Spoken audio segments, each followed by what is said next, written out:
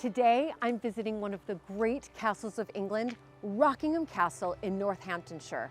It was built over 900 years ago, and throughout its history, it has transformed from a military stronghold and symbol of royal power to a domestic country house and intimate family home. Join me as I explore Montagu family connections, literary and artistic inspirations, plus I'll be lending a helping hand with some of the daily tasks which are all too familiar to me living at Mapperton.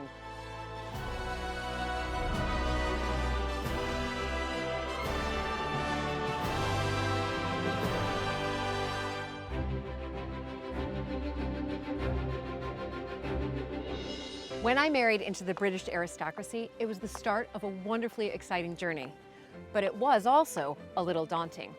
I became a Viscountess, and for an American girl from a small town outside Chicago, that was quite a shock. I live with my husband Luke, heir to the Earl of Sandwich, and our family at Mapperton House in Dorset. Living in a place like this is a joy, but also a challenge. And every day we're aware that we're preserving a very special part of Britain's heritage.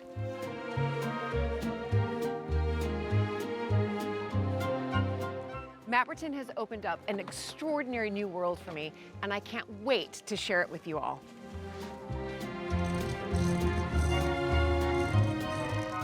So if you love castles and manors and stately homes as much as I do, please join this American Viscountess as I journey into the British countryside in search of some of Britain's finest historic houses.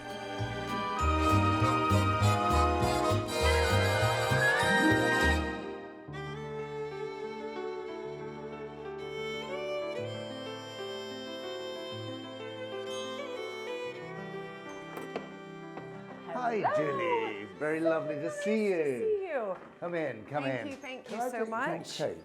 Whew. It's cold Thank out you. today. No, it's definitely that January post-Christmas day. Whew. But I'm feeling the warmth in here, that's for sure. Well, come into the fire. So, Julie, here we are in the Great Hall. This is part of the original Norman castle. It was the hall that was built by when William the Conqueror. William the Conqueror. Yes, ordered it in 1067. We know that. We also know that it was in the Domesday Book at 26 shillings value in 1086. Unbelievable. So really, I'm standing on 1,000 You're years standing, of history. Absolutely. And you know, the Great Hall is, for me, is just a fascinating concept because it's really where everything happened. Is that right? Well, everything. Well, you've got to have a little bit of imagination because what you're in today is a Tudor construct. Okay. Of which is 400 years, 500 years later. Right, right. The original Norman Hall would have been a big barn, going straight up to the ceiling, a couple of open fires, reeds and rubbish on the floor. The king would have been living at the far end, and everyone else and dogs, and don't ask me where they went to the loo, because the smell and the feel, you've got to be sort of, it's very difficult today, it would have been quite sort of earthy. Right. It would have been twice the size. For 500 years, from the Norman conquest to the Tudor period, Rockingham was a royal castle. During this time, successive kings and queens of England visited, with some adapting the castle to their own needs and tastes. Edward I did the first makeover. This is 1260s, and he put in central heating. No, he put in the fireplace. He put in the fireplace. And he put in the windows. Okay. And he built, up there would have been the minstrel's gallery. Right. And above it, he built a chamber for his queen, who didn't like slumming it with the troops. Right, incredible. So you've got a lot of sort of medieval. The difficulty is you have to imagine it here, because so much has been replaced by what other generations have done. Right. And so my family came here in sort of 1540 and finished doing the reconstruction, because the date is 1579 on the beam. So your family arrived here Tudor period? Tudor period. Tudor period. So your family's been here since, well, what, 450 years? So incredible. Shall we go through to the library and have a coffee? Yeah, I would love that. But I have just spotted, rather, I mean, this is quite a beautiful portrait of Elizabeth I. I assume it's her, yes? Yes, it Am I is, right? yes. It's painted by Gower. It's quite a young portrait. I think probably painted when she's probably 20, 25, 30. Right. Because she doesn't look all, not like those later ones where she was very much an icon and heavily Very fierce made looking. up. Yeah, exactly. But did she ever visit Rockingham? No, but she stayed locally, and she had lots of.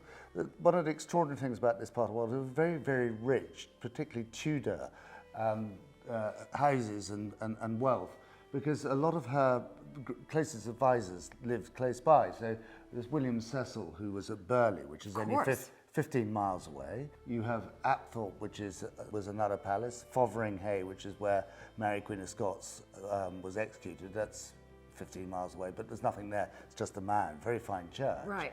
You have Kirby Hall, which is literally 4 miles away, which is semi-ruined, but was Christopher Hatton's house. Oh my goodness! Oh my goodness! You know, we are so rich in big houses, big estates, but it's all of that. A lot of it is around that Tudor period. Is around that Tudor period. I know when I was driving here, there were so many brown signs telling me to go to visit this hall and this house. Yeah. But it's really rich with historic houses around here. You could just castle hop all day long. Oh, you could. Well, I should have said, of course, well, the Montagu connection at Boughton. Yes, no, of course. I did see the sign to Boughton on my way here. Exactly. Let's get have a coffee. Great.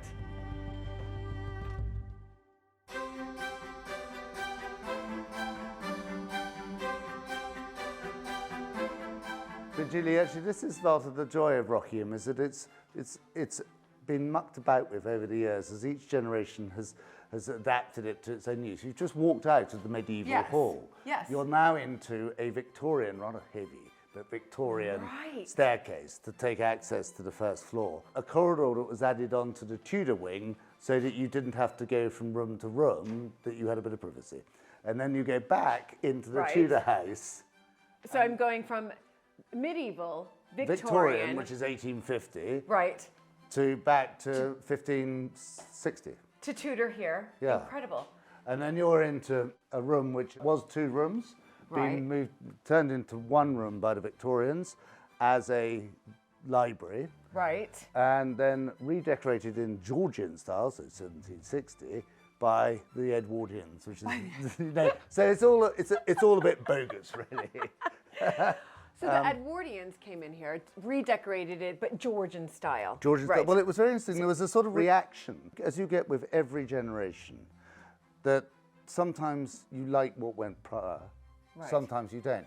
When I came here as a child, anything that was Victorian was despised. It was disgusting. It was grotesque. It was over the top. Nowadays, actually, it's much more fashionable. Yes, People yes, quite no, like it is. It is. Victorian stuff. It is. Come and sit down and oh, brilliant. have a seat warm by the fire. Fantastic. And I was just, as walking in, I was looking at all your wonderful photographs of your family. So, because how long have you been here? We moved here in '99. My father, having inherited in 1967, and as a young, I came here when I was 10 in 1971. Okay. So that's when we moved in, when Michael, my great uncle, handed over and moved down to your neck of the woods, down to Dorset. Yes. So this is what I'm obviously fascinated about as well coming here, is the Montagu connection here. Yes. So it's your Michael Cum Seymour, who lived here at Rockingham Castle, married Alberta Sturgis's, who became the 9th Countess of Sandwich, an American like me, her daughter Faith. So Michael married Faith. Absolutely. They moved here in 1948. Michael had inherited the castle through the female line. We're not very good at male heirs in this family. And we also, so the female is a very important person. Brilliant. So I think it's been through the female line in my family about 4 times. Fantastic. And Michael inherited from his great uncle, who was the last Watson, and he was 16 when he inherited, because his father died within 3 months of the old vicar dying, and they had double death duties, and it was a great thing. You must know. Of course, I know. If you think after the First World War, so many estates were broken up. The young heirs had been killed on the Western Front. Yes. And everything was done. And Michael was determined to keep the house together. And he went off to the Navy, following the family tradition. And age 16. He was at Dartmouth at the time, but age 16, and suddenly inherited this great shock, and they let it. This is the love to an American to pay the death duties. You're kidding me. Yep. So from 1925 through to 1932 or 33, an American family called the Emanuels. And he they came left and it lived out. and he came and lived here with his family.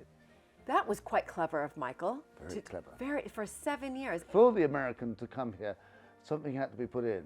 One of them was baths. Yeah, I was about to say. And the other Many thing more baths. And the other thing was central heating.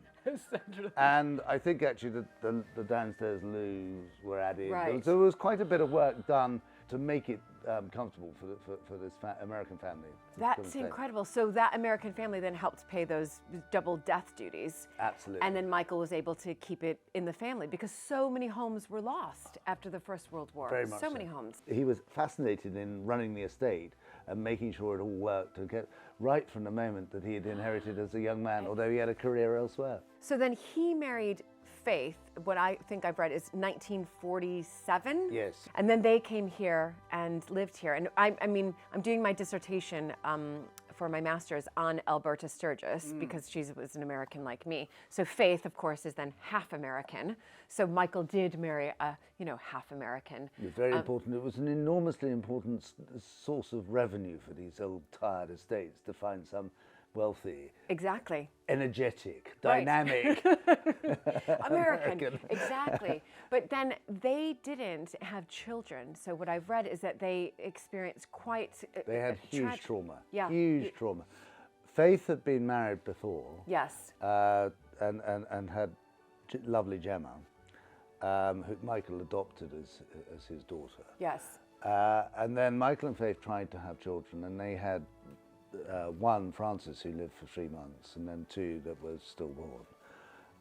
And what is rather ironic is that Faith was rhesus negative, which is that issue where your blood cells attack, you as the mother's blood cells attack the baby's blood cells, and it all. And my wife is rhesus negative, but nowadays all you do is you take a jab. You take a jab, right? And it's not a problem. Right. When we were born, you had a full blood transfusion. And so poor Michael, who desperately was, to him, line was so important. In 1967, Sir Michael Combs Seymour passed the castle and estate to his nephew, James's father, Commander Michael My father was brought up here. This is where the family lived, and most of my family, most of my uncles and aunts were born here. Right. And it was still pretty basic as a house. I remember Dad saying, you used to jump over the buckets where the holes in the roof were. And Michael and Faith came here in 1948 and took over the house, and they did the most extraordinary work to try and make it more comfortable. And they closed the old kitchen, or stopped using the old kitchen, created a bit of a flat at one end, which is where they lived. What did they do to this room? This room, they decorated it in a wonderful apple green, looked very light apple green, not heavy, beautiful. Yeah. Rather sort of, the curtains, all I remember, there was some brown velvet curtains, so very typical of that period. But it was rather mean. There was no furniture at that end of the room. They all sat round this fireplace, and it got to a stage where all of the paint, particularly on the plaster, started to look really chipped. And then we had a crisis with dry rot, which is all these old houses, you always get something that tweaks you.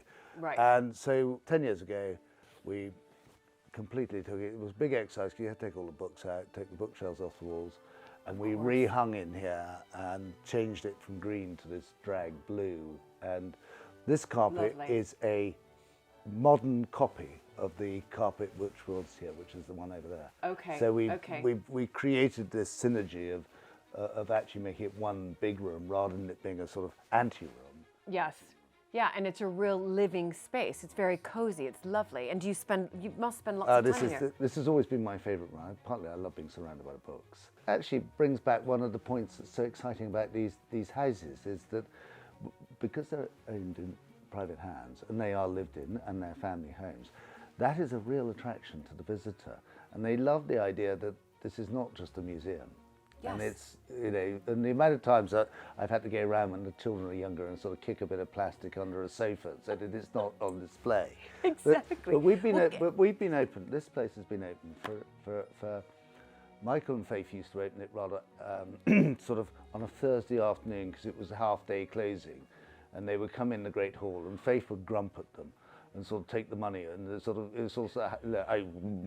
and then when we came here, my parents were much more commercial. So you've got I love it. This is a little bit of sort of history of the house is open. So this is Look at all these guidebooks. This is the 1950s guidebook, Right. which was written by my grandmother, and I'm not sure how much of it is true and how much is more sort of. And it's some of those good you know, you stories. look at it; it's about 10 pages. Not a picture in sight. No, not a picture at all. So that's your mother did this. my grandmother. Oh, your grandmother. So this is Michael's sister. yeah. Right. Wonderful. And then you have this was the sort of 1970s guidebook. So you know, there's the library, as it was, As it was with the green. Yes. and no furniture. And no furniture. Fantastic. Okay. So that was your father. That was the first one Dad Yep. did.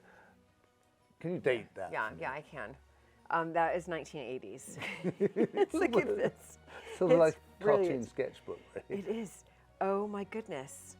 Look at this. And then what about that one? This is one. Well, we've actually just redone it, but this was the one that was done when we first came here. So there's some bloke with hair in the front and red trousers. Oh God. You know, it's That, just and look at your young family there. But I've just turned to the Watsons of Rockingham page.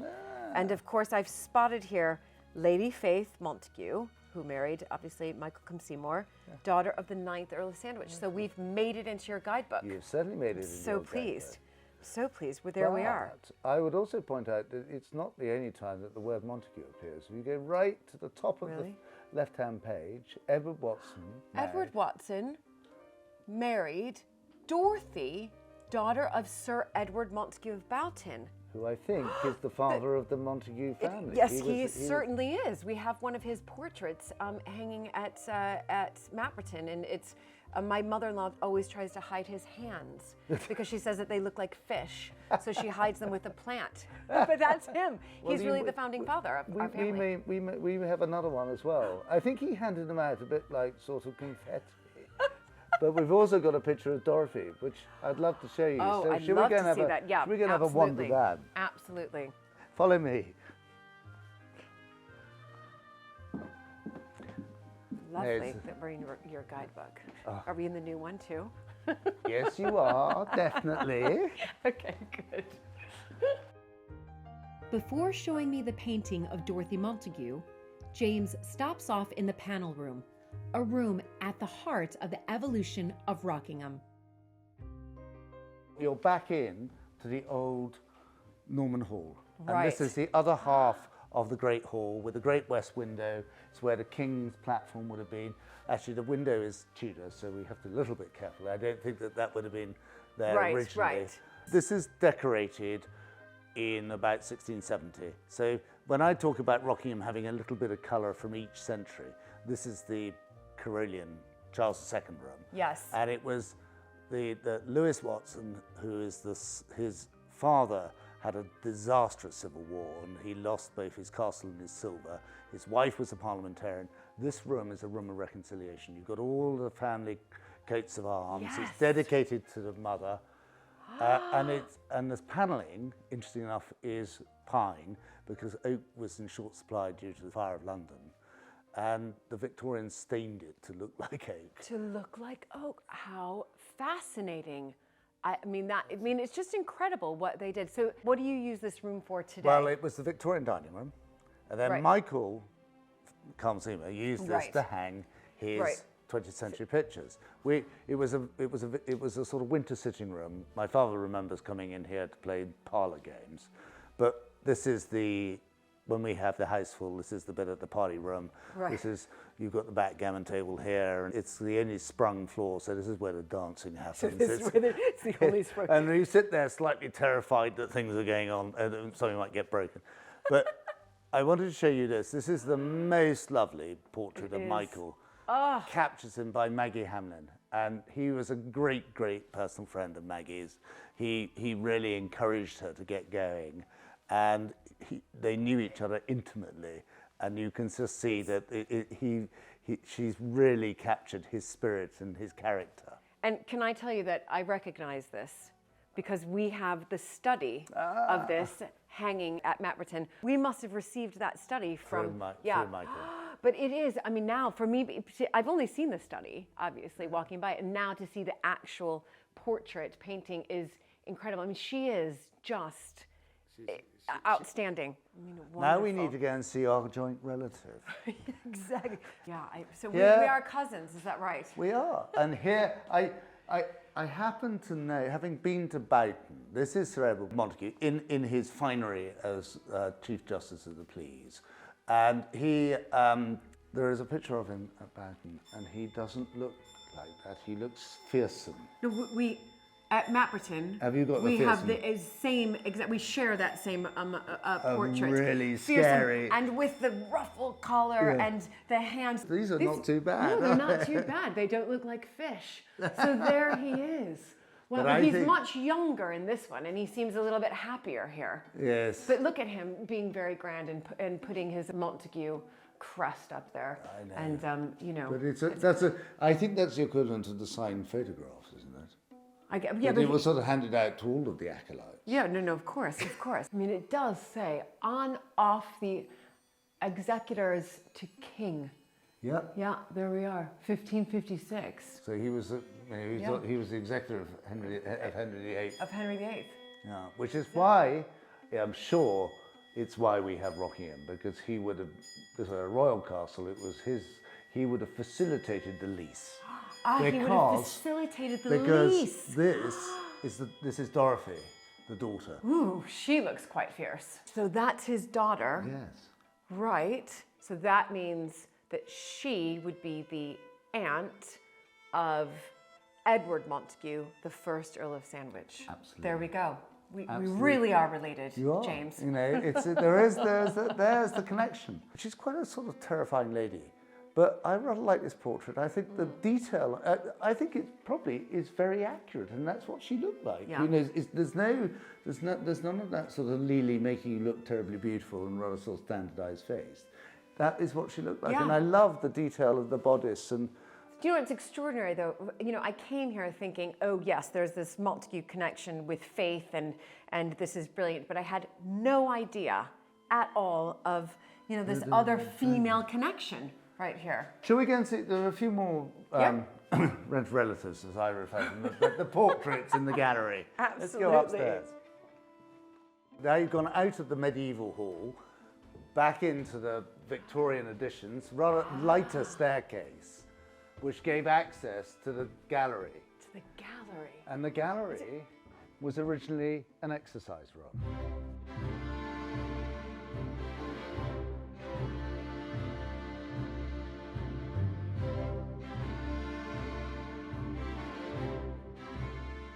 The Tudor house always had a gallery, Right. and the gallery was there for people to exercise during the cold. You would come up here and you would walk up and you would perambulate up and down. Really? And it was originally a third as long, and then after the Okay. Civil War, when they rebuilt the castle after the Civil War, it was only built to 2/3 length, and then it would have been used by the Georgians to hang, which is all these big portraits. Yes, The sort of yes. portraits. Yet another. So it became a gallery. A gallery, as you and I would know. Yes. And then the Victorians turned it into a sitting room. In a sense, it encapsulates the sort of the story I keep on talking about Rockingham. Everything changes, and different people use it in different ways. And today is probably the room we use least, because it's the most difficult room to use, if only because of the weight of the floor, that if you ever do anything with any volume of people in here, you have to put joists underneath to Right. hold it up, because it floats. Then if we look back out the window, we've looked at how the house is used and how it's a domestic, I'm not going to say home, because that's probably rather grand, but actually you look back and then you've got the old medieval castle. Yes. And we need to go and have a look at that. We Yeah. need to go and see that actually there was the defensive side, and we've still got some of that wasn't knocked down after the Civil War. Right. Well, I can already see, even just from peering up here, that you can just see the lay of the land up here. You can see why they chose Yeah, it. absolutely. Your commanding position in this with two natural valleys. It's quite obvious why they chose it. Unbelievable. Shall we wander back a little bit more exercise, possibly? Yeah. You stand here. What is it? It really is. It's carpet bowls, actually. Exactly. There we go, perfect.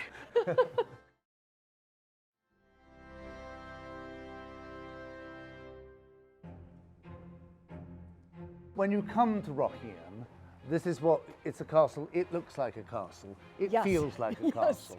You can see the curtain wall, what's left of the curtain wall running up to your right with the Norman tower, and then the motte, which would have been behind that wall at the top, which is now the rose garden. That would have been where the keep was. It was dominant. We're sort of sitting down here looking up. Yes. You turn round and you have this, what is our sort of iconic towers.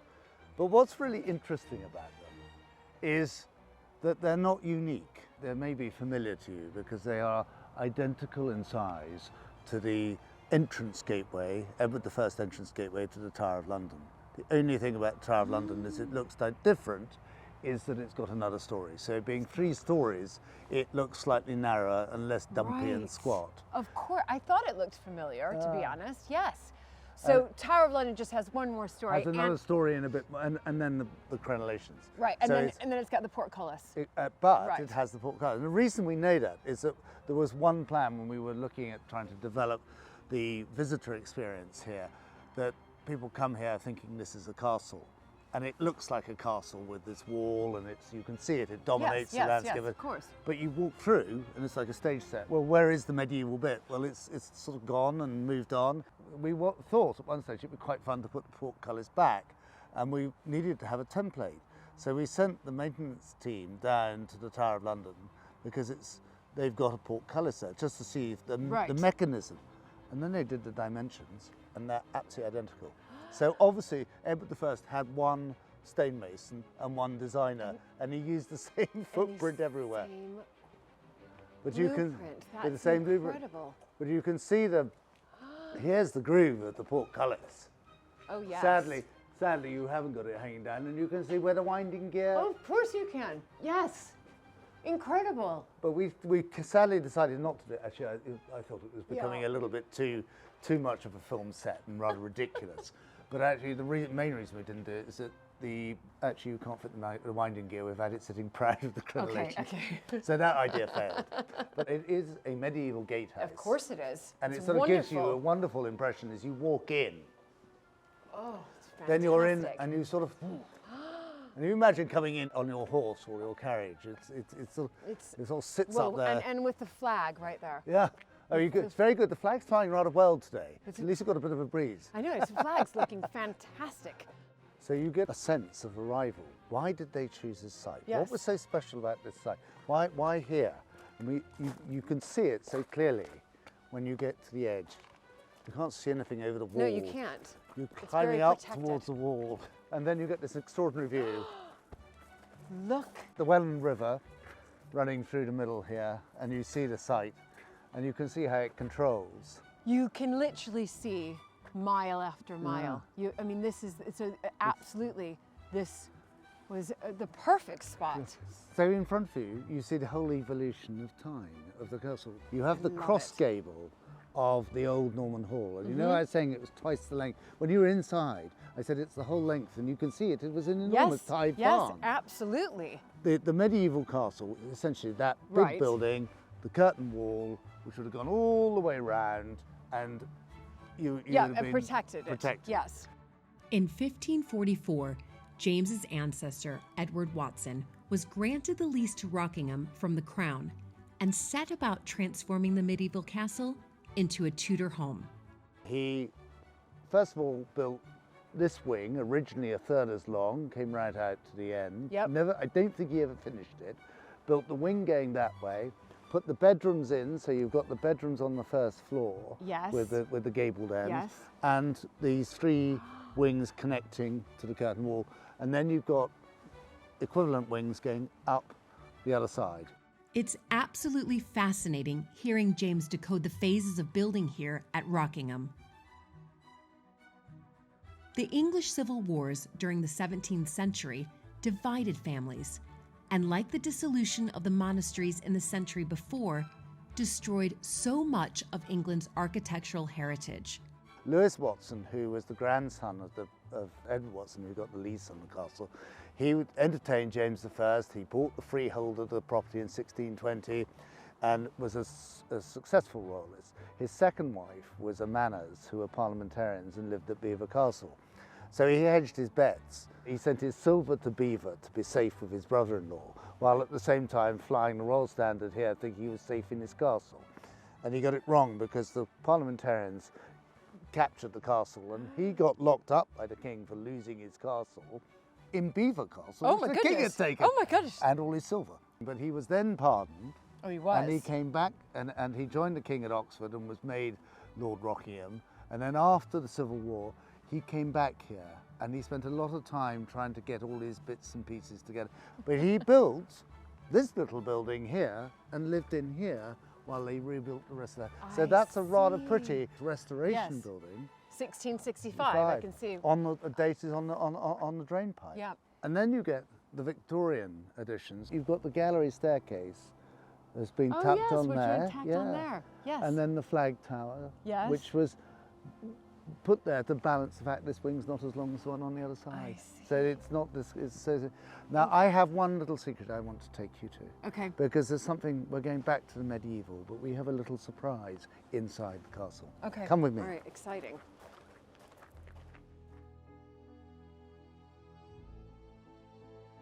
This is a house with all sorts of different bits and different cracks. Well, there's and a lot different... of doors. That's why I'm getting Oh my confused. God! You get I'm getting confused. You get completely confused. So you come in, and so we're now going to get into the service wing by turning left, and Right. here you have you've got the colour scheme. You're still in the old hall. That's the butler's pantry. The bell pools. Oh, I love those. But Brilliant. They're all a bit broken, I'm afraid. Tower bedroom, tower dressing, tower bed. I love it. And then you go out of the old hall. There's the wall. So this is That the is wall. that's the wall. So how Oh thick my it is. goodness. So you're out now. You're going into that first gable. Those Yes, pointies. yes. And you have All making sense. the housekeeper's room, the kitchen. You're in the service part of the house. Yes. But we're going back to the medieval. Oh my goodness. A cobbled street No. leading up to Okay, what this would have is- been the keep. So here's the I curtain. just feel like I'm actually like on a set of like of a medieval feature film or something. And this is where the service wings. So you would have had your brew house. You would have had your we walk through stores. it? Of course you can. Yeah, can I walk on this? Yeah, you can walk on these So things. it was just where all the storerooms were. Well, yes. it was there's the kitchen, which I just showed you. That's the ready-use larder store. There would have been brew house, woodshed, bakery. The bakery is in here. And then that building at the end, the Victorians turned from a house into the laundry. Incredible. And it's if you've got a moment, we'd love to show you. It is the project to do. And so this is the problem child. It's a wonderful building, but it epitomizes the problem of owning a historic house. There are always going to be areas which need work, and this is probably the worst description of needing work. It's watertight, Yes. it's dry, Okay, well, it's that's safe, brilliant. which is great. It also, you've got to store today's commercial course. stuff. I was These are Santa's postbox. Exactly. The pumpkin. For the Halloween I'm trip. not quite sure. Look at this. Look at these crows here. Who made this? The scarecrow. This is brilliant. And so I thought, oh, it might make a rather smart office, until I got a quote of £750,000. Nearly, said I was going no. to say $1 million, and I thought, no, I don't think. No. But it'd make No. a very good yoga studio, wouldn't it? It would be. You'd love right. it. I would But it's- love it. And This could particularly be.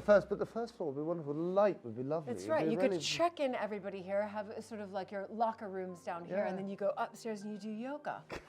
There There we you go. are. I'll just have to somehow raise some funds for it. I know.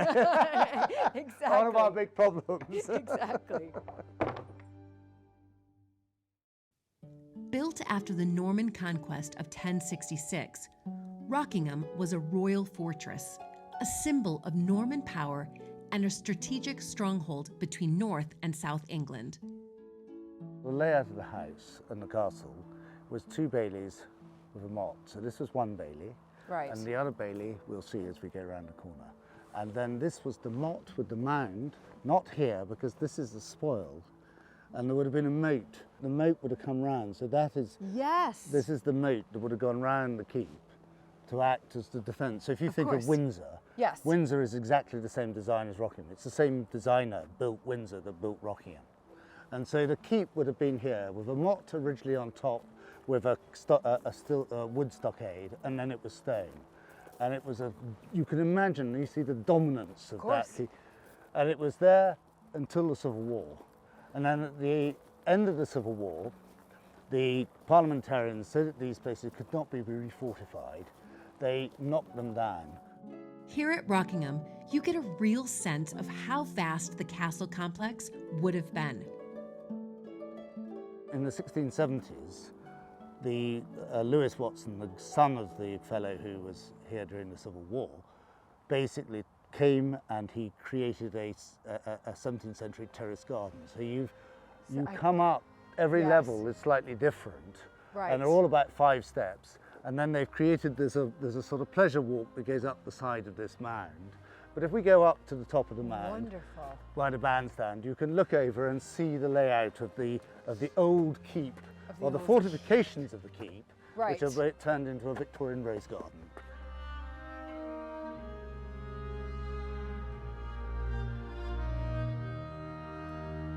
This is wonderful. Lizzie and I created the garden around the outside because there was nothing. There was a couple of very narrow beds and a couple of big Victorian cherries which fell over. How clever. It's actually really, really clever. This is not what I was expecting when you said come visit the rose garden. I know. I mean, I know they're not out right now, but I was not expecting this. This is sensational. And then the round bit is where all the gun ports were. And then if you go this way, Julie, you can see the dominance of it over the rest of the castle. No, but it's rather wonderful to feel that actually we've been able to do something in this garden to leave a bit of a legacy with this creation of the new garden here, linking, and given it's only 15 years old, these yews have done amazingly, and that they're now the same height as the yews on of the Victorian It's incredible. garden. It's absolutely incredible. And I like what you said, it's just, you know, it's always adding on, every generation, adding on to what is already there, but putting your mark on it. Leaving a little bit. Yeah, leaving a little bit. I will definitely have to come back here in June. You need the end of June, the best weekend, the end of June, beginning of July, is when the roses suddenly come out. We're not a rhododendron azalea garden, we're limestone, but roses love this place. But roses, it's all about the rose here. I love it. There's a long list of tasks that need to be done every day at Rockingham Castle. I'm meeting up with caretaker Pete Smith to lend a hand. Morning. Hello. I'm ready. Good. You ready for it all? I'm Let's do it. I'm so excited. Let's do it. Okay. Which so way? To the right. Pete lives on site here at Rockingham, tending to the fabric of the building and making sure everything is shipshape each day. Okay, there you go. All right. You're in. There's a lot of keys and they're heavy as well. Yeah. So, and you carry them around all day. All day, just in case we need a key. All right, what's the plan? So, head down this way. Yep. We'll do the fire. Check the fire, make sure it's still lit. Put a log on it. Yeah. Then through to the panel room, naval lobby, library, stone passage. How many steps are we going to do? Around about 20,000 today. Great. Just in the castle, we're going to do 20,000. Yeah, just in the castle. So You if don't have to leave the castle to get your No, daily amounts no, in. up and downstairs. Incredible. So the first task is to stoke the fire in the Great Hall, and there's quite an art to it. It's warmer in here. A lot warmer. A lot warmer. Fire goes 24/7. The fire goes 24/7. It does in the winter months, yeah. Oh my goodness. We'll go for a smaller log first. Okay. So if you pick up the front one, Okay. Oh, And I then- like this little gate here. that goes like that. That Please goes watch like it. this. Yeah, so it's leaning up. Oh yeah. Okay. If you do it the other way, it smokes. Oh yeah. No, we don't. I Yeah. know about that. We don't want that. Yeah, we don't want smoke. No. Okay. So. All That's right. it. Like a little Yeah. bit more or here? That's it. That's good. Is that really? Mm. Yeah, that's it. Okay. Okay. Bang on that. And that's you're just going to do this throughout the day. Every time we walk past, if it's burnt down, we'll put another log on. Incredible. So this And we'll just bring some stays more on. logs in later on. Right. That is brilliant. Okay, fantastic. All right, that's done. Okay, so as we're walking around, we'll check all the lights. I know all about light bulbs, Pete. Make sure no bulbs are blown. Yeah, but every day you must find one. Every time we've got to walk around with your head up. Don't walk around with your head down. All right, Okay. so we can take this one off the list. This one's off the list. Great Hall ticked. Done. All right. Whoa, this is dark. Yeah, Whoa, this is really dark. just on the right-hand side. Just on the right-hand side, which there's like a lot here. Yeah, the bottom one. Bottom. We'll go for the bottom one. Mine's like, there's. And then the next one. And the next one. And the next one, and the next one. So And the remember, next you've one. got to check all the bulbs. All good? Oh. Yeah, I think it's all good. All right. What about shutters? 2 bolts. Yeah. Lift the 2 bolts up. 2 bolts up. Yeah. Okay. Whoop, Oh, it came not out. right out. Let's put that slightly in and just turn it. Never gonna be invited back. Okay. Up, Okay. turn, drop it Okay. down, and folds. Yeah. Which way? Like It that. folds in. Yeah. Yeah. And then it fits in. We have And these fold as again. well. Fold again. And then it goes into that. And then it goes into that. I love these. Fold it again. So fun. I'm sure you're much. I know that you're super fast at this. I know I'm taking my No, time, it's but all right. I just don't want to break anything. Tick off the list. Tick off Next bulbs. room. So next is the library. All 4 lights on. All 4 lights. Yeah, all okay. 4. 1, 2, 3, 4. It's interesting. Press the button. Yeah. So you've got button ones. We don't have. I like the button Yeah, style. security. I really like the button style. Wish we So had because that. we've not got visitors today, Yep. we can leave the blinds down. We can leave the 'cause blinds it stops down. the sun coming in and fading the furniture. Exactly. There you go. Right. And Some have got buttons, some haven't. some haven't. Yeah. Yeah. All right. And then your last one, And I'm checking bulbs. What about those bulbs there? they're non-usable. Oh, they're decorative. Yeah. Brilliant. Right.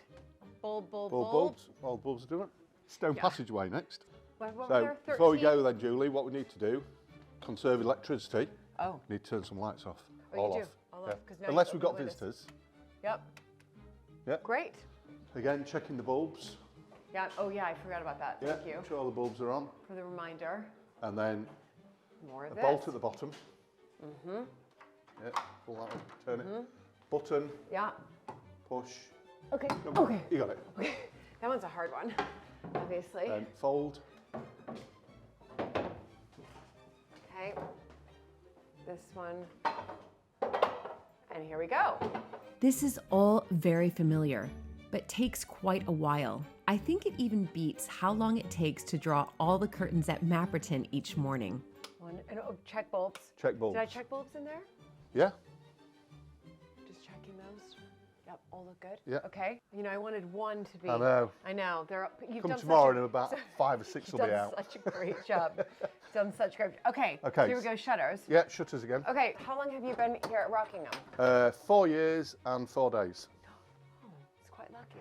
Yeah. 4 years and 4 days. Yeah, yeah. All right. And before that, Before that, I was in the army. I was in the Household Cavalry, no. Blues and Royals. What? Yeah. Oh my goodness. So how many years were you doing that? I joined in 1976 and I left in 1992. That is a long time. So can I just ask, did you have to wear the It's helmet yeah and plume the plume? and cuirasses And you or did- breastplates, people Right. called them. Did riding school. Riding school's good experience. Garter service at Windsor. Yes. Escorting Incredible. from Victoria Station to Buckingham Palace. How many times have you been sort of inside Buckingham Palace, as in the gates? Oh, inside the gates? Yeah. Too many times, I can't remember. Right. Too many times you can't Yeah, remember. yeah. That's incredible. What we need to do is go upstairs now and raise the flag. Okay, here we go. So, through the door, put the light on. Ah. Light on the left-hand side. More steps, though. More steps. More steps. So we're at the moment, we're on Yeah, what are we? 1,929. Okay, I'd really like to get to, we're going to get to that 2,000. 2,000? 2,000. Oh, easily get to 2,000. Easily, but this has been quick, and we've already Yeah. done 2,000. Yeah. Okay. You've only got another 18,000 to go. Exactly. I just got to stick with you all day long, and I'll get there. So we've got 56 steps to do. Here we are. This is halfway. What? Well, 2/3. We're going to So go. we've got the gym. Now we're going further up. Oh my goodness. Okay. All right, here we go. No wonder you're in such great shape, Pete. Keep going. We're hanging the flag. This is the flag. This is the ladder we're going up to hang I the love flag. it. Okay. So- Do you have a fear of heights? No. Okay, that's good. Have you? No, I don't have a fear of heights. I have a fear of cows. Do you have a fear of cows? No. Why a cow? No, I just. The only good thing about that, Uh-huh. there's not many cows up here. I know. I haven't. So we'll be all right good up I there. know, I know. So I'm fine with So you'll be heights. fine. Not with cows. Unless there's a cow up there. I don't think there is. Unless you knew about my fear and you stuck Yeah, one up put there one up with there. me. Right, I'm I'll come in. up now. And there's no cow. There's no cow, that's good. Just a height. No, I don't have a fear of heights, luckily. I love this. This is incredible. Right, Okay, I've never, never raised a flag? never, Never. never. No, never. Do not let go of the ends. Okay. If we let go of the ends, you know what we've got to do? No. Shimmy up the flagpole to get the Okay. rope. Oh my God. Okay. Or we could lower Oh. it down. What we And need what to is- do, By the way, what is this flag? this is the griffin, This is the the griffin. family griffin. The family griffin. What we've got to make sure is it's the right way up. Oh. We don't want the griffin upside down. Have you done that before? Yeah. And put the Union Jack up wrong way as well. Okay. Being ex-military, that didn't go down well. Okay. The griffin. So there's the griffin. Okay. That's the top one. So we unhook them. Okay. I'm going to keep hold. I'll keep hold. Okay, I'll keep You hold. keep hold of that. I'm holding So, this. Yeah. That wants to hook through there. Okay. Hook through here. Yeah. Okay. Yeah. That's it. Hooked. Hold it. Okay, so we can pull. So now I'm going to pull. You're going to pull until we get the bottom rope. So Okay. keep pulling. Go on, go on, go on. Keep going, keep I going. love keep going. this. This is amazing. All right. Hold it there. Uh huh. Yeah, through that one. Okay. Okay, got it? Yep. Got it. I'll hold that. I'll swap you again Okay. Pull. and pull. Oh my gosh, this is so Keep much going fun. till we get to the top. Oh my gosh, this is so much fun. This is amazing. Okay. Well, Pete, I think it looks pretty darn amazing. What do you Yeah, think? it's pretty good. It's blowing as well. How fun. Yeah. I know it's blowing. Yeah, So and we can see fun. the griffin. And guess what? We got it the right way. Thanks That's to the you. best.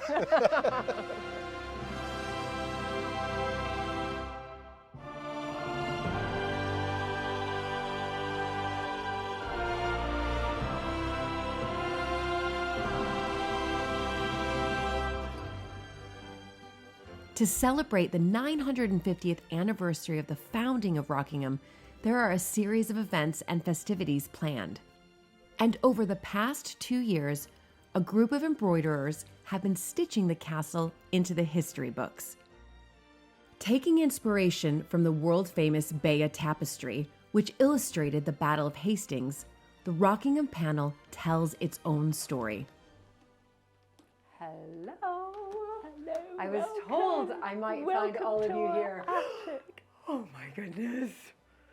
This is the place. This is where it where happens. it's all happening. This is where it This is happens. incredible. So we started in October 2019, and we're just in the last few stitches now. Oh my goodness, really. this is brilliant. You know, what's so wonderful is that, of course, embroidery, when you visit historic houses and, of course, Rockingham Castle, there's embroidery everywhere. Everywhere you look, there's embroidery. It was such a wonderful sort of pastime. It is. And it's wonderful that you're, you know, bringing it up to the 21st Absolutely. century. And this really is, even though it has William the Conqueror ordering Rockingham Yes. to be built, right down here we have 2021, which is when it was due to be finished, but COVID obviously has delayed it, with a COVID symbol and a little mask, and it's going to be ready this year.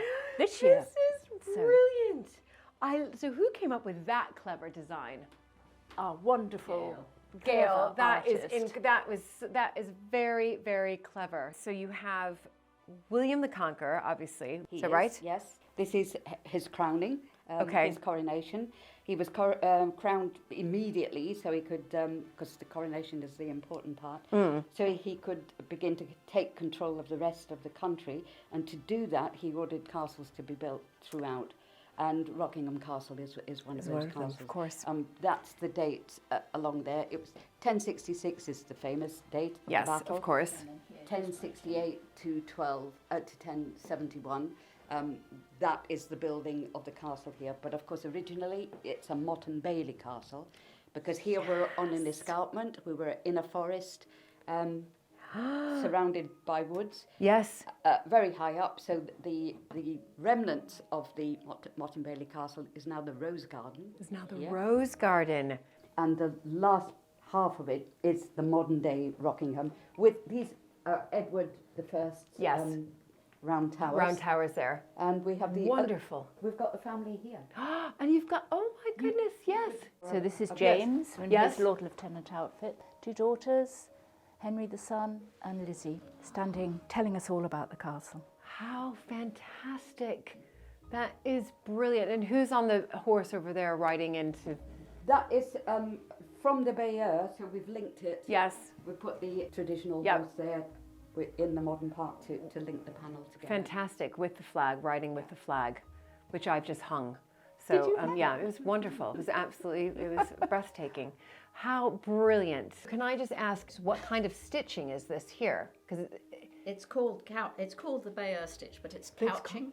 it's called, And okay. so you lay down threads Right. like this, and then you have to go over the top at right angles. I see. And just hold them down with a little stitch. And- So I'm just doing narrow pieces, but this piece will have been worked like that. Exactly. So you lay down the threads and then you go over the top in the I opposite 90-degree see. angle and hold it down with little stitches. And the Bayeux was all Done like that. all done like This that. is French knots, Yes. which would not have been on the Bayeux. Right. But it gives it it gives it the texture. depth, exactly. very tactile. But that looks complicated as well. It is. Yes. Yes. So, So I did the French knots, and I did those specifically because this is how a motte was built. A layer of stones, a layer of dirt. I should have counted how many knots. Yeah, I I would know. love to know how many I did. It took, I don't know how many days. Several. So you do let people give a stitch, is that right? We do. If you Would ask you like a Mike. go? Can I please do just one stitch? And I promise not to mess it up. It's just a stitch. We It's have all- a thread ready for you to Oh, go you do? here. Okay. Now I used to stitch when I was younger, but it was a long time ago. We're just putting little yellow dots to look like flowers. So Okay. if you want to put some somewhere, So I could just do one. you just do one. Just do one, everybody. Just do one, everybody. So I'll just go through here. Okay. And then I see, so you've got to go all the way under there. Find it. There you are. I might do a bigger one. Yeah, go on. Do another one. Next stitch. Okay. Be brave. Okay, there we go. Oh, I'll go right here. Okay, yeah, I'll do a much bigger one. That was just a little speck.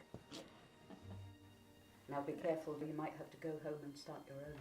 I know. Well, that's what I'm thinking.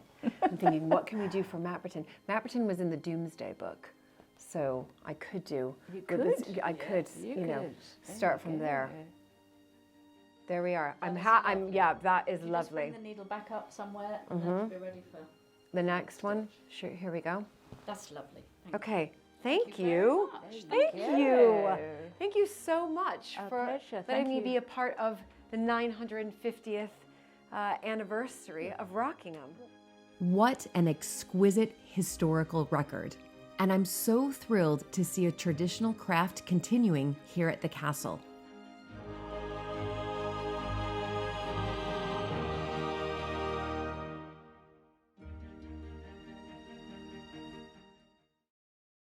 Hello, Hello, I'm Julie.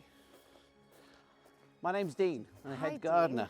Head gardener? Wow, amazing. I'm Lovely to honored meet you. to meet you. Anytime I meet a head gardener, I'm like, oh my gosh, you guys are absolutely incredible. No, we'll get that far. So wow, so this is, here we are in the Rose Garden, which Yes. my understanding is this is where the keep used to be. Is that It right? is, yes. And if you look at the design of the garden, it's actually designed to look like a keep still, with the U being the different entrances. And we also have box-shaped U on the outside, which are the soldiers marching back to the keep. So we've tried to keep that so it's in keeping with what its original purpose. So this is the rose, these are all roses here, yes. They are. It's a traditional formal rose garden, which is not as common as it used to be, really. So. And so But tell yeah. me what you're doing now. And are these, can I ask, because I know a tiny bit about roses, are they new roses or old roses or a mixture? They're a mixture. They're a mixture. They are old-style hybrid tea roses, which we Right. don't really use that term anymore, but these are the taller, larger flowering varieties. So, Right. Yeah, there is a Brilliant. mixture of all different things. So I suspect it just must look absolutely spectacular. It does, And yes. Is it, what is it, end of June when they're in full bloom, would you say? Yeah, probably a little bit early in that here because we are quite sheltered with the yew hedge all the way around. So we have quite a long season of roses. Right, So, yeah. that's brilliant. And my observations from talking to people that have come is that it's a very romantic garden.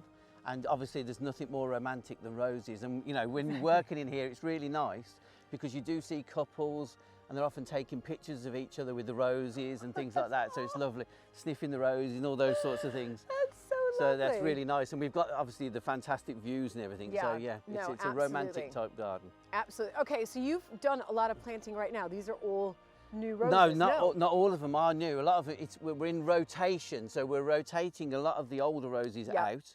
They've done their job and, you know, it's time for them to have a rest, as it were. And but we've got to plant lots of new roses, over 200, to get the garden back into where it needs to be. But the problem is that roses don't like being where roses were before. So rose replant disease is a real problem for a garden like this. And the old method, I mean, scientifically, we don't exactly know what causes it. Even now, with all the scientific discoveries we've had, we're still not exactly sure why roses fail. I mean, there's lots of pathogens and different things in the soil, but, and so, you know, there's various methods of getting over that. But the main method that people have been using for years and years is the one where they take out all the soil and then replace that all with fresh soil and take all the old soil away. And the problem with that is it's not only, you know, back-breaking, it's a lot of work and it's a lot of cost, but also it's not very ecologically sound either. And so what we're doing, and hopefully successfully, is doing a slightly different method, whereas we're planting them in recycled cardboard pots. So you're going to actually, you're going to put in the cardboard? Yes. With it? Yeah, that's right. So it's... I've never heard, is this something new? No, it's not. It's not new. As anything in gardening, there's no such thing as a new idea. But mostly it would be something I would recommend somebody to do if they were doing one in a border. Okay. But it's not very often you do 200 of them. But yeah, you're gonna try it out. This is going to try it out, You're yeah. gonna try it out. So the idea would be is this little self-contained environment. It's got compost in there, and its roots will grow, and the first year we'll take very good care of it, and its roots will grow. And as the water penetrates into the cardboard, that will break down into the soil. And then the first tentative roots will go out into the old soil, and hopefully, because it's bigger and stronger by then, and we've taken care of it, it will be able to withstand any attack, just as the old roses do. Fantastic. But all the cardboard as well, it's recycled from things that we brought in the summer, from the different packaging. So brilliant. it's all good, and the compost we made here ourselves in the woods. So oh my gosh. Okay, so yeah. So it's local and it's that's it. recyclable. It's fantastic for the environment. All of that, right? Hopefully, yeah, and hopefully, I wouldn't say it was completely work-free, but I think it's a lot less work than digging them all out and replacing them anyway. But what we want to do is make a round hole, and so we can drop it straight in. So yes, that's why we've got. So what we've got here are spades that we normally use for digging post holes. Yes. So not your normal spade. No, not at all. And then what we've got to do is measure how big the pot is against the spade. Yep. And then go for that height. So we'll move this line out the way. Okay. So if I do this one and drop her in, then you can have a go at the other one. Okay. So wonderful. Okay. It's all part of the process. So what we want to do, we want the edge of the pot, that's quite good actually, we want the edge of the pot to be just above, just above, because we don't want too much of that old soil to go into that. Okay. So, and then we just backfill.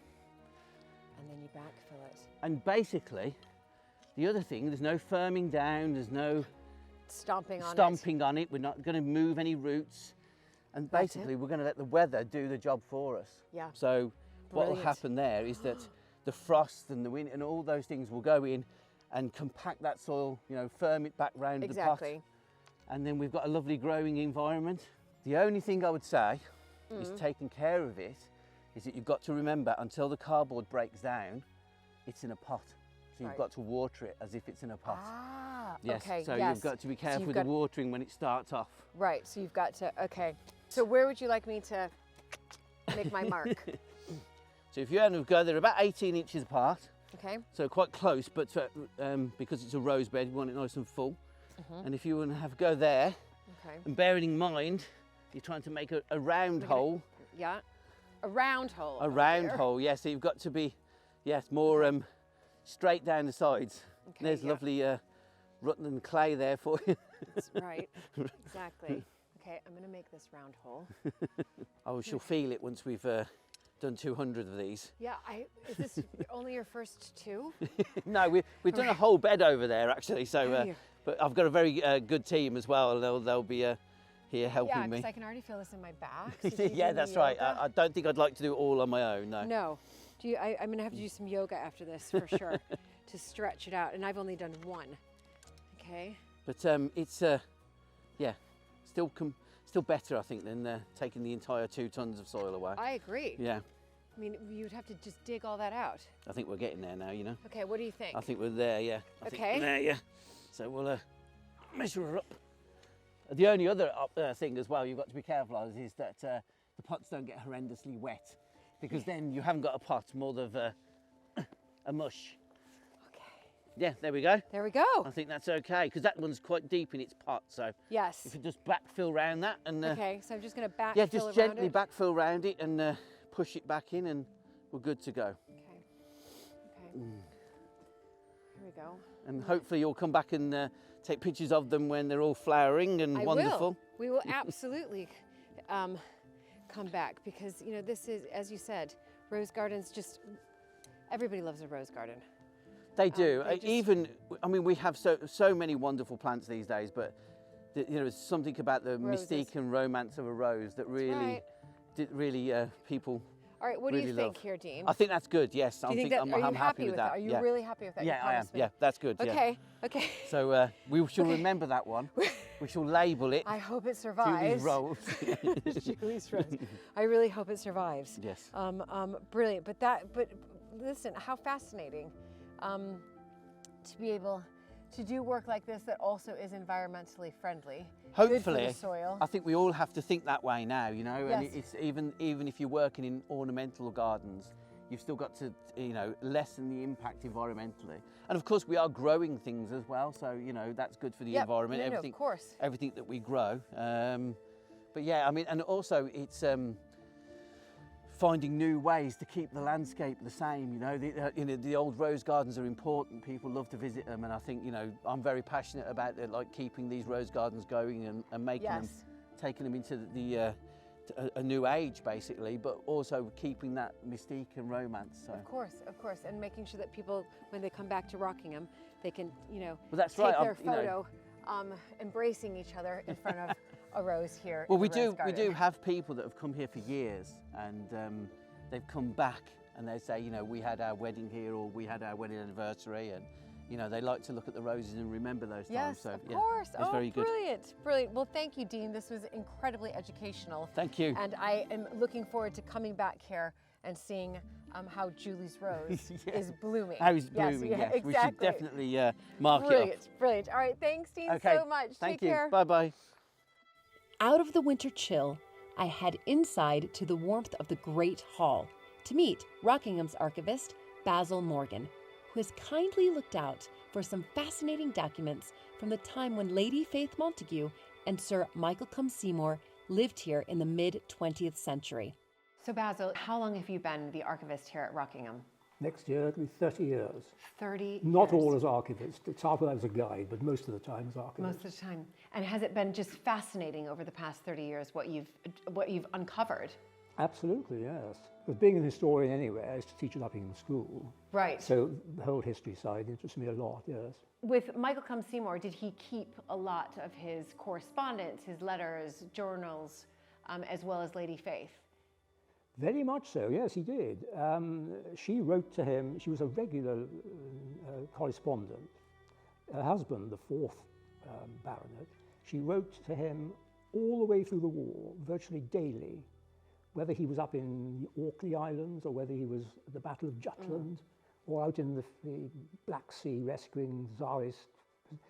They were incredibly correspondent, and he somehow managed to get letters back virtually every day to her. That's incredible. Heaven knows how the system worked. Yeah, no, exactly, but it worked. And then with Faith, were you able to uncover some of her letters? Because they were married in 1947, is that right? I think it was, yes, just after he came out of the Yes, Navy. exactly. The interesting thing about Faith is her connection with the novelist E.M. Forster, I've read that, yes. who was a very big novelist before 1914, really, most of his novels, and they were about the Edwardian upper class, casting a fairly cynical eye over them. And we've got a lot of letters, about 70 altogether, that Forster wrote to Lady Faith. It started off when she had written a short story, and Forster was a great pal of her father's. So he said, well, send it to Forster, I know Forster. And we've got a letter where he writes back saying what it's like as a short story, being quite gentle with her. Yes. And writing back and saying, well, it's a short story, so you've got to be pretty concise. You haven't got much space, you know. Right, And from that, a friendship base became, and he came and stayed here very often. Did he? Yes, he often came here to stay for Christmas. In the end, he was inviting himself. Can I please come for 3 or 4 days? Yeah. So they really forged a friendship. They really Faith did form a and friendship, Forster. yes. Can I touch these? Yes, by all means. In fact, I think, yes, that's the one you're looking at is the first one. I can see you've numbered them. Yeah, the very first one, commenting on her short story. How, it's just wonderful just to see his Absolutely. handwriting His here. writing is fairly readable. Yeah, it is fairly readable. And then his signature here. Yes, I should like to come to Rockingham and to see you and Sir Michael. It is very kind of you to suggest it. Sure. How brilliant. And this went on until, I think he died in 1970. It was very, very lengthy. Certainly, best part of 15 years. How brilliant. He says here, could I come on the 25th for a couple of nights? So yes, he really did invite himself by the end. I generally spend Christmas, it sounds like by itself, in Buckingham, but he's asking if he could come. And he always left something behind. He always has to write a letter, or she has to write a letter saying, we found your pen you left behind. Or we found your, he always seems to have left something behind. Whether this was hoping he could pick it up the next time, or the next, I don't know. Oh, this is so brilliant. And then what do we have here? Well, that's something I just found, or I just noticed, an impression of Forster by Lady Faith herself. I'm just reading a little bit because the thing that comes out is Hinchingbrooke was the family seat. So that's where the first Earl of Sandwich lived up until my husband's grandfather. So that would be Faith's brother. Sold it in he sold it in 1955 and then bought Mapperton, which is where we are now, another historic house in Dorset, in 1956. But Faith lived at Hinchingbrooke, which is 15 minutes from here, I believe, really quite close. So anytime I read anything or spot anything with Hinchingbrooke, I'm really, of course, interested. And I just, if you don't mind, if I could just read something that I've just spotted. Our family home, Hinchingbrooke, was only 15 miles from Cambridge, where Forster, a fellow of King's College, Cambridge, had rooms and was now living. He and my father were old friends, but had not met for some years. We drove through the great Gothic main archway and pulled up at the front door. During the war, Hinchingbrooke was a hospital. And after the war, my brother, to whom the estate had been transferred, that would be Hinch, my husband's grandfather, found himself forced, partly for economic reasons and much to his regret, to sell the property. I'm going to get quite emotional here. Anyway, because it's just, it's one of those things that it's the family home, and then you just found this and you read this. And in 1962, the Huntingdon County Council bought the house for a comprehensive school. But in December 1955, that's when he sold it, the great house was empty and deserted. Before entering the house, I took Forster onto the terrace where Charles I and Oliver Cromwell once fought as boys. We stood on the terrace steps and admired the great semicircular bow window, the royal arms and initials ER on it in honor of Queen Elizabeth's visit in 1564. We then wandered across the lawn to see the medieval nunnery and from there into the main house. It was dark and lonely, but beautiful. Every room shuttered, and we looked at the furniture and pictures by electric light. Some of the furniture had been taken away, but most of the family portraits, the Hogarth, the Leleys, and the Van Dykes, still hung on the walls. Our tour took an hour and Forrester had not said a word. Then he rounded on me explosively. To abandon it like that, to leave it empty, just to clear it out. What will happen to all its art treasures? He was desperately concerned. Houses are important, you know. A house gives security. It's an anchorage. And then she says, I was seeing a new Forrester. For a second, I had a glimpse of his real identity underneath. And late that night, I wrote in my diary, the shade of Mrs. Wilcox, Howard's End. To her family, it was only a house, but to her, it had been a spirit for which she sought a spiritual heir. I'm so glad you found this copy, because I will immediately have to send this to my father-in-law, who grew up at Hinchingbrooke. So Hinch's son is my father-in-law, the 11th Earl of Sandwich, and he grew up in Hinchingbrooke. And I think these few paragraphs here really do sum up how I think we feel as a family, the sadness around losing Hinchingbrooke House. But anyway, Basil, I just want to thank you so much. This has, I think, made my day. Good. I'm actually, I'm going to be just thinking about this the rest of the day, but this I literally found that 10 minutes ago. It's catalogued, but I was looking through the Forster file for the letters. Right. And suddenly found that, and I thought, is that by Lady Faith? And it's signed by Lady Faith. Yeah. Incredible. So thank you. Not at all.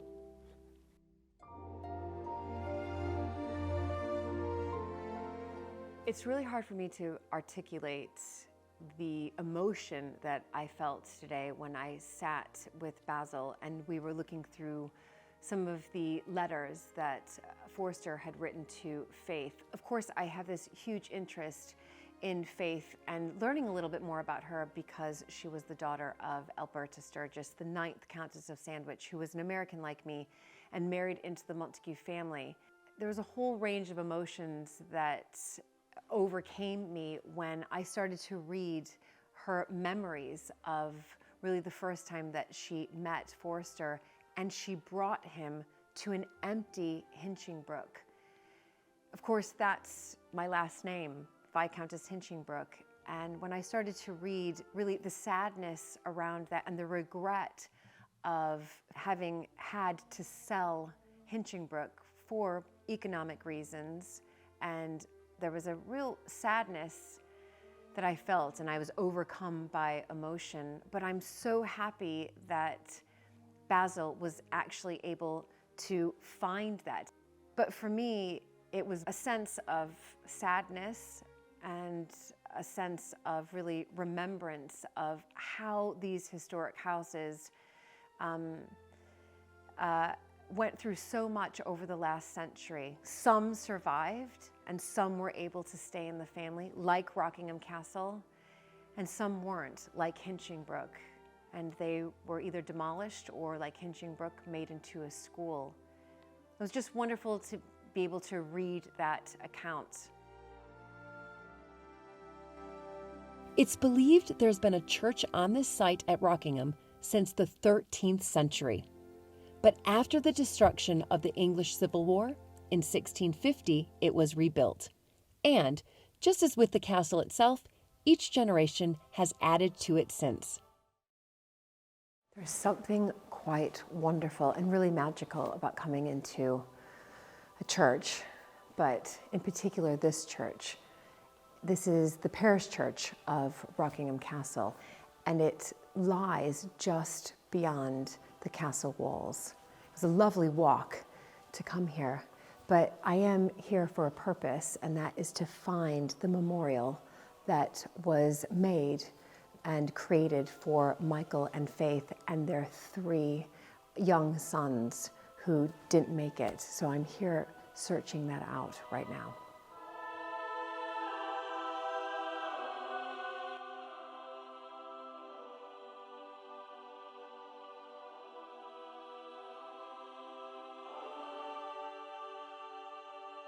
All around the side chapel are the most beautiful sculptures, but some were pieced together following the Civil War, when it's thought Sir Lewis Watson brought together fragments of the memorial to his grandmother, Dorothy Montagu, with that of his father, Sir Edward Watson.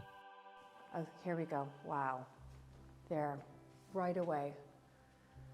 And here it reads, remember Michael Clem Seymour, 1909 to 1999, and his wife, Faith Montagu, 1911 to 1983. There are 3 baby boys. The care they took of Rockingham and the happiness they found there and at Witherston. Now, Witherston is a part of Mapperton, so there still is land that we have that is part of Mapperton Estate that is called Witherston. And the people who live at Witherston now, at the house that Michael and Faith were at, are friends of ours. And the many friends whose lives they touched.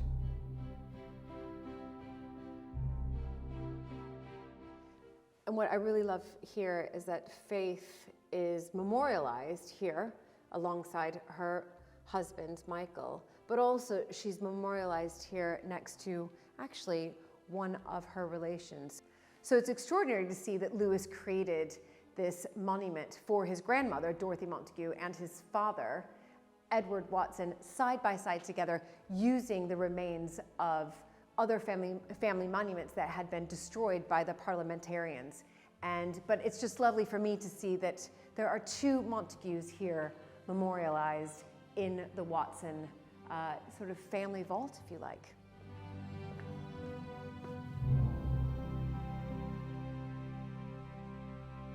When the Norman castle was transformed into an Elizabethan home in the 16th century, the room every fashionable house needed was a long gallery. And it's here where James tells me of a very special visitor to the castle in the mid-19th century. Well, it's wonderful to bring you up here to one of our literary gems. It's so nice to have an association with someone who actually is such a giant of our literary history. Charles Dickens. Incredible. Right away, as soon as I saw that, I thought there must be a story about Charles Dickens here. We're not a particularly literary family, but it is rather nice. Richard Watson, who is the picture, the gentleman on the right, was the younger son of Lord Sons. Okay. Met Charles Dickens in Lausanne.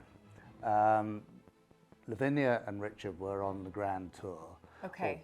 The equivalent of the Grand Tour. Yes. And they were staying in Lausanne, and then the villa next door was Charles Dickens and his wife. And they got on fantastically well. This was to become a lifelong friendship, with Charles Dickens inspired by his visits to Rockingham, remarking to a friend in 1849, "Of all of the country houses and estates I have yet seen in England, I think this is by far the best." And there are 2 really quite strong associations. 2 books are very associated with Rockingham. One of them is David Copperfield, and the second is Bleak House. Right. David Copperfield, Charles Dickens dedicated the first edition to Richard and Lavinia Watson. Incredible. And by chance, not really, but I have it here. And this is the original edition. And there's a wonderful story with it, which I only really, if I'm honest, I only discovered when I got the book out today, because I bothered to read the letter in the flyleaf, that Richard and Lavinia's children loathed Dickens with a passion. They were far from liberals. They were high Tories, right. hunting Victorian landowner gentlemen who did not like anything that sniffed of any liberalism. And they sold all of the Dickens memorabilia. You're kidding so me. all the letters went to America. All of the books, anything that was to say to it, disappeared.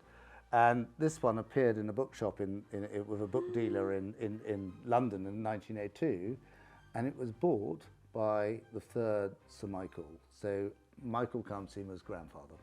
Wow. Who was married to Watson. So 52 years later, in one sense, after it was signed, it was found. And it came back. And the bookseller contacted. Yes.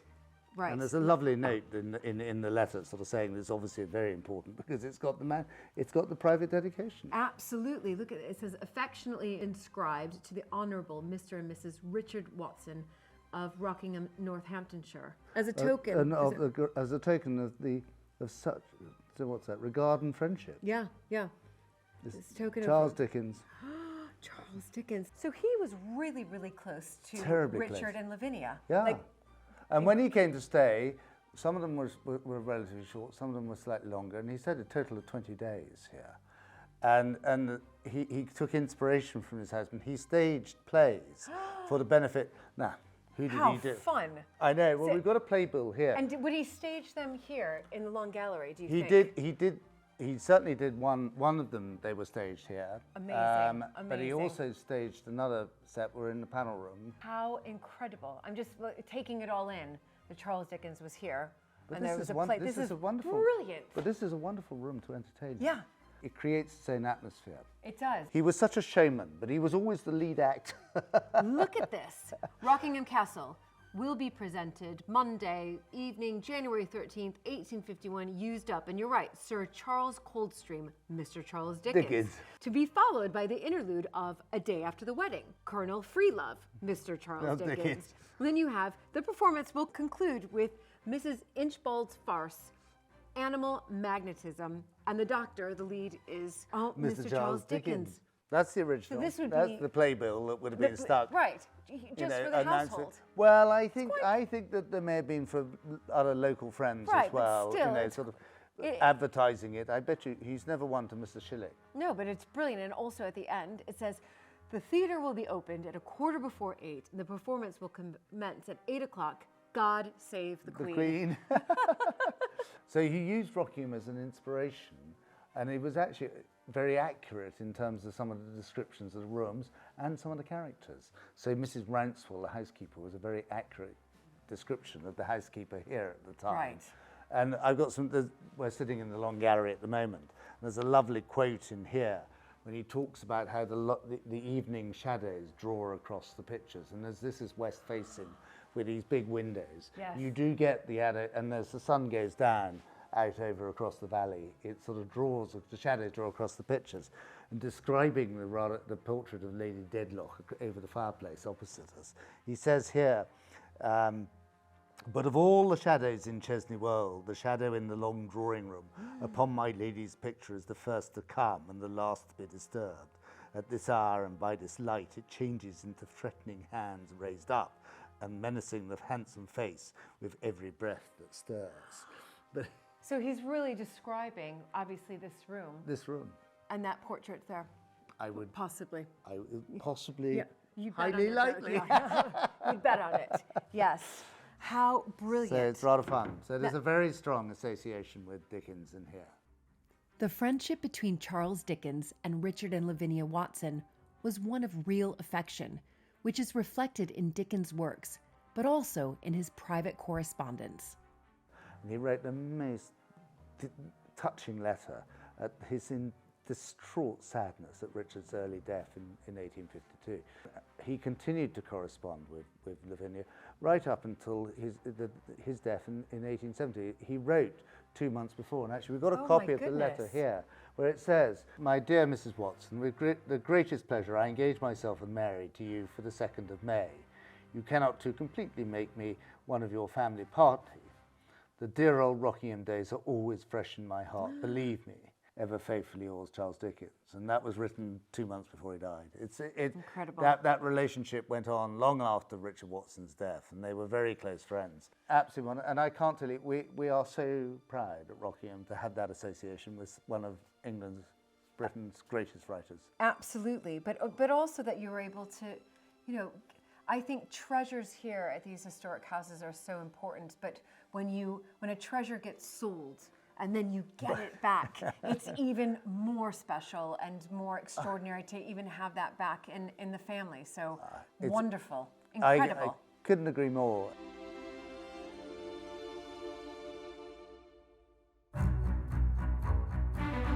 Each generation at Rockingham has left their mark on the building itself, but also out in the surrounding landscape.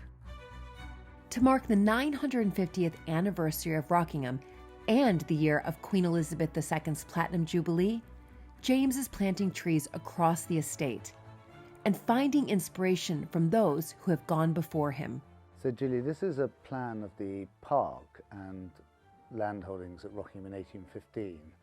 And the reason I got it out is that it's really exciting. We've been looking at trying to do some really significant planting, and one of the ambitions is to plant 950 950 trees. Now, you know, and I know, that you can easily plant 950 whips in a belt and they'll disappear.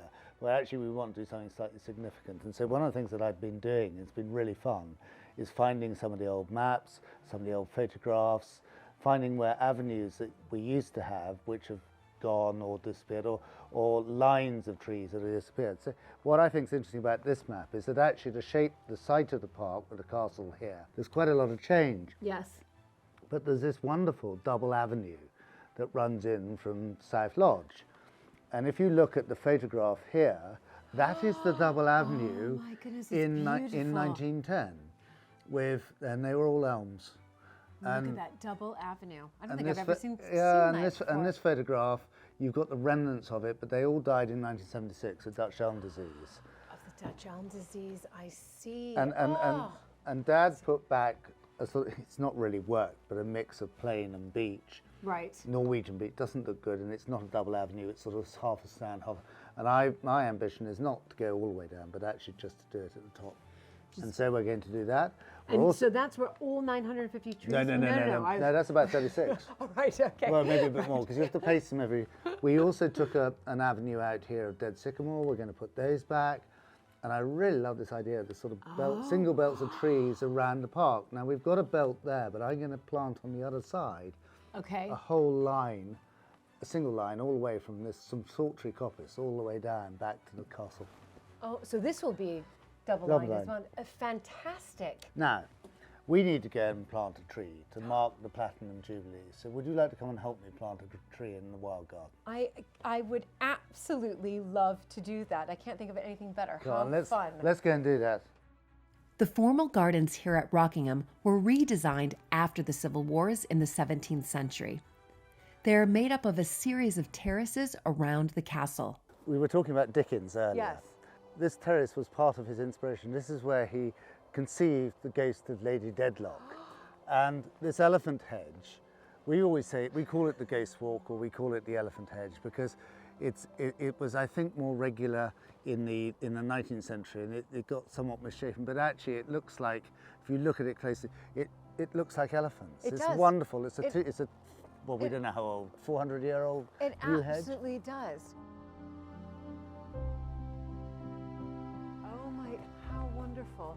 And then if we go through this gate here, we're now going into the wild garden, and this was the access that the parliamentarians sacked the castle in 45.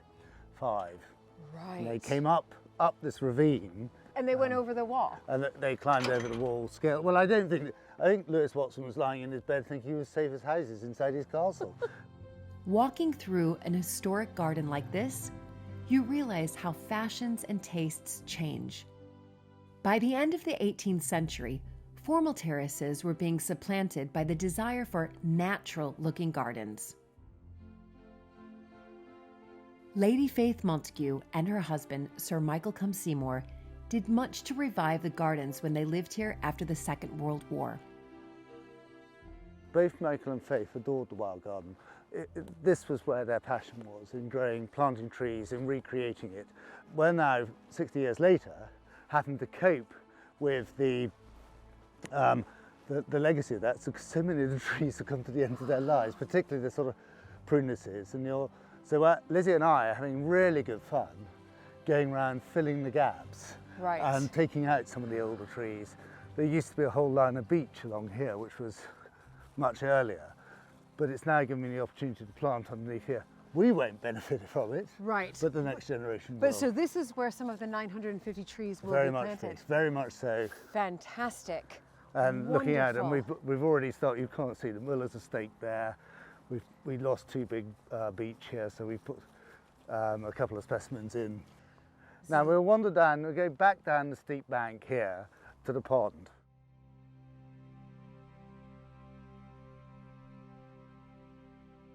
And you've got, so this is where the wild swimming happened, Yeah, which you this is so where I love. would love to wild swim. And there was a series of fish ponds down below us here. And this pond was actually created as a labour device in the agricultural depression of the late 19th century. And William Paxton, who Right. built the Palm House at Kew, was engaged to design a series of ponds here. And there's a spring up on the bank just below that very tall sequoia that I was showing you earlier. Right. So And then it comes through here, and you'll find, if you look carefully, you might see the ladder because it got thrown in. Oh my goodness! But can you swim? I mean, I would swim in this. I would want to. No, I would. well, I would. You're in here into about leaf litter about that deep. Okay. Beautiful though. It is rather peaceful. And It's beautiful, very- and I love that there's that little bench that we passed. Yeah, it's difficult to imagine at this time of year. You know, you're deep winter and everything's in hibernation. You come in spring, in the summer, and this is just a sea of different leaf colours and things. And a lot of it's down to Michael's and Faith's brilliant planting of the mix of the trees. You have different greens at different contrasts. Yes. And it just has the most wonderful, as you say, until the midges come. Until the midges come. Exactly. Oh, I know about them. Now let's go and plant our tree.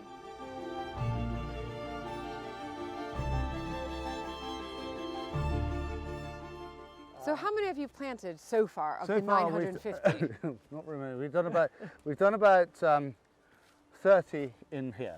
Right. In the garden. Okay. This is the 31st. This is the 31st. We're doing 38 in avenues.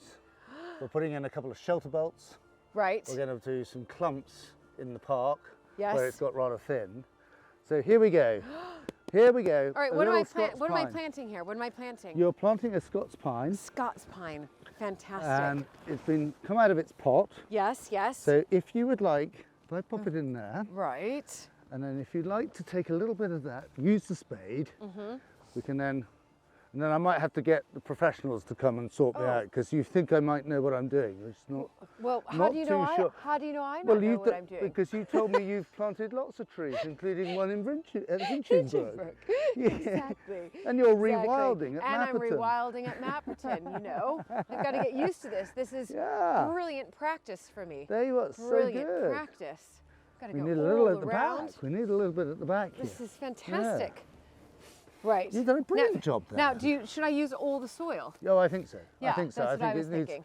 I'm Wanna sort of make half sure. tempted. I might tip it up into that. Well, yeah. Why don't you could do that because I'm kind of getting to the end. I of- think you've done with the I digging think, bit. I think I've done with the I spade. think it's not. Fantastic. Top it up. Look, it's lovely. Yep. I'll get Gary to come and sort it out. He'll probably dig it out and do it again. That's what he did last time.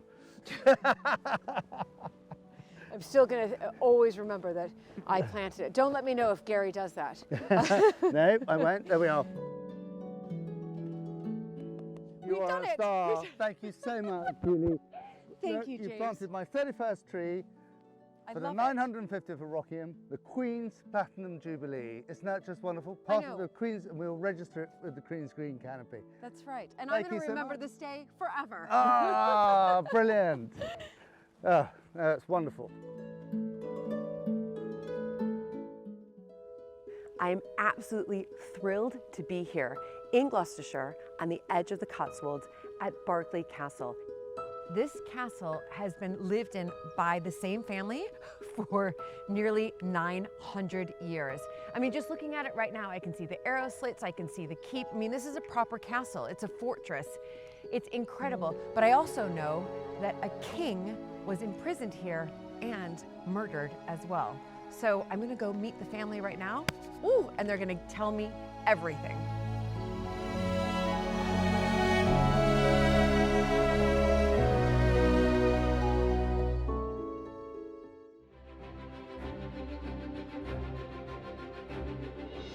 When I married into the British aristocracy, it was the start of a wonderfully exciting journey. But it was also a little daunting. I became a Viscountess, and for an American girl from a small town outside Chicago, that was quite a shock. I live with my husband Luke, heir to the Earl of Sandwich, and our family at Mapperton House in Dorset. Living in a place like this is a joy, but also a challenge. And every day we're aware that we're preserving a very special part of Britain's heritage.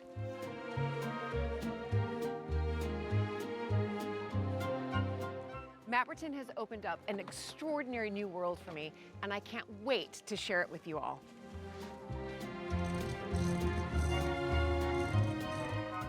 So if you love castles and manors and stately homes as much as I do, Please join this American Viscountess as I journey into the British countryside in search of some of Britain's finest historic houses.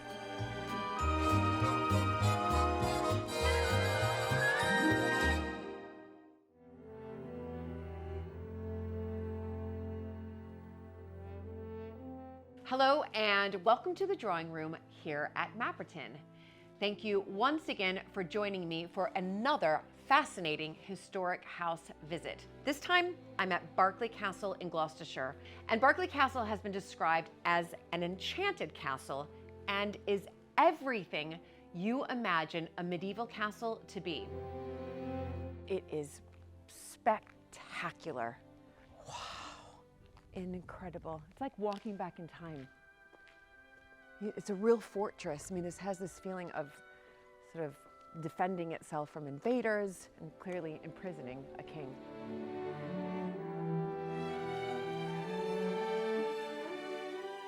As well as being at the center of so much history, it's been home to the Berkeley family for nearly 900 years. Charles Berkeley is now at the helm and continuing the legacy of generations of Berkeleys before him.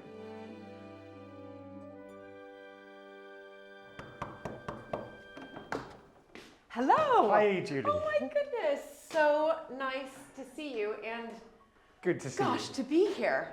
You know, the pictures don't do it justice. It's magical as you come in and approach through this door into the Great Hall.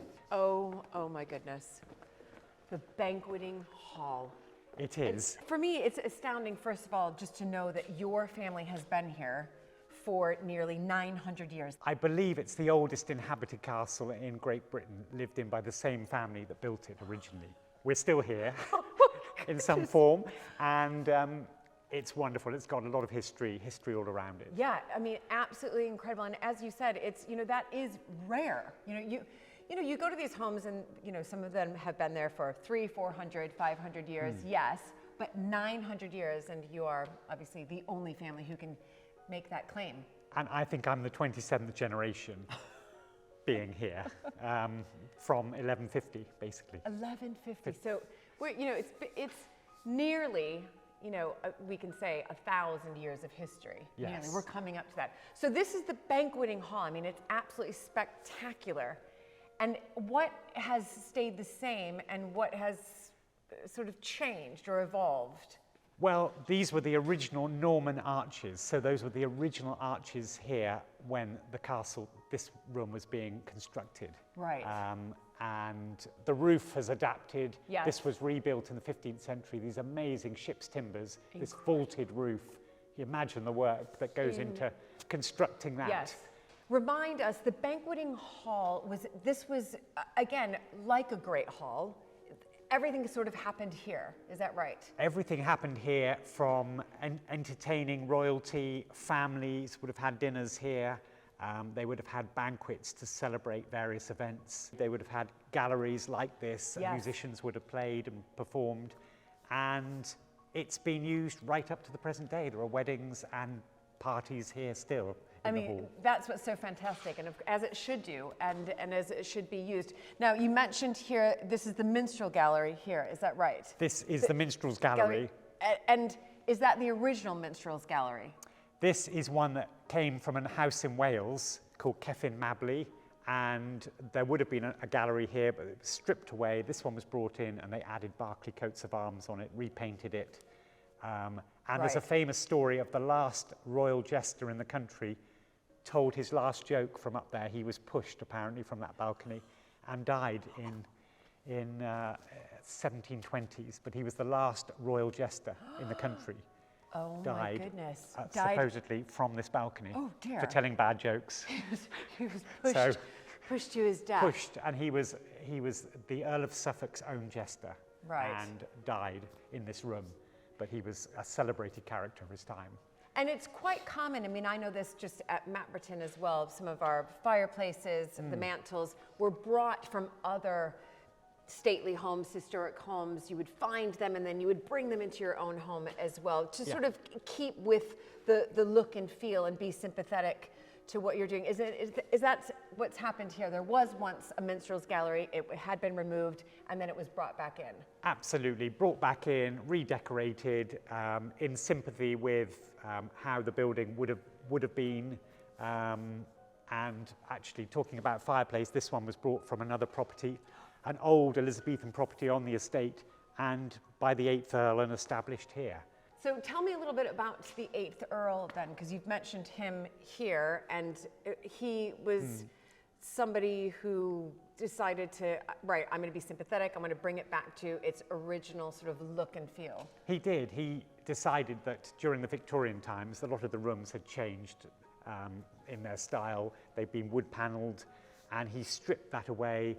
He wanted to replace some of the earlier windows with very symbolic stained glass windows showing lots of the family and royal links to the castle. So he had these shields put on in the 1930s, I believe. Right.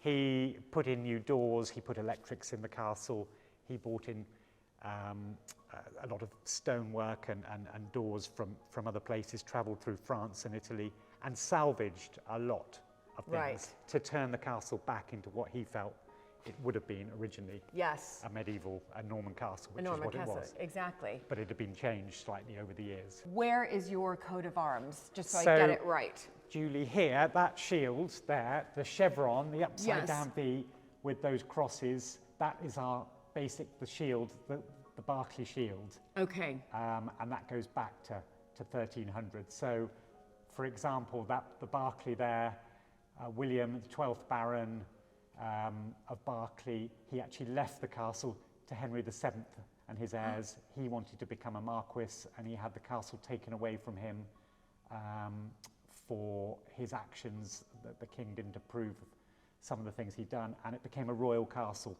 for 150 years. But that is the family main shield. Right. And you can see it again up there with the bishop's mitre atop. Yes. And then some royal coats of arms of some of the royals who came, and other family coats of arms here. Goodness, well, I'm just having a look. So Henry VIII there, and his dates, Henry VII. Yes, up above we've got King Edward VI. That's it. So how many monarchs would you say have sort of visited or stayed or lived? We reckon about 10 have actually been and maybe come for a very short time, including Henry VIII, who came for a week. Right, he came for a week. That's quite a long time. It is a long time. And Edward and Richard II, who wrote about, it was written about, he came and visited in Shakespeare, and he mentions Berkeley. So, yes, there were some who came briefly, and there were some who sadly didn't survive. Edward II was actually, yes. Right. I'll tell, there's more of a story about him. So, yes, we reckon about 10 visited. 10? I mean, and who's the last one to visit? And King Charles has visited here. And brilliant. Prince Harry came and did some work experience here for a couple of weeks on the right. estate. Fantastic. So recent visitors. You've had recent royalty. Recent royalty. That is brilliant. This banqueting hall, we know how it was used, of course, way back when. But do you still use this hall as a family? We do. We have weddings, parties in here, and we've used it over the last 5 years for many family parties, and it comes alive. It's a fantastic room. It's got the history around it. Why not, as a family, use these rooms when you can? Yeah, well, and they should be used. And yes. That's what's so wonderful, and I think that's what also is fantastic is that these historic houses in Berkeley Castle, you know, in particular, what you've just shared with me is that they're lived in by the families. These aren't just, you know, museums filled with history. It's the family making use of the rooms and creating their own history. It really is, and I think that's so important, and you get a sense of pride when the rooms are being used for a lovely occasion and they're decorated, and you know, the sound of people enjoying themselves. Yes, I think it's great. Exactly. Wow, so this is one spectacular room, and there are a lot of rooms here, aren't there? There are. Let's go and have a look at another room. Okay, great.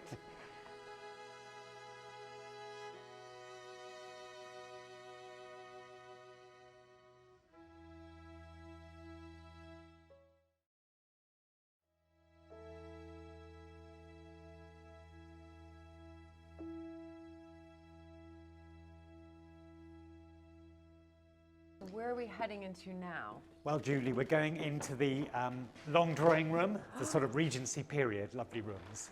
Lovely, and I can see the public gets to, I recognize ropes like this. We have them at Matwerton as well. They so this do. is one of the rooms that the public gets to Absolutely, see. they get to view this room, and it's wonderful. There's a lot of history here. Well, yeah, everywhere. I mean, this is a royal castle, so Yes, there's lots yes. of history. Yes. Of course.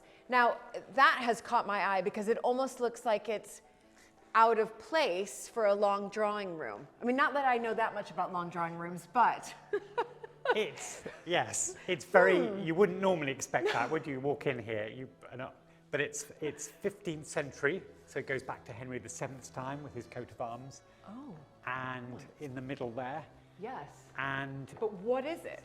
it is a pew that would have been used in church, in a chapel. A lot of these houses had the family pew. When they had visiting dignitaries, they would have sat up there. And this was in one of the chapels in the castle, a room not far from here. And the 8th Earl took it down in the 1920s because he was agnostic, didn't want to have a chapel in the house, and had it rebuilt in here, as you do. As you do in a long drawing room. But he somehow made it work. He did, and yes, as you wouldn't think it would work in a period room like this, but he had a very good eye, and it does sort of work, and you get used to the lovely woodwork and Yes. how it is, and it's and in fact it's got the nice coat of arms on. Yes, well, that is Yeah. absolutely spectacular. And what else do we have dotted around? We've got lovely paintings. This painting here is of the 5th Earl of Berkeley, quite a character in his time, painted by an artist called Bertoni. That's him in I think in ancient Rome on his European travels. And this is his wife, Mary Cole, a local lady who eventually he married, and they had 12 children, Oh my I goodness. believe, together. And there was a famous story because after he had died in 1812, she had to go to the House of Lords and fight this court case for her children. For all 12? Well, the elder son, who was meant to inherit the title, it was turned down against him because he'd signed, they didn't actually get married. The church registry, he'd falsified the documents to say they got married in 1786. He was in league with the local vicar. And Right. actually, their real marriage took place 10 years later. So the older 5 children were born outside of the marriage. And she fought for this case, went to the House of Lords for the privileges case. We've got documents about it. And lost the case. No. So it caused some ill feeling. The 6th Yes. son, in the end, got the castle, but loved his brother and didn't take the title on. And the brother was actually, he let him, he got another title, the older one, who should have had the title. But it did cause some animosity. She never knew this. She thought they got married in Berkeley Church, and it was all done legally. Right, yes. But actually, it wasn't a proper ceremony. Wasn't. He rushed it through, knowing it wasn't. And they only got married, as I said, years later. But she fought 3 occasions. She went to the House of Lords to fight this. Well, what a beautiful room, and just filled with incredible stories from, different periods. And Absolutely, yeah. These 300 castles, years of history with the pew and the paintings up to the modern day. up to the modern day. Absolutely brilliant. Brilliant, brilliant. Okay, should we walk through into here? Yes. Look at those carvings up there. Oh my. Okay, the thing that I'm just going to tell you right now, Charles, not knowing anything about this room, I Yes. know nothing about this room, are the beams. But should I be in awe of the beams? You should. Okay. Well noticed, Julie.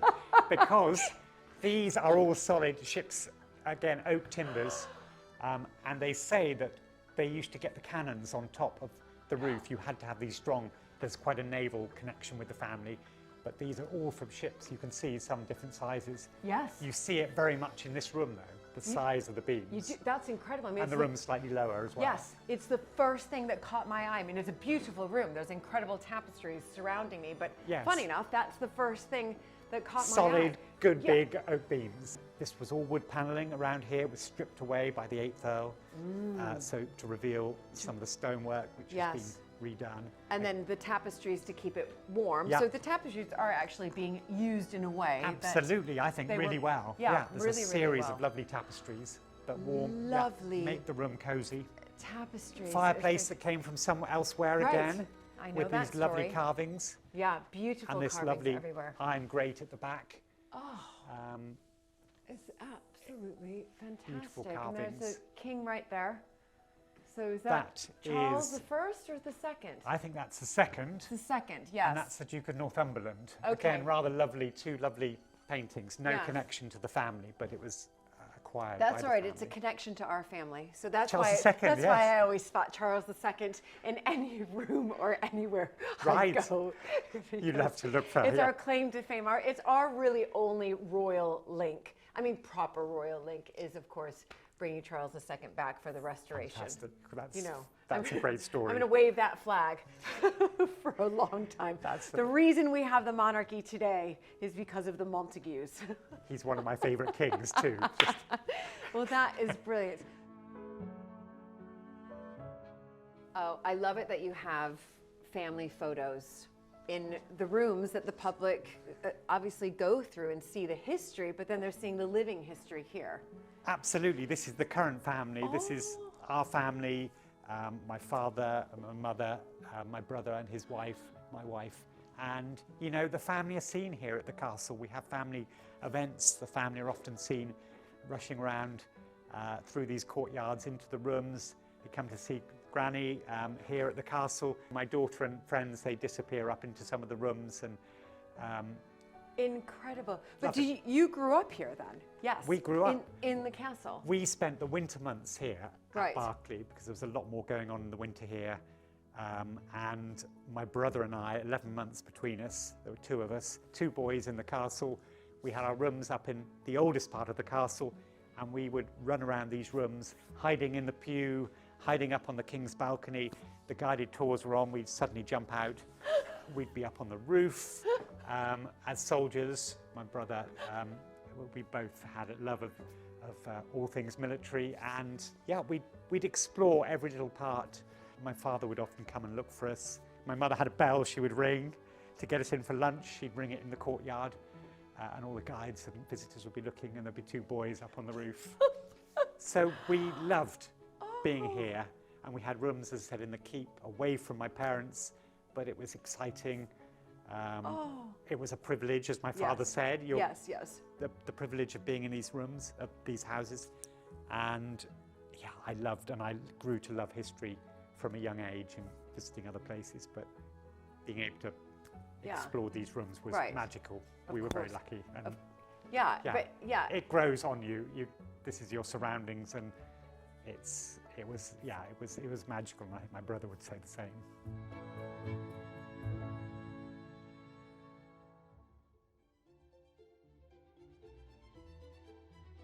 Berkeley Castle played a major role in a gruesome and chilling event of British medieval history. Charles led me to the keep, the oldest surviving part of the castle, to tell me more.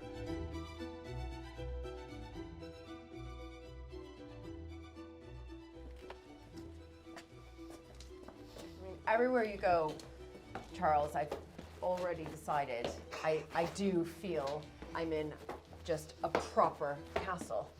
It's really maintained and retained all of its features. It certainly has, and you've got these incredible trip steps, the original steps coming up into the oldest part of the castle, the keep. Well, what are trip steps? They're made so they're slightly uneven, on different angles even, very solid stones, and the enemy coming up here would trip them up. It would Well, I was literally- wondering why I was having a difficult time actually. I getting noticed up just the now. steps. I was like, well, that's very clever. It is. It's a great invention and a piece of feat of building, and it's coming up to this solid, wonderful old keep, the original tower at the castle where the family and others would have lived. It was a safe place, Right. and the enemy would often come up here, and you'd have your arrow men and guards up on top, or you pour your boiling oil down. There's a little area just behind the door there, and get the enemy as they were rushing up these steps. As they were rushing up, but they could be tripping. Or they could be tripping as well because of the uneven steps. Yes, brilliant. That's amazing. Okay, we're going to go into the cell now, the prison cell, where a king was kept. Oh my goodness, so this is it. This is the original cell, which back in 1327, Edward II was imprisoned and killed. And killed. Oh my goodness.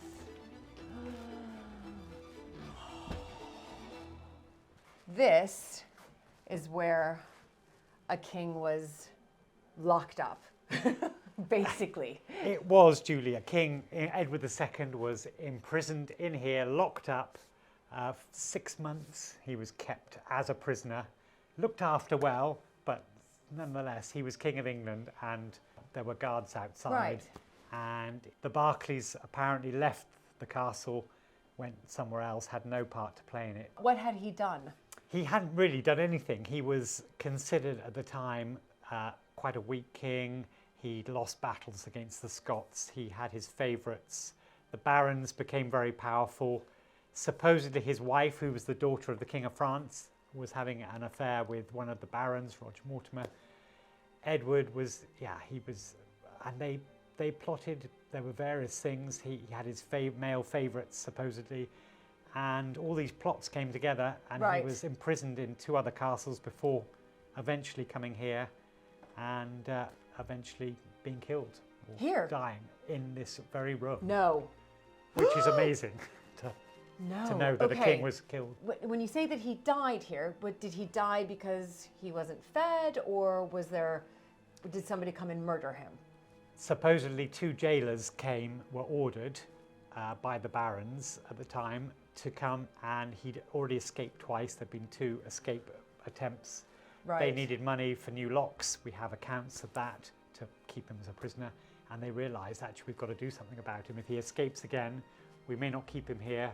It was a punishment to him, and he was supposedly killed. There's a story, a rather nasty story of red hot irons being inserted into his bowels. No. Being killed, or was he suffocated in his sleep? Right. Rather nasty story, grim story, but he certainly died in September 1327 here. Here.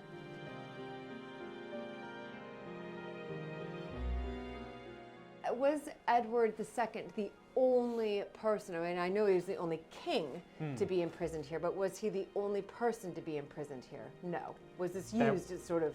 I believe there would have been other prisoners who would have been put in here before Edward II, and again after, probably another 100 years after, this would have been used as a cell. As a cell. People would have been kept in here before. Some of them would have been thrown into there is a dungeon here in the castle, a pit, with rotting animal carcasses on top. In fact, Edward, they tried to kill him in that way.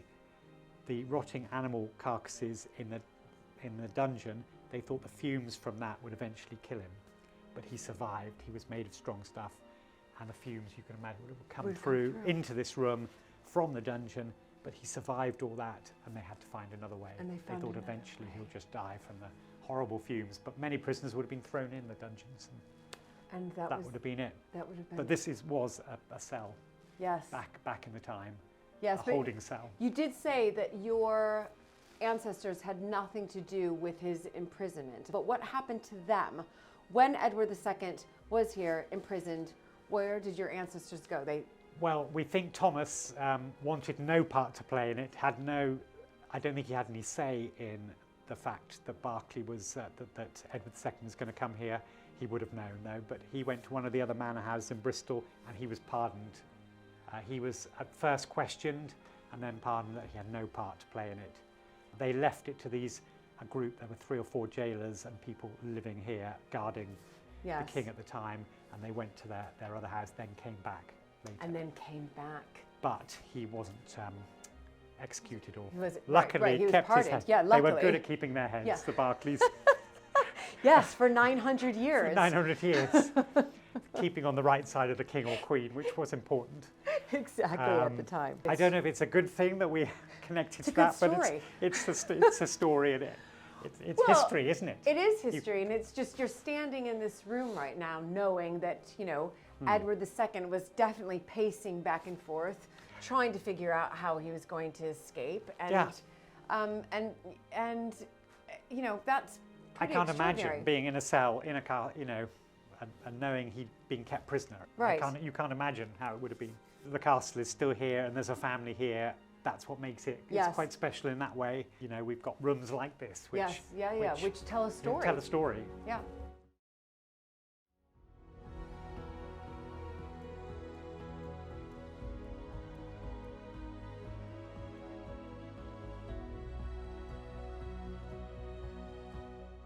Berkeley Castle is breathtaking. As soon as you arrive, you get a very real sense of it having been a fortress. But it's also a family home, and it's been lived in by the same family for nearly 900 years. And you know me, I'm fascinated by historical documents and what's still to be discovered in the archives. So Charles kindly invited me to visit the muniment room in the private area of the castle.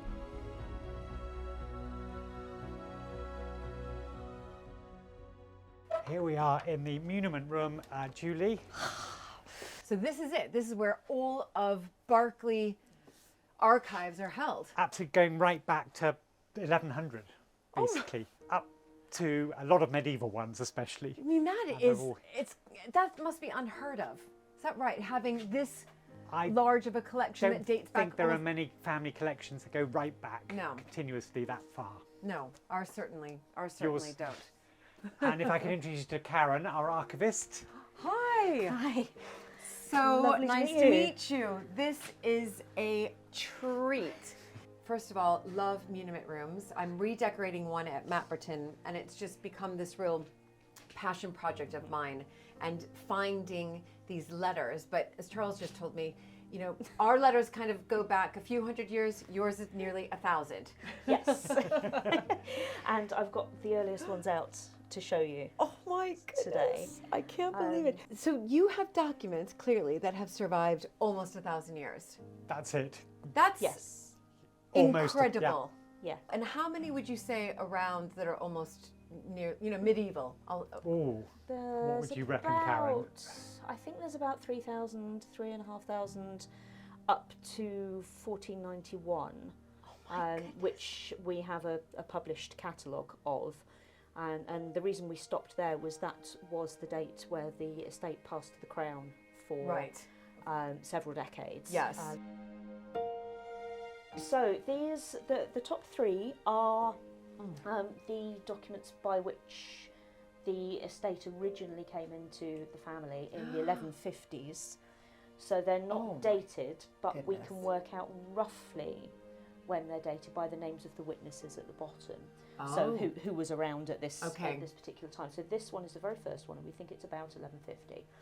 And you've got H is Henry, Duke of Normandy, Count of Anjou, and that is Henry II, but he's not Henry II yet. Okay. And he is granting to Robert Fitzhardinge from Bristol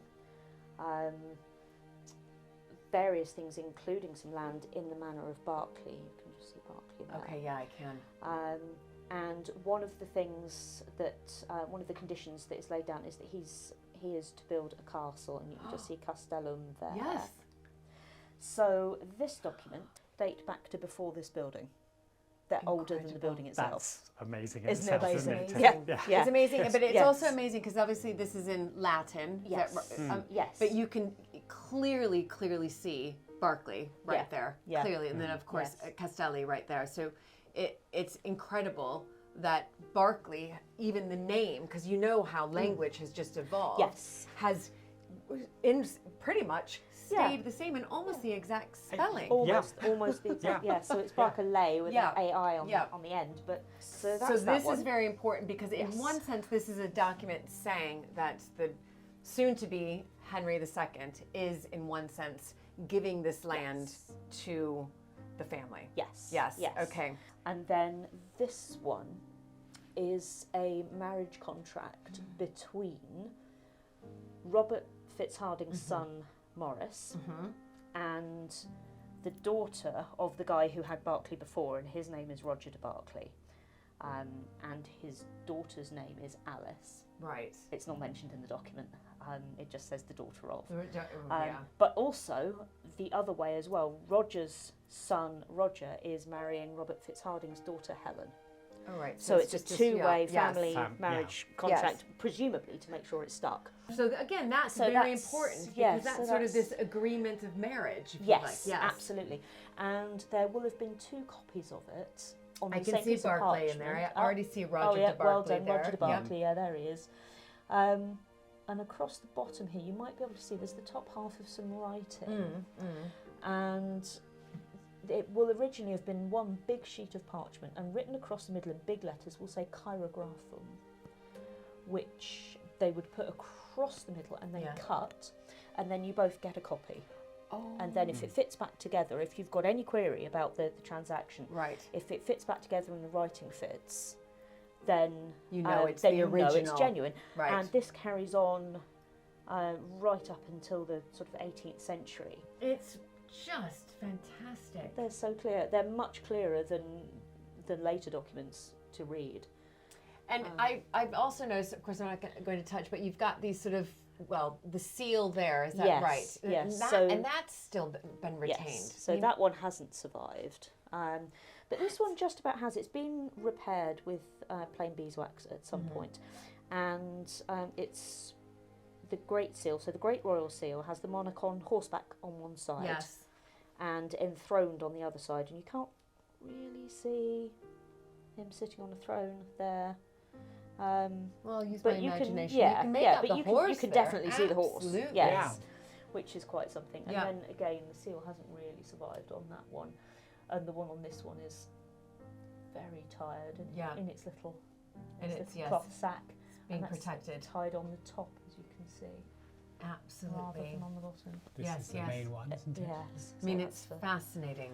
But again, this is also just these letters here.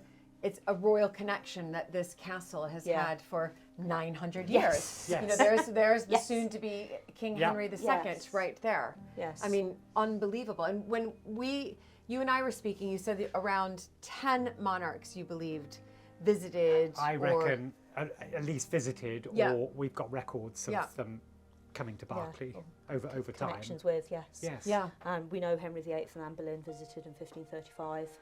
Lady Berkeley of the time had been a lady-in-waiting to Anne Boleyn and is said to have been one of the witnesses at Anne's secret marriage to Henry. Yeah. So do you, can you find, or you're going to be looking through documents of that? You're not sure if you, So we haven't really got anything specific, but there is a mention in an account book that Anne Lady Berkeley has commissioned a, I think it's a gable hood, one of those oh yes. headdress things, for the Queen. That's At quite about something, that isn't it, date. to Right, find yes, that? Yes, one of my That date, volunteers right. found that. Okay. So unfortunately, we don't have any sort of personal letters, but Right. But we can that's- make these yes, assumptions. we Yeah. are pretty sure. And then moving forward, then you've got Well, we do have Elizabeth I, Oh. and the other documents on the table. These are 3 letters from Elizabeth to her cousin, or rather her cousin's son, George. So George Carey, Lord Hunsdon, is the grandson of Mary Boleyn. Mary Okay, Carey, yes. the other Boleyn girl. The other The other Boleyn girl. Yep. Yep. Saw that So film. Anne Boleyn's, yep. So Anne Boleyn's sister's grandson, this is George Carey, and Elizabeth I is writing to him, and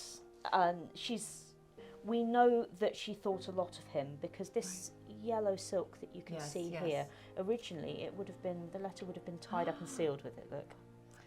Beautiful. Beautiful. I can't and believe she- that's still Yeah, it's there still on so it. bright yellow. chills. It's beautiful. Yeah. And apparently, she only used yellow silk on really important letters and letters to people she was proper fond Right. of. Yes. So, and in these 2, she's I she's writing to him. He's been to Bath, I think, to take the waters, and he's not been very well. So she's hoping that he's better and hoping that his language has improved. Apparently, he was a bit of a swearer. Oh, right. And sort of generally, sort of gently teasing him. She sounds very much like an affectionate aunt. Right. And so we think they were probably written on her behalf by a secretary, but signed by her. Yeah. Well, I was about And to say, because you can see the signature. differences in this yeah, writing. so this one is very much a different hand and this to writing, this one. but the signatures. Yes. There she is, Yes. Elizabeth R. Yeah. Elizabeth R. Your most affectionate sovereign. Yes. And Elizabeth always did that with her signature. Yes. Sort of big flourishes. Yes. Yes. Great big sort of squiggle taking on up a the bit E. of space. Yeah. These were probably written in the 1580s, 1590s, I believe. Well, I'll tell you what is extraordinary. I mean, if you think about, this is what, 500 years old. Well, I'll just, yes, exactly. You can read, I can read that entire letter. Yes. So this is in an italic hand, which, I mean, now we think of italics as being the slanty font. But this, this is the sort of the forerunner of our modern handwriting, where this one is in something called secretary hand. Okay. Which is very difficult. Rather different. A lot of the letter forms are very different. It takes a bit of learning. It takes you a bit of time to get. But your you're eye right in. about I can Yeah, read so Good George, yes. because I've heard that before you're departing for Bath, next maybe not, your speech was become much better. Nor your legs. Oh yes, that's any it. It's stronger. neither. Yes, so neither your speech was become much better, nor your legs any stronger. So she's taken the mick out of his terrible language. Oh my goodness. It's great you learn a little bit about her language and and the relationship between them as well. And this one, somebody has written on it by the Queen. Yes. I've thought that's what it was, but I I'd hold back just in case it was something else. Yeah, no, and is this her squiggles? That's her. That's her big old very signature. Yes. Elaborate. Karen, this has been a real treat. I cannot begin to thank you, well, both of you enough. I can't even believe that I'm actually seeing this.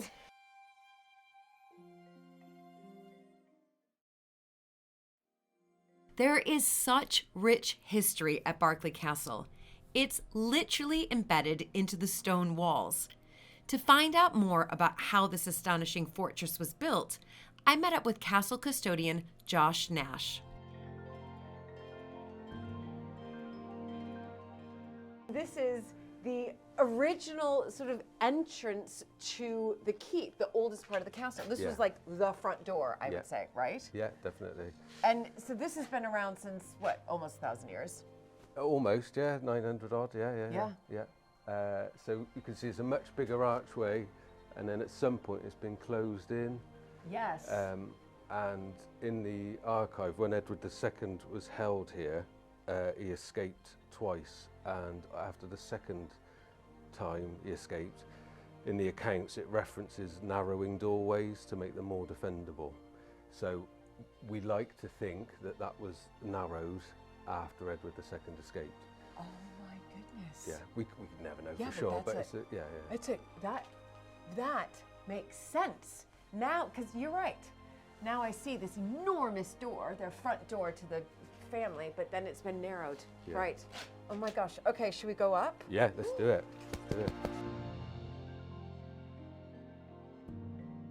So this whole section of the castle that we're in now was built by the 8th Earl in the 1920s. It's an addition to the keep. But I did notice the sign that said private. Yes, so I feel very special right now. We're going behind the scenes. I am going behind the scenes. Look at this. Whoa. Probably should have tidied up a bit before you came up. Okay. And these on. So this is all sort of storage, really. It was all built in the 20s, as I said, as maids' bedrooms. This is fantastic. I mean, I love exploring. Okay. So when we get up here, you just avoid standing on the seams. Okay. The vertical seams. Okay. But other than that, oh my goodness, we're good to go. You know, I've been around the castle quite a bit, but I haven't seen this sort of courtyard, if that's what it's called.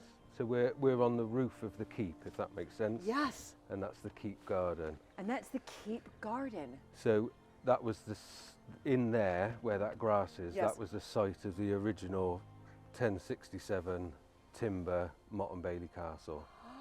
So if you can imagine, there was a mound Yeah. with a timber castle on the top. Yes. And then a moat around the outside. Right. Well, a ditch around the outside. Yes. And then that was built in 1067.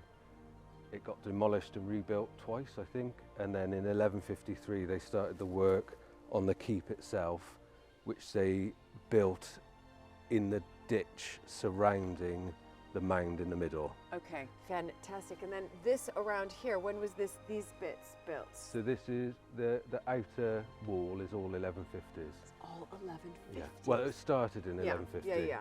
I think they could build 9 foot a year. So I probably should try and figure out how long it would have taken them to build. But you can't build too high because it'll squash all the mortar out. Oh my goodness, so So- they can only build as far as 9 Yeah. 9 feet every year. A year, yeah, to give it time. The lime mortar needs longer time to cure. Right. So in the English Civil War, the castle, there was obviously the parliamentarians against the royalists, and the castle changed hands, I think 5 times between them, where it sort of sieged and surrendered and that sort of thing. The last siege, the parliamentarians took the castle and they took loads of the outer wall down. There was this sort of outer curtain wall there. Yes. Was originally much higher. Right. They demolished part of that and then they seized the castle off the family. To get the castle back, George, the 8th Baron Berkeley, had to take down that wall there, that section of the wall, to make the castle indefensible, if that makes sense. Yes, it does. It's so interesting reading the stones of a building. It really gives you a glimpse into the past. And from the roof of Berkeley Castle, you certainly get a unique perspective of how the castle evolved. This view is spectacular. Yeah, those chimneys are probably one of my favourite bits of the castle. If you see, I don't think our visitors would ever really notice, or anyone hardly ever notices, but the middle one out of the three is different. is Yes. convex, yeah. Yes.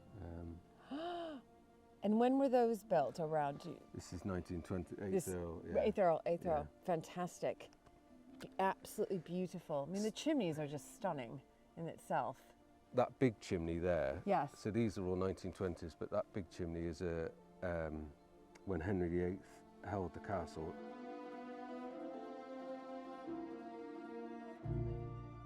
It's magnificent to be able to be up here and just to see the wider estate. So do you come up here quite often just to check it out? Yeah, I'd be up here probably all not the as much as I should do, but that's part of the course. But everything is on top of, Yeah.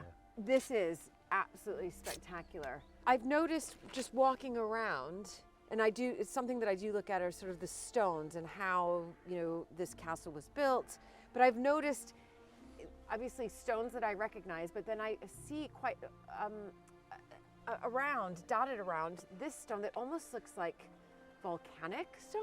It does, obviously yeah. it's not. It's not. No, there's no volcanic stone around here. So the castle was all built out of locally quarried stone. A lot of it would have come from the Forest of Dean, Pennant sandstone that would have come down the Severn and then up this river here, right to site.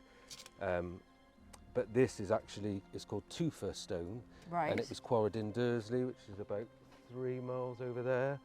And it's the newest stone, if that makes sense. So spring water would have come down off the Cotswold edge, heavy with lime basically and minerals, and then it settled in these great big pools in Dursley.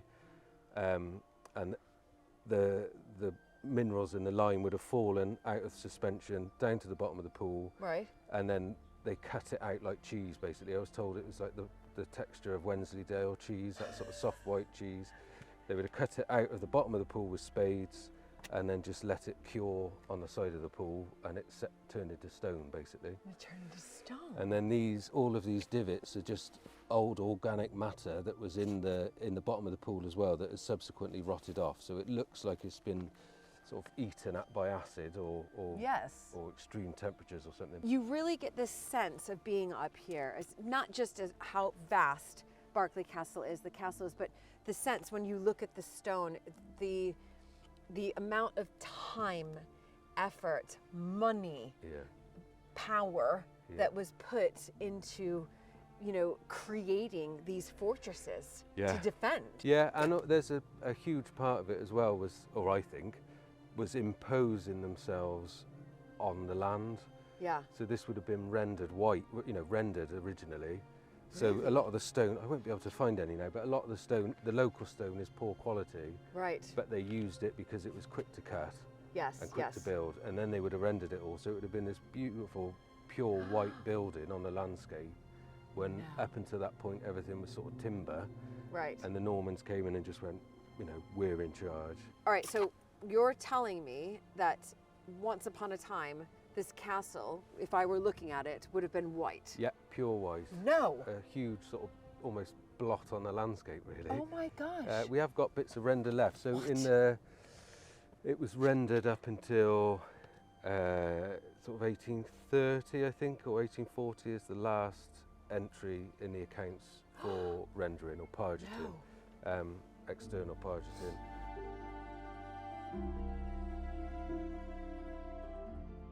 It is such an amazing building and astonishing to think it's been home to one family for nearly 900 years. As we walked through the rooms of the castle, Charles was keen to show me a very special portrait in the long drawing room.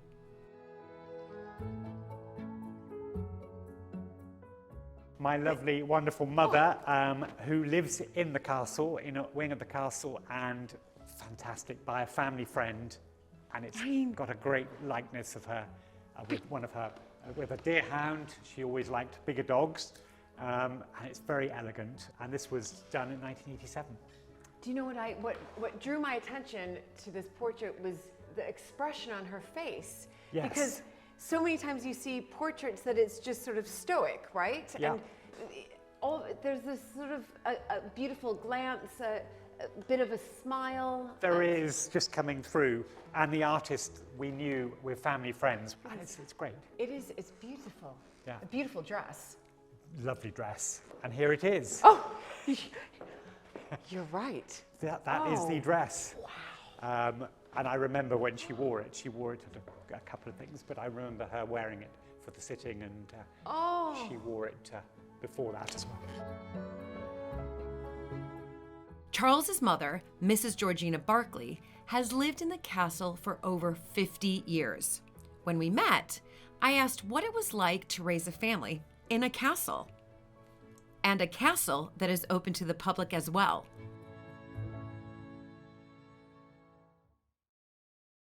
So you've raised 2 boys here, raised your family here, at the same time having the public come.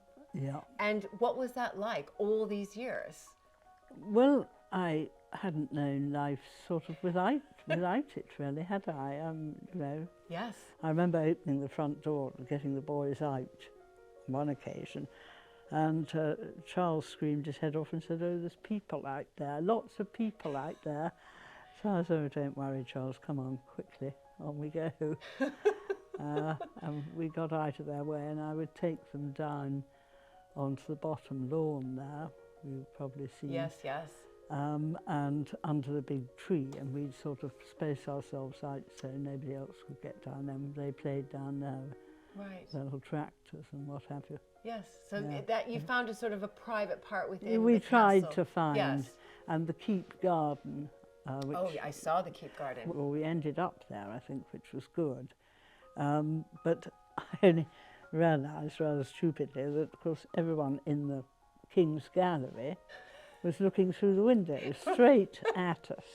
When you think of so many, decades here, what are some of your fondest memories? It's a lovely place to live in, actually.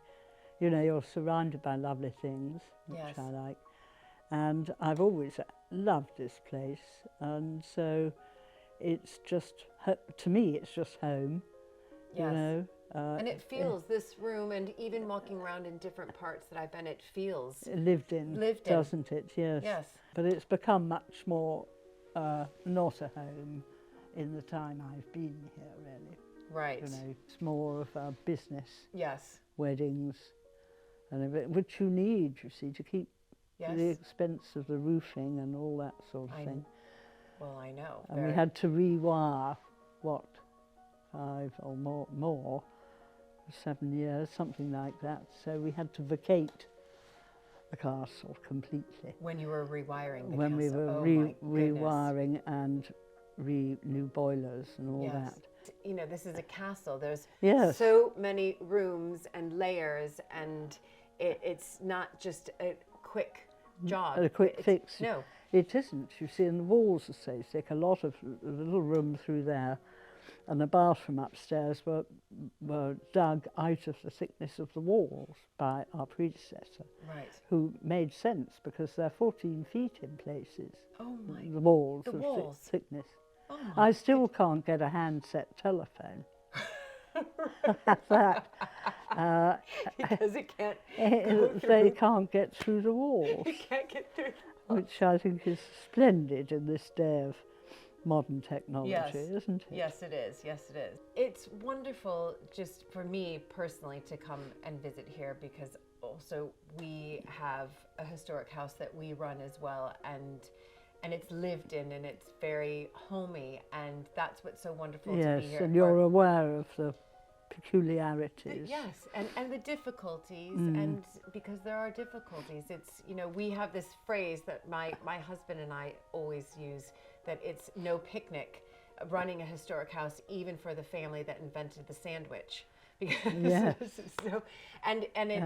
it takes time and patience and an understanding, and also I think a sympathetic view to make sure that we aren't over modernizing and overdoing it, so that it still retains with the features that we want to retain, but also becomes a comfortable family home. But yes, we're opening it up to the public. But also you've got the character. Yes. You know, I think it's a great shame to move everything.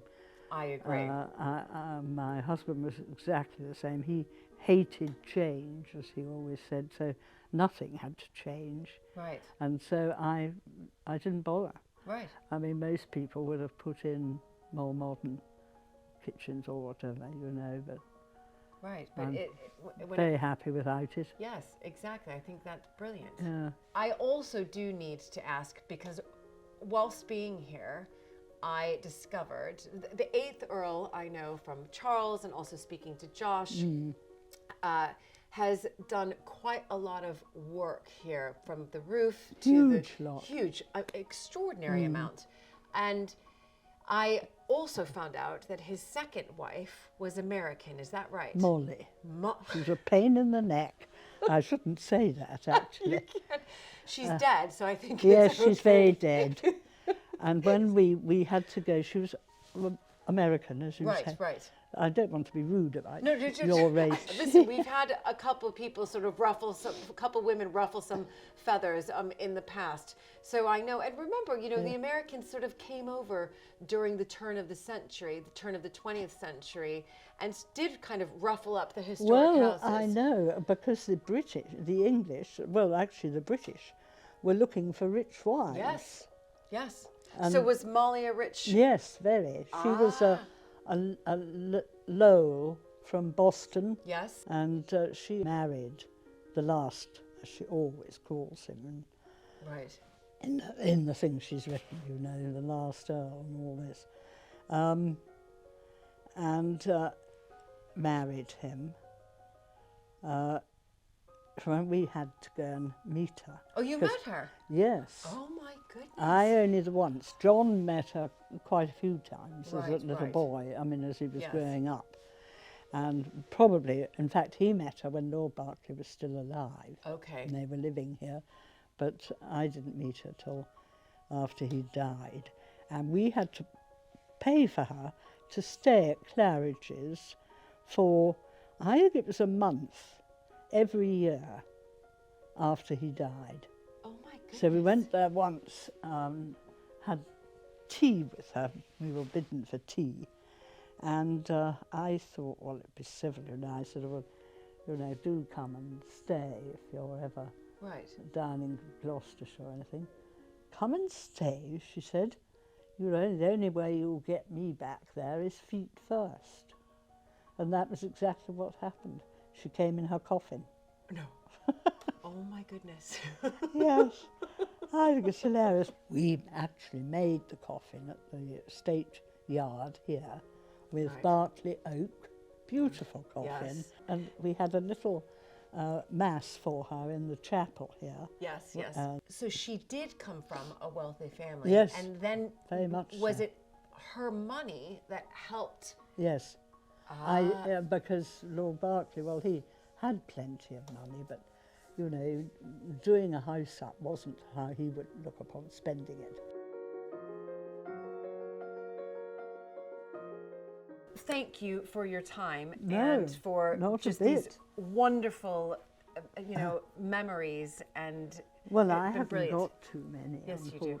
unfortunately. I wasn't here long enough, you know. But, Well, 50-odd years is quite some time. well, it feels to me like a lifetime. Yes. I know you must feel the same. Yes.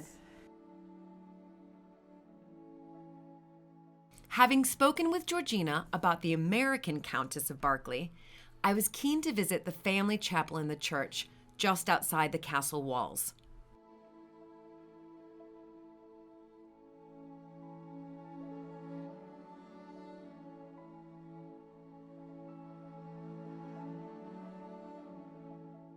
I've been given the key.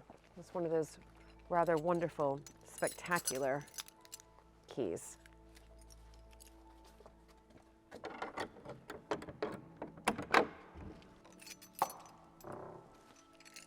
Oh my goodness. Here we go, here we go. Randall Thomas Mowbray, 8th and last Earl of Berkeley, born the 31st day of January 1865, died 15th January 1942, but this is what I'm looking for. And Mary Emlyn, which would be Molly, his countess, born the 31st day of July 1884 and died in 1975. She lived a long time, so that's 91 years. And look at this. They would have planned this beforehand, and it's, you know, quite exquisite, and it's, in one sense, sort of showing off sort of power and wealth. But usually you can find in the vaults something else. Here we go, here we go. Here we go. The last Earl. So interesting that whoever, I don't know if it was the 8th Earl himself or if it was his American wife, Mrs. Berkeley, seems to think it was all to do with Molly, making sure that he was known as the last Earl. But here it is again, the last Earl of Berkeley and Mary Emlyn, his countess. So they would have been buried right here, underneath here. It's unbelievable. Beautiful, absolutely beautiful. All the carvings, I mean, this is really the family vault. And you can see the coats of arms all around, extraordinary carvings up above, and the alabaster here, I mean, beautiful. But this is how they, you know, this is how they did it.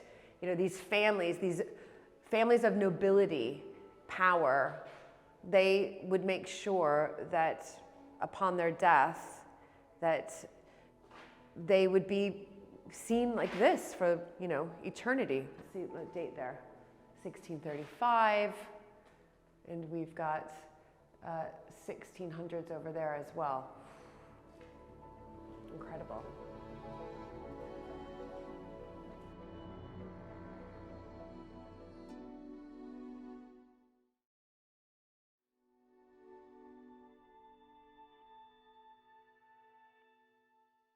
Dominating the landscape in the deer park on the Berkeley estate is the most spectacular folly.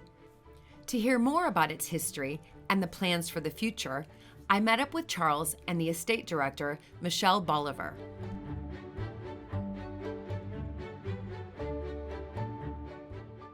And here we are heading up to this fantastic folly in the middle of the deer park. Follies were used for, I mean, why were they built? I mean, I know there are several reasons, but... Yeah, lots of reasons. I mean, this one in particular is more of kind of a hunting lodge, so it's actually quite big for a folly. Lots of them were just eye catchers. They were places to look to on the horizon, so that you had kind of, you could show off kind of where you were going and had a point to kind of go somewhere for an indoor picnic, I suppose, as you were having a nice adventure around the estate. Right. The building was started in 1805. And then it took quite a few years to complete. So some follies are just like one room with a pretty view or whatever, or an eye catcher to kind of ride to or walk to. Whereas this actually has 3 big rooms, which we'll go and have a look at. So yeah, this is quite large compared to a lot. So Charles, I mean, really, compared to the castle, this is kind of like a new build, right? It is, relatively speaking, 900 years, and then you've got 200 years, but still, yeah, it is still an old building. Yeah, it's beautiful, really impressive. And is it still used today? We do use it a few times throughout the year, don't we? Occasional events in the year, one or two, but it's we want to really get it up and running. To be able to use for lets. Yeah. So it's in need of a bit of love and attention. Yeah. Yes. Brilliant.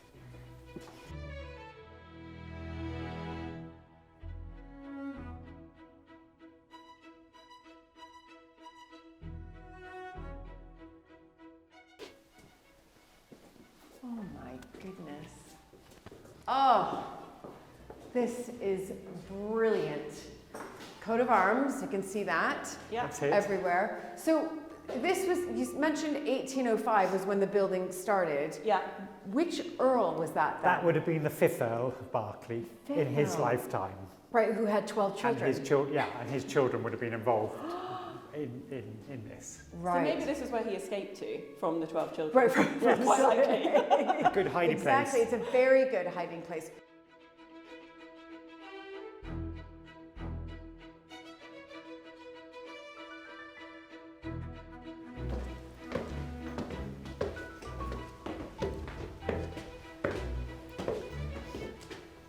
Oh my goodness. Wow. I see what you mean, that this could absolutely be a holiday let. Yeah, it could, couldn't it? Yeah. I mean, so this is where the bedrooms would be. So ideally 2 bedrooms, ensuite in both, and then obviously lovely views. And that's our potential ensuite in there. Oh. Not quite ready yet. Oh, let me have a little look. Listen, I'm big on renovations. I'm doing one at Matberton right now. So I'm doing one at a cottage on the estate. So, and it's, you know, slow, but steady. Yeah. But this would be a brilliant ensuite well, it's quite here. cool. So we're in one of the turrets now. So there's 4 kind of circular little turrets to the folly. So we're trying to make the most use of the space, and it's also quite cool. Yeah. Obviously, because it's a really important building, we need to do everything in a really sensitive way. Yes. To try and make sure we don't ruin the integrity of what we're trying to achieve here. We haven't quite worked out how it's all going to fit in, have we, Charles? But it will. It will. It will. There's some really lovely clawfoot bathtubs, a little bit smaller, but they're lovely. Yeah. Real character to suit the folly. Yeah. Exactly. Definitely. Oh my goodness. And yeah, you don't normally have an arrow slit window in your bathroom. No, so I think I know. But I'm loving all of the arrow slit windows. That is for sure. Brilliant. Okay, so ensuite bathroom here. I'm envisioning it now. Bedroom here. Yeah. Then you walk through here. Another bedroom. Yeah. And then, another staircase. And then another staircase. So go on up. Should we go on up? Yeah. Another staircase. This is brilliant.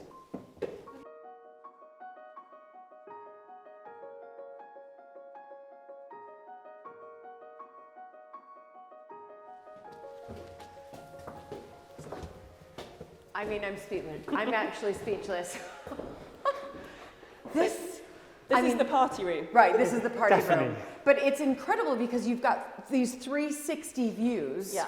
And you've got Deer Park surrounding. I mean, and the light coming in. All right, so Michelle, what are you thinking for this room? So rough plan of attack.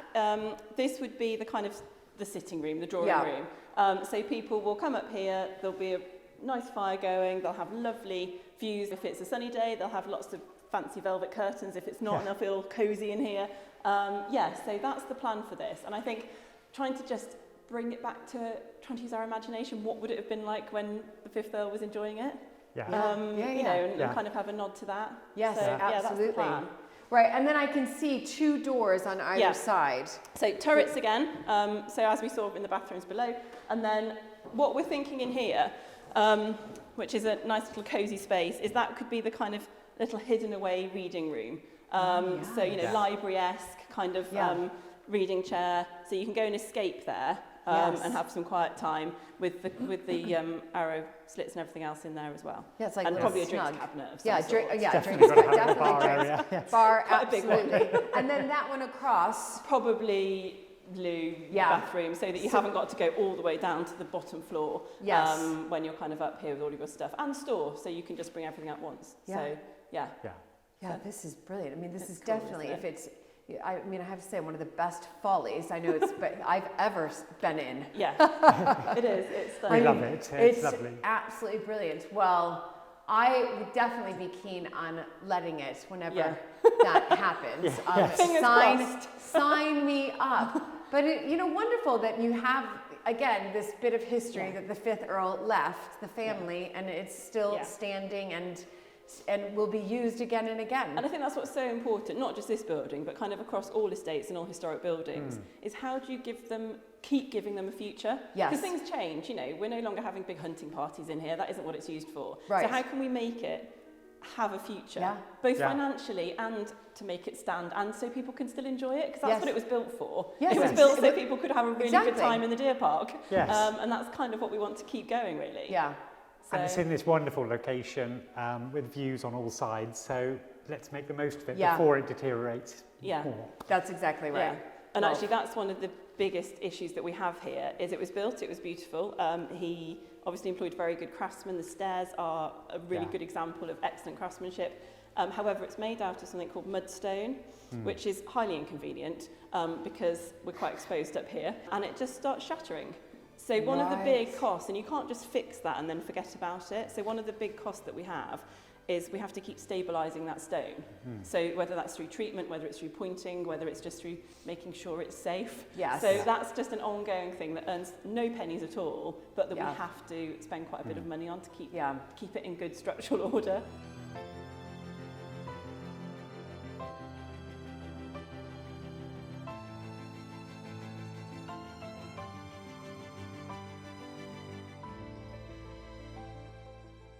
Charles and Daisy Berkeley live out on the estate in a wonderful former hunting lodge with the most amazing views.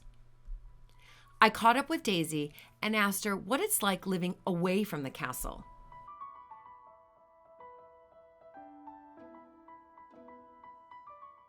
When Charles and I married, Charles's parents were in the castle. Charles's mother is still in the castle, and she's very happy in there. You've been there, it's very warm and cosy. It's a lovely place to live. It's a very safe place to live. So it was never going to be for us for the time being. But we also, we have quite a collection of animals and some quite large dogs, which we love. And with the castle open to the public so much, I think it's open, it's open 5 days a week. And for a lot of the year, and there's lots of weddings as well, for us to be going in and out, because you can't just open the door and let them into the garden. Right. Because we have inner bailies and outer bailies and great big doors and locks and keys and things, because it's, it's a maze. A proper castle. Yes. And also, poor Charles, when he married me, he did get this menagerie, which included horses. And so, yes, living where we are now, we have a barn with internal stables, we have loads of space, and we're just spoilt rotten with places for the horses and the dogs to roam free. This house, though, how long has it been here? What's the history of this house? And when you look at it, it looks like the most insane place to build a house, because you get hit by all the weather all year round. And I mean, it is hilarious when the storms hit and we just sort of batten down the hatches. But it was not built as a sort of family home. It was built actually originally as a hunting lodge. Okay. They believe, people have studied it, they believe some of it was started in the 1300s. There's some very old stonework, and then bits were added, bits fell down, other bits were added. It was built as a hunting lodge for hunting deer. And who knows, maybe Elizabeth I was in this one. Right. Because, she came to hunt deer at Berkeley, and I think she stayed for a little longer than anyone thought she would and killed most of the deer, but she may have set foot in this place as well. It has probably got a hell of a history. And so then when did you move here? The last tenants were farmers, and poor them, the whole thing was sort of falling down around them, and they were very stoical staying here. I think not many people would. There was no electrics. They had occasionally, I think they had a generator if they wanted a bit of light. And there's also no running water. So like roughing it. Proper roughing it. Fantastic. There was a little wood burner.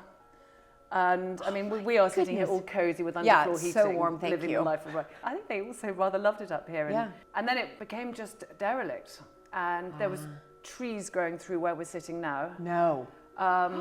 This wall, I think, was about to come down. There were sort of falling down pig pens. I mean, it was a ruin. Right. And it was virtually about to be razed to the ground. And someone made the brave decision, thought, actually, let's make it a holiday let. Okay. Which probably would have been amazing. Yes. But Charles and I saw this happening and we thought, actually, maybe we could just get in there first. Right. And we made the decision and it was the most exciting thing we could have done because to live here is just, I feel like the luckiest people alive with this view. Daisy has a successful equestrian career, a highlight winning the team bronze medal at the Beijing Olympics in 2008. I think the peak of my career was around the years when Charles and I married. And I think since then I've been reducing in numbers. I think, I'm getting older, and so every year, I seem to be one horse less. Right. And I'm now down to 2. Right. And they're 2 lovely horses, and I'm not out there competing all the time like I used to because I think, as you get older, I want to do more things to help Charles with the castle and with projects that are going on there. I can't completely let go because I do all horses are lovely, but competition horses, well-trained horses, I just love riding a lovely horse. And I think when the love is completely gone or I lose my nerve, I think that is the time to completely pull the plug. Right. I think Charles would be quite keen if I pulled the plug soon. You married in 2009, is that right? Yes. And then you had, that, as you said, that was the height of your career because you had the 2008 Beijing Olympics. Yes. And you had a bronze medal in that. Fantastic. So that wrong colour. It's the right color. All medals. At least we've got something. Yeah. Career. And then after that, you married Charles. When you knew about sort of Berkeley Castle, this was going to be where you were, one day going to end up. I mean, for me, it felt a bit daunting. And had a career, but also I'm the American. So I was like, oh, what? But did you feel that same sort of, I guess, emotion inside, or did you kind of feel like, I'm going to separate the two for now? I'm going to carry on with my career. Yes, very much so. I knew that Charles and the castle, they have an incredibly good team working. They have a very good system. Everything runs like a well-oiled machine. And yes, there's always going to be evolution of that, new things happening. And I knew Charles always said that he would love me to get involved doing whatever interested me. And we do have a lot of talks about it, what does interest me. I'm very fond of the garden side of it. Yeah. And Berkeley does have a beautiful garden, and I think it's rather a wonderful garden. So I would like to get more involved with that. And they've also got a new project with a kitchen garden. Right. And there's a new restaurant being built. And I think we want to try and have a really good project with the kitchen garden. Maybe also try and encourage a little bit of I'd love to have a little farmers market going on. Start small, see what the farmers in the area would like to sell. Yes. And see where we go from there. And I am going to ask you sort of the $1 million question. Do you think that there will ever be a time that you will move to the castle? I mean, we're very aware that one of the sort of USPs of Berkeley is the fact that it has been lived in by the same family since the day it was started. Nearly 900 years. Incredible. And we don't want to be the ones to break that chain. I don't ever see us living in it 24/7. Right. Because of the animal factor. Yes. We're never going to be without animals. No, and our daughter Mary, she has ponies. She's convinced she wants to ride. Right. And it's much easier to be out in the middle of nowhere. We'd love to retain a small area where we can stay. And I'll do whatever he sees fit. But I know, both of us do love just being able to take a step back. Yes. And it's almost like leaving the job slightly. And Berkeley, considering how cold and dank it would have been once upon a time, you know, as a proper, you know, fortified castle. I think the last Earl put a lot of money into it to make it an incredibly cosy place that it is. And it's a lovely place to stay and to look out of the windows and see around you, and these wonderful, incredibly thick walls, and it, you know, it's an absolute treat.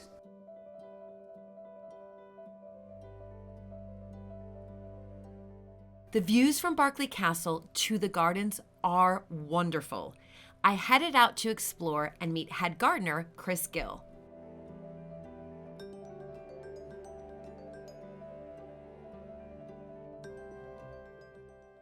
Hello. Hello. I was told I could find you here. Hi. You must be Chris. I'm Chris, yeah. Yeah, I'm Julie. So nice to meet you. And you. So what are you doing here, really quickly, before I ask you a million other questions? So we've got a wedding fair on this weekend. Right. This is one of the main areas they bring people down to because it's part of the wedding breakfast. They bring people down for drinks and things, and it's a lovely setting.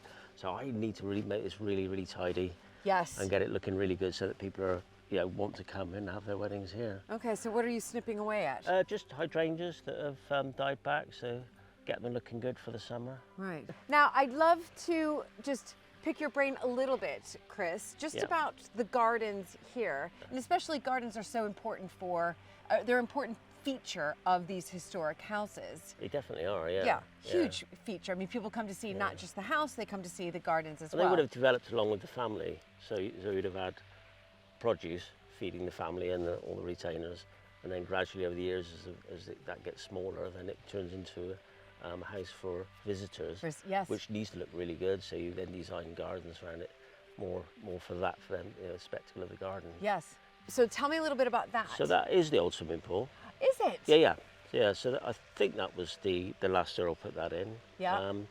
But yeah, this swimming pool is 5 foot deep in the middle, 4.5 foot each end, which is great for a swimming pool, but not so great for a lily pond. Right. So we have it now as a lily pond. Okay. And lily's only like really 3 foot so it makes it a little bit awkward. So does anybody swim in it? Occasionally? No, funnily enough. So it's, no, it's, even it's people evolved. falling into it doesn't happen very often, funnily enough.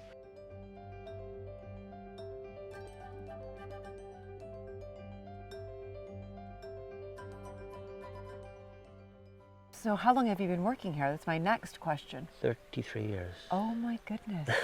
So you've really seen a lot of a lot of changes, yeah. And what would you say in particular has been the biggest change that you've seen or you've done yourself in these gardens? Because they're quite terraced up. Yeah, definitely. Obviously, I'm the only full-time gardener now, so we have to. It's a lot more mechanised than it used to be, which has to be to get work done. It has to look good in the summer. Yes. So I absolutely adore roses. So every space I get, I put more roses in. We've changed quite a lot of the gardens around over the years, just because you need to. Yes. Things need to change. You can't stand still with it. No, you can't. I know that from experience of visiting so many historic houses, things have changed so much over the past 100 years, and in particular after the 2 world wars. But yes, what was it? Prior to that big change, that big shift. Well, it was very labour intensive up to that point. But yeah, before certainly the First World War, there were 33 gardeners would have been working in the grounds. Wow. Mostly doing produce for the family and the staff. So I do have to ask this, since you've been here for 33 years and you've seen all these changes, but do you have a special part in the garden that you just love? To be honest, no. It's a whole. Yes. And things change. Part of the garden will change, and that bit will be my favourite bit for that part of the season, maybe. And then, and there's always going to be parts of the garden that I'll go, I really need to get on with that. I need to sort that out because that's not looking good. So yeah, it does change. Definitely. I think probably the gun terrace, the one on the top there. It's possibly my favourite bit. Where the tulips were? Yeah, because you just get, I change that in the spring and summer, so I always put the summer flowers out there. And that's the first thing people see, so it has to look impactful, it has to look really good. Yeah, it's the first thing I saw, and then I was yeah. like, oh, that's so beautiful, I'm going to come down into the gardens. So it works. Yeah, and that gives me, because it's got these beautiful walls giving a lot of heat, it produces a fantastic environment, and you've got south facing as well. Yes. So you can grow all kinds of tender plants there, which, it's a really good aspect. So that probably is my favourite bit. Yeah. Oh.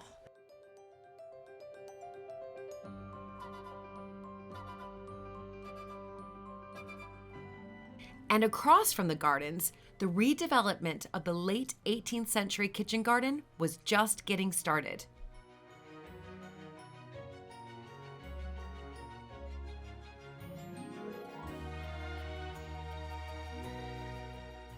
All right, there's a lot of noise going on behind me. Explain to me and to everybody what is happening and where we are. This is our massive step change project. So what we're going to try and do is build a new building, so cafe, visitor centre, toilets, shop, basically, and then that will help our visitor business at the castle, but it will also be a really funky place for Berkeley town to come to and enjoy kind of every day of the year. That's the plan. That is it. But we are in what would have been a big kitchen garden, is that right? Absolutely. So it would have had, there's all glass houses along this back wall. Yes. So, and you can almost see the remnants down there. So that's project number 2. There would have been, and one of the big bits here, we want to recreate it. So this would have provided a lot of the food for the castle at one point. Yes. So we want to try and recreate that as much as we can. So historic planting, reinstating fruit trees. We'll have peaches and apricots espaliered along the sunny walls.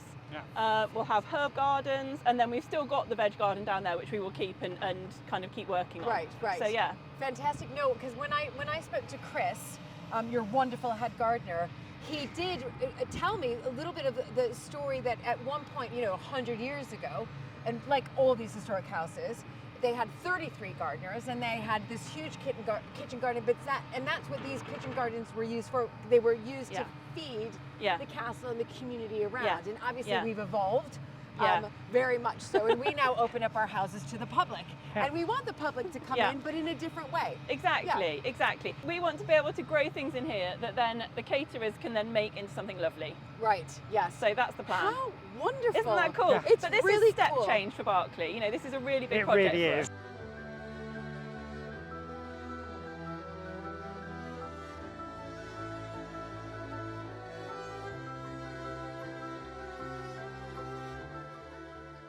Every historic house owner strives to make an impact for the long-term benefit and survival of the buildings and estate. So I asked Charles if this is one of those legacy projects for him at Berkeley Castle.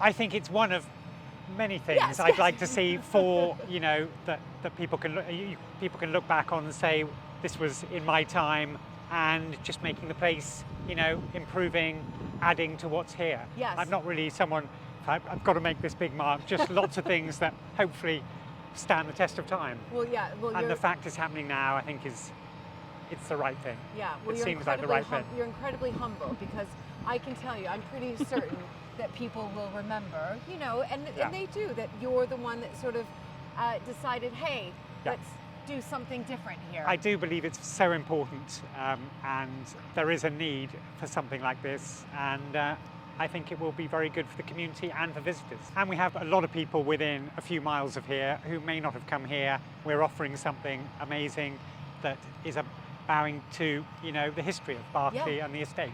So I think that's really important. Yeah, it is really important. From a very operational perspective, we've got a brilliant, really strong team of guides, but in terms of catering, people don't want a job for 6 months. We've got to be really realistic. People want a full-time or a permanent job. Yes. And this way we can hopefully do that, which again gives us kind of a link to the community, because, hopefully they can come and help and work with us on it. It's so very important. It's really brilliant. So let's talk about timeline really quickly, because of course, there's so much work going behind me. Now, where are you as far as the project goes? What stage are you at? And I see you're holding a clipboard as well. So that's just the floor plan of. The whole point of this building is to actually be, this sounds awful from an architect's point of view, is to be really boring. We don't want it to be the focus. The walled garden is the focus. This sits quietly in a corner.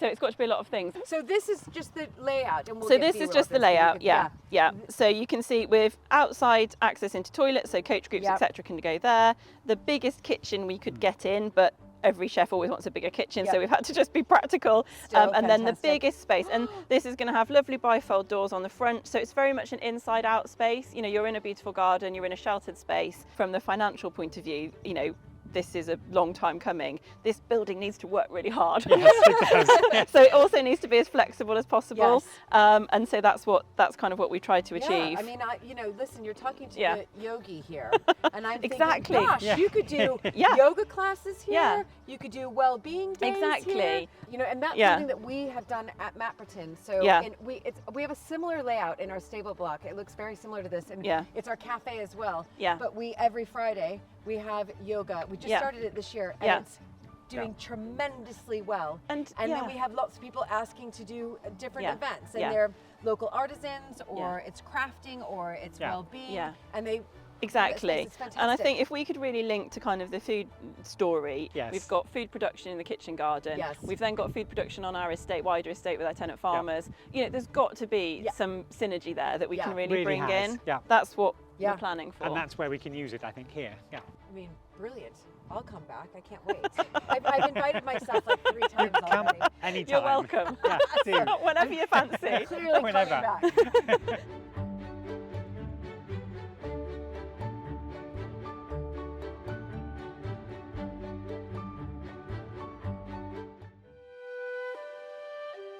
Owlpen Manor is an idyllic manor house hidden in the most tranquil of valleys in the Cotswolds.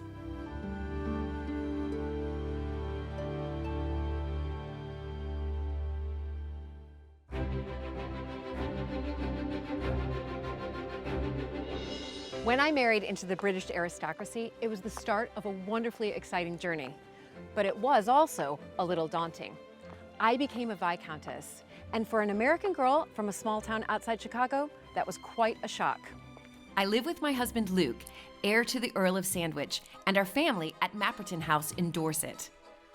Living in a place like this is a joy, but also a challenge. And every day we're aware that we're preserving a very special part of Britain's heritage.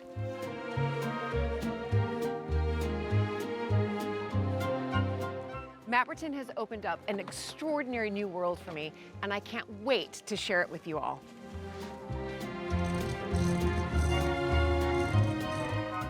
So if you love castles and manors and stately homes as much as I do, please join this American Viscountess as I journey into the British countryside in search of some of Britain's finest historic houses.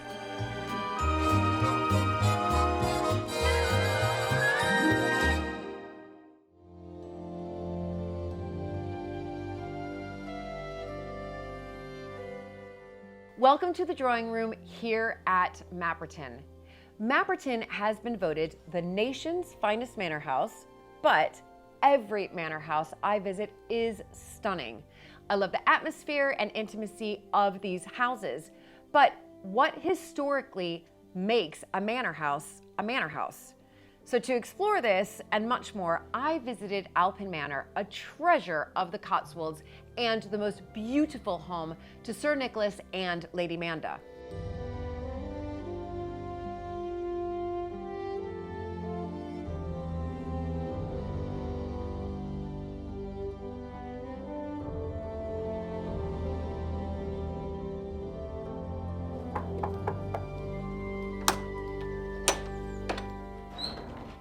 Hello. How are you?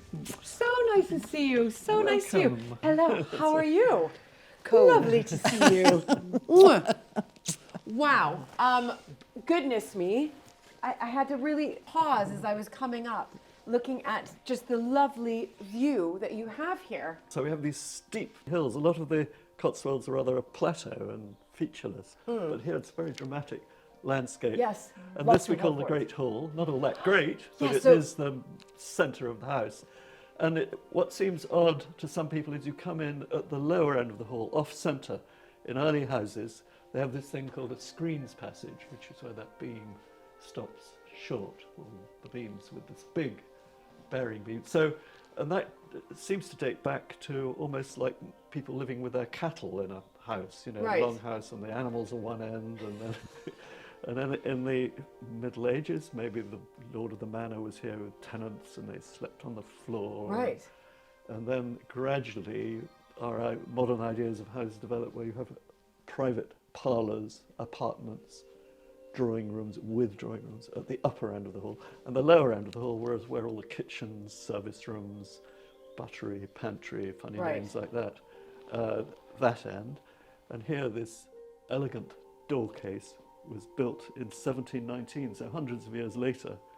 You've got an idea, it says in the accounts, to 2 Italian pillars. Oh my goodness. So you get the Renaissance coming to the Cotswolds about 250 years after it had finished in Italy or something. If we were to date the Great Hall here, what would we put this at? Well, it's interesting that the walls are probably from what you can call the medieval house, and then the ceiling was put in exactly 1521, because you can date the beams by drilling into them, and then you take the profiles of the tree rings and match them up with others in the laboratory under a microscope.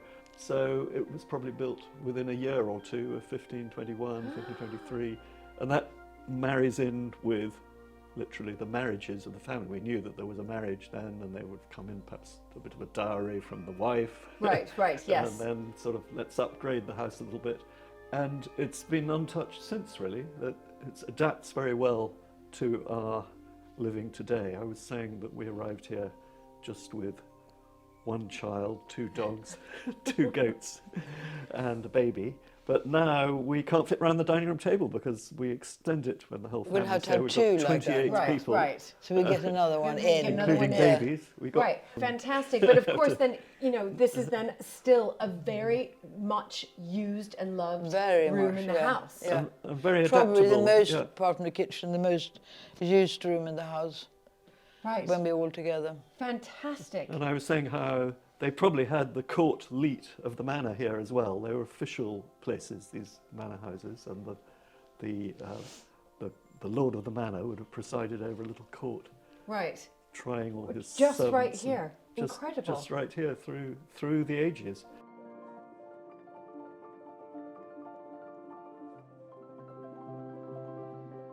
Owlpen is the most astonishing survival of the medieval manor house. In the 1920s, it was sold for the first time in 800 years to visionary architect and follower of the arts and crafts movement, Norman Jewson.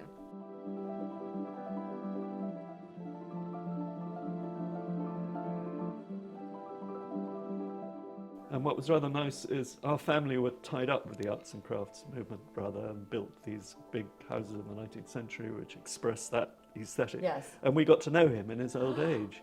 So when he died, aged 92, he left various things that he wanted the house to have, like his settle that had belonged to Ernest Jimson, his master, and various sconces around the fireplace. And the plasterwork is very typical. Can you see Yes, the of course, reveals yes. of the windows? Yes. They did these little just sort of touch of its own time. Each room at Owlpen has its very own special atmosphere, which echoes the historic changes made by each generation.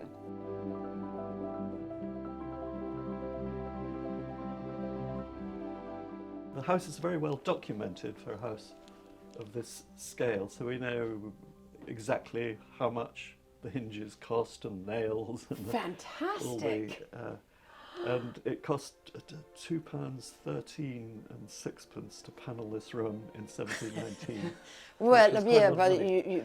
you think what that is today? Yes, It's a lot of money. Yes, it is a lot of money back then, but it's beautifully panelled. This is the original painting above in the little shell house. And when we came here, everything in the house was painted white, gloss white and lime wash. And we gradually painted this, taking colours from scraping under the panelling, and you find little traces of the old paint, and this in the shell head.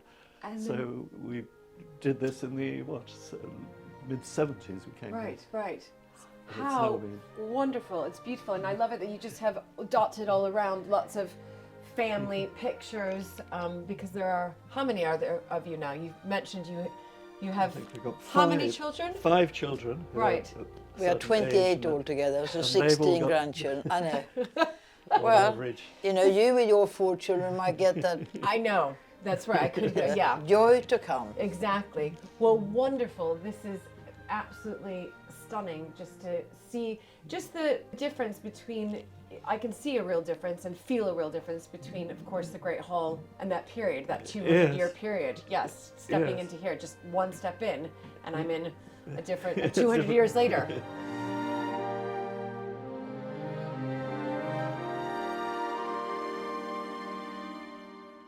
And just as is the case here at Mapperton, over time, the rooms take on new life.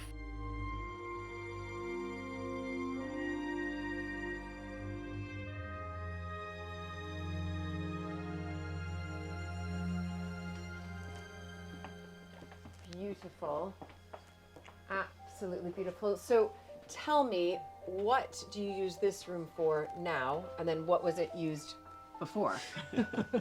Well, I mean, family dances in here. Roll back the carpet. Yeah, literally. 28 of you. Yes. New Year's Eve, everybody starts dancing. Oh my. Little ones too. You know, Little ones, yes. Oh yeah, definitely. Yes, all your grandchildren. Yeah. How wonderful. So this is your dance room, let's say, but what was this? We call it the oak parlour, Right. for obvious reasons. This is oak. It's got the date stone outside, 1616, so we know it was remodelled, probably where the medieval early parlour, solar, as they call it then, would have been. And it's got the bay window, and you can see all the mullions are at drunken angles. Yes. And we had a friend staying in the room above, is essentially the spare room, and he couldn't draw the curtains one evening, and when the handyman came up the following morning, we found that it's only being held into the rest of the house by cobwebs and friction and literally, hope. And it's been marching away at the rate your fingernails grow from the rest of the house. And you can see, for instance, my great-aunt's bell pull thing. There are no servants to summon now. By the time, with a 5-foot drop, it's 3 inches away from the wall, just at the bottom there. So all walls in the house are at angles.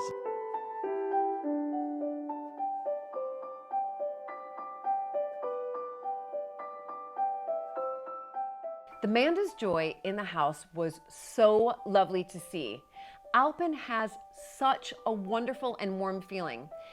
It is, of course, a home with family at the heart, and the Mandas were the first family since the 18th century to raise their children at Owlpen. On a slightly overcast spring morning, but determined to embrace the British weather, we sat in the stunning garden where I met Hugo Manda, who is guiding the manor into the future.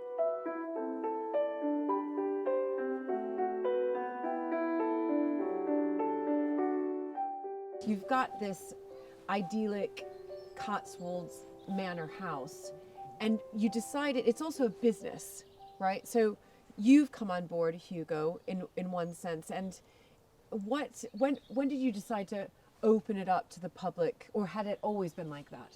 Well, our predecessors got grants to do roofs and things, and the condition, strings attached, were to open the house in a very modest way on Fridays in June and July. And they said, kind of, we'd like you to try carrying it on. And then we started having lots of children, and it became impossible, and we closed the house, really. And at that time, the microeconomy of the farm, the estate, was much more viable than today. Today, it's just a question of almost keeping it there. Yes, yes. But it doesn't really contribute in any way. So we evolved towards it, I suppose. We started opening the house bit by bit, and since then, it's evolved more towards events, weddings. We have non-commercial things like concerts. I think my father's being very modest. I mean, one of the important things is that my mother is an extremely good cook, and we had all this holiday accommodation, and you need more than just houses, and so they opened a restaurant in the barn. and my mother was the cook for 20 years there. And so we used to have the house open to the public, and we did cream teas and lunches, and then everyone from the holiday cottage would come and have dinner.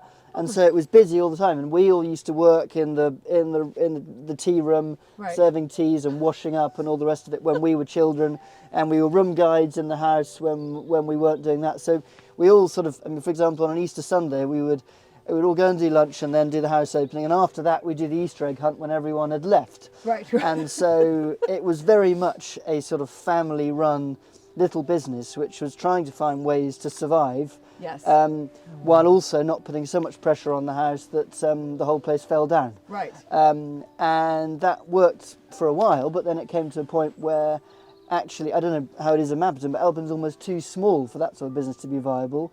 So we sort of pivoted into private events, many of which are weddings, because this place, as my father was saying, it lends itself to private parties, and the farm is basically unviable now, but it means that you've got this great sort of shelter belt. People can come here and be private and have a lovely weekend here and have a great time in the barns and the gardens, and that works really well, and use all the accommodation.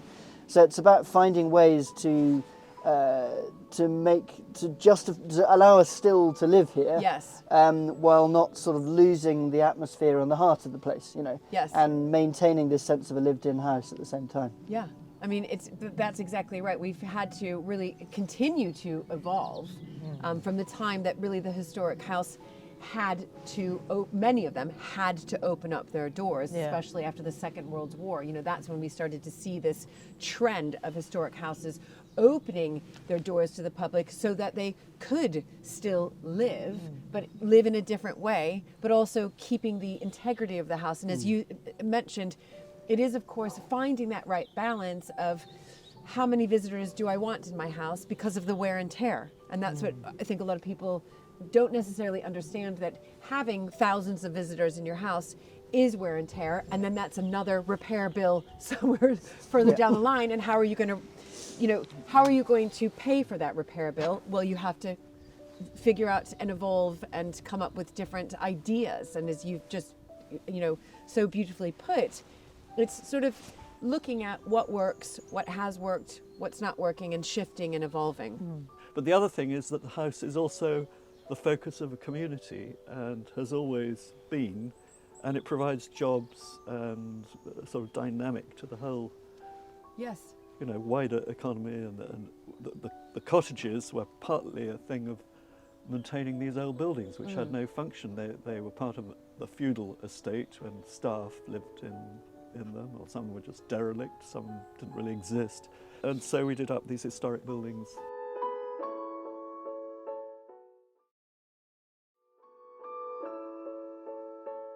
Nowhere else better describes how a manor house was at the center of a community in centuries gone by. And today, the historic elements of manor life at Owlpen have provided all important business opportunities.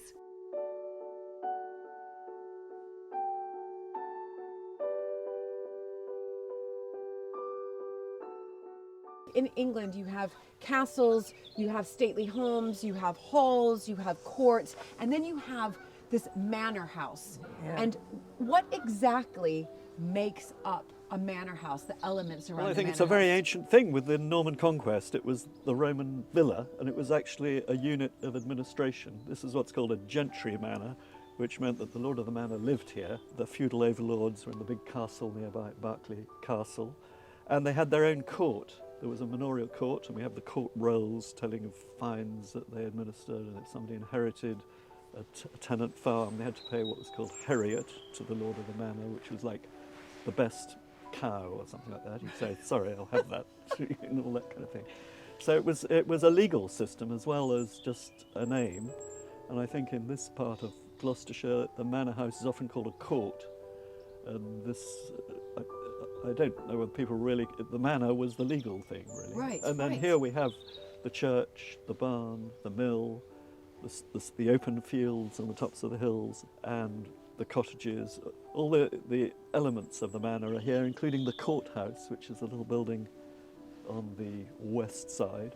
I think the thing that makes Owlpen also interesting in that context is that if you stand on the lawn looking at the house, you can see the courthouse, the mill house, the farm, everything that makes the manor is still here, the church, and also in business terms the barn. And of course, barns, whereas before they were just places where you would use it for threshing or storage, now they're crucially important to these sorts of places because they are events venues, and you can repurpose them as something completely different. And now they're great for, if you think of the wassails people used to have in barns, now it's weddings and discos and conferences and all that sort of thing, so they serve a modern purpose. So the traditional medieval manor has sort of morphed into something completely different, but it still looks very similar to how it would have been 500 years ago, which is quite fun. I mean, that is perfectly put. And I think also it's expressed in the architecture. So this isn't, although it's described as a tiny manor house, a farmhouse wouldn't have been allowed to have, say, a bay window or an oriel window. That was definitely expression of status. Yes. And your coat of arms on the front of the house. You see, the farmers didn't have coats of arms. It was expressed itself as, it's not a huge house by country house standards, but it was definitely the house for miles around. Yeah, and it has the markings on it to say, I am, a powerful house. Relatively. Exactly.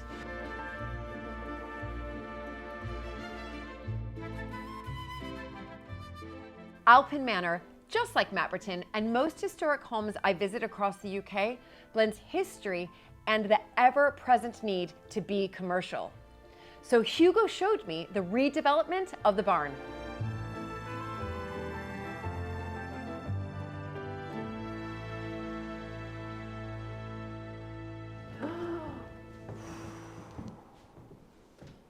So this is the cider barn. Oh my goodness. Which is a sort of misnomer. I mean, but in medieval terms, this was essentially the warehouse of the estate. Right. So it was the threshing room. There would be an open wagon porch there. You'd have a through draft, and they'd bring all their produce in there, especially the wheat, and they would thresh it and produce their grain. So that was the first purpose of it. And we know from the dendrochronology dating that these cruck trusses were put up in 1446. Oh my goodness!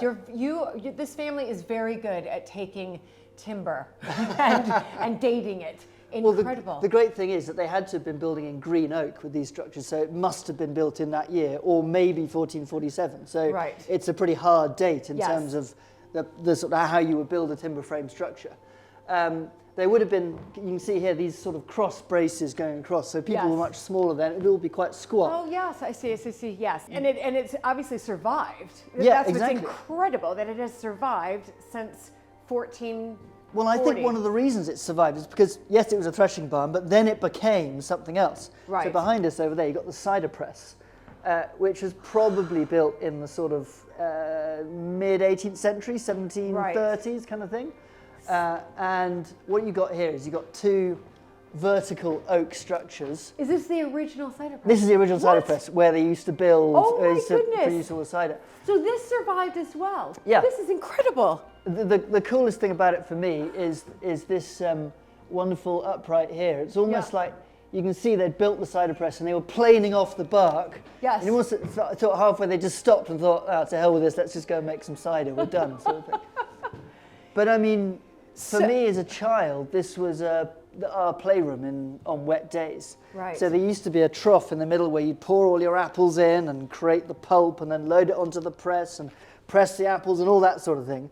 But we would ride our bikes in here and we would have our slide in here and our climbing frame and we'd just mess about when we couldn't go into the fields and climb trees. Right. So we had no idea what this thing even was. It was just a sort of an annoying piece of wood in the corner that got in the way of our games. And then slowly you come to ask the question, what actually is that thing? What's it doing here? And it becomes, more interesting. Yes. So that's why we call the place the cider barn, because you've got this huge galumphing pre-industrial machine sort of squatting in the corner. Yeah, it's unbelievable. That is, it's fascinating just to see this. And I think especially as me as an American, when I sort of visualize a lot of the buildings here in England, I like to see the original timber roofs and ceilings. I love them. It's wonderful. Yeah, and here especially when they remain unchanged. Nothing has really been done to it. You've still got the dovecot up there. You've still got the wagon porch, which is now the office. You've got the old apple loft, which is a bridal suite. You know, everything is just exists in its present form. Right. But the floor level's been raised a bit, and there's a wooden floor, and that's kind of it, really. Everything is right. So you've mentioned bridal suite. So obviously this has now evolved into a wedding space. Oh yeah, for weddings, this is the dance floor and the bar. This is the party room now. Yeah. So, but you've taken over a little bit of the running of Owlpen, is that right? That's right, yeah. So how did that start, and when did that start, and kind of what's your vision? So that was about 2016. Okay, not that long ago. And we were getting a sense that historic house tours and cream teas and everything weren't really enough for us. So we felt that weddings were, and private events as well, were one of the ways that we could carry on. Now, the great thing about Owlpen is that it's a valley in its own right, so it's very private. Yeah. So you've got a party space in the middle, you've got accommodation everywhere, people can hire it for the weekend and they can call it theirs and have a good time in the Cotswolds. And also, we throw lots of parties of our own, we love throwing parties, so it sort of made sense. You kind of do what you know, don't you? So true. So we do parties. So when was this converted, this space, into this dance floor that we see today? Well, this was actually done in the 90s for my parents. It was their restaurant. And it was a licensed restaurant for 20 years. And then when we started doing weddings, it was too small for the footfall. So we had marquees next to it, and that was obviously not sustainable. So we decided to scale up, as it were. We decided we needed another space for dining so that you could have two areas. Yes. One where you could have a dance and a drink, the other place where you could sit down and eat. So that's the barn next door, which we built in 2020. Yeah. Oh my goodness. So this is the pole barn. Wow. So this is an extension, Hugo, is that right? That's right, yeah. So traditionally the door would have been about this level. There would have been a bank going up there, and you would chuck in all your apples and grain through the much higher level door. Right. We put the level down and then created this enormous space by moving a lot of earth to flatten it out. Right. And then we could build this structure on it. Honestly, it's really sympathetically done. You know, it fits when you come from the cider press room into here. Well, it was my father's idea. He said, if you're going to build a barn, we need an architect so that they understand old buildings and they can get a sense of how you chime with the old and the new. You've got a sense of continuity and change. And he also said we need to use our own materials, so it's as low impact, sustainable as possible. Right. And we had larch up in one of our woods. This is all larch that all comes from our woods. How many weddings are you doing a year then? So we're doing between sort of 60 and 75. Wow. That's a lot. It's a that's lot. More than one a week. But the thing is, when you're employing lots of people, you need to keep them busy. That's the important thing. That's exactly right. So 2 a week, basically. 2 a week. And that way we can do it in such a way that we can still live here, we can still enjoy the estate for ourselves. It's not turning into some sort of factory. Right. And people can also still enjoy a bit of peace. They can arrive the day before. They can decorate, welcome their friends to the cottages, they can spend a whole day here on their wedding day and the next day afterwards. Right. And we felt that was an article of faith because that's how I got married and all of my brothers and sisters got married in that way.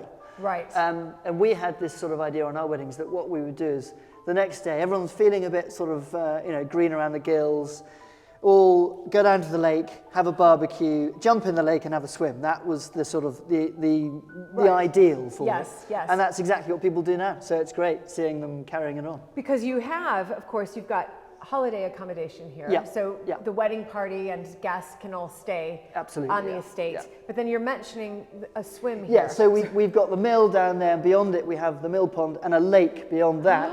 So the idea, it's all spring-fed lake, so it's very clean water, and people can all gather around, do whatever they want, and then jump in when they want to freshen up. But it's such a pretty place to be married and also, of course, to live. I mean, this is the Cotswolds, just so idyllic, picturesque Britishness Strangely, this part of the Cotswolds it's the folded valleys on the escarpment, so it's the lesser known part of the Cotswolds. Sort of undiscovered Cotswolds. Exactly. Wonderful. Well, I think it's absolutely brilliant what you've done, and you know, if I didn't have Mapperton, I'd recommend one of my children to be married here when the time comes. Exactly. Not for quite some time, I hope.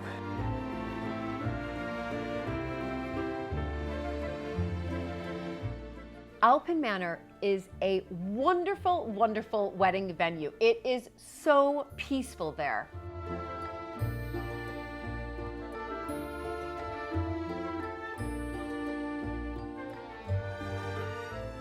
Thank you so much for joining me once again for this historic house visit. What a treat it has been. Before the end of my time at Owlpen, I took a peek inside the beautiful church just behind the house and a focus of family life.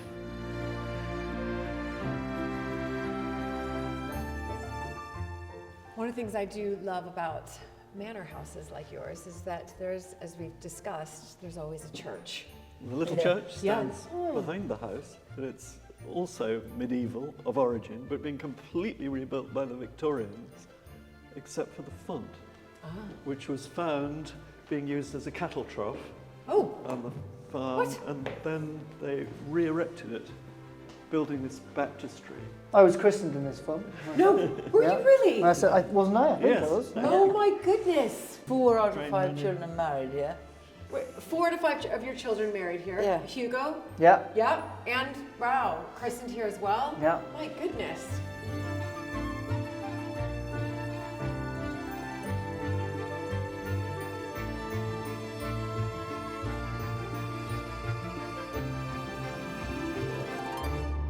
So this part of the church, then it looks, I mean, it's very colorful. And it says in the inscription, beautified with mosaics to the glory of God or something. In the 1887, isn't it? So they built quite a plain chancel before, and we got all this Italianate neo-Byzantine work, which is a kind of arts and crafts principle done by a man called Powell of Whitefriars. And it's full of colour. Yes, full of colour, Very richly textured church with wonderful stained glass everywhere. It's quite good quality of its period. Sunbursts on the roof. Sunbursts on the roof. So it's special. It's not what you expect, is it? A little country churchyard. It's described as the richest Edwardian Victorian interior in a Cotswold village.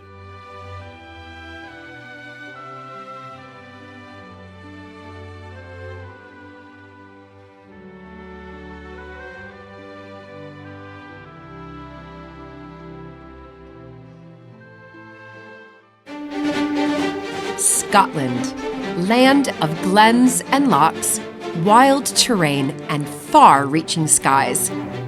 It is spectacular. I'm heading northeast to the heart of the Spey Valley, to the historic home of one of Scotland's oldest families, Gordon Castle.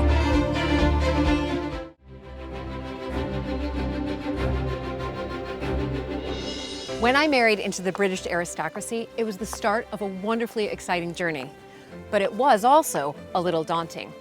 I became a Viscountess, and for an American girl from a small town outside Chicago, that was quite a shock. I live with my husband Luke, heir to the Earl of Sandwich, and our family at Mapperton House in Dorset. Living in a place like this is a joy, but also a challenge. And every day we're aware that we're preserving a very special part of Britain's heritage.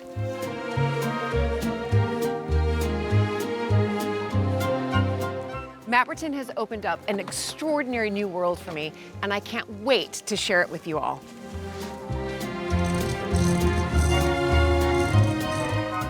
So if you love castles and manors and stately homes as much as I do, please join this American Viscountess as I journey into the British countryside in search of some of Britain's finest historic houses.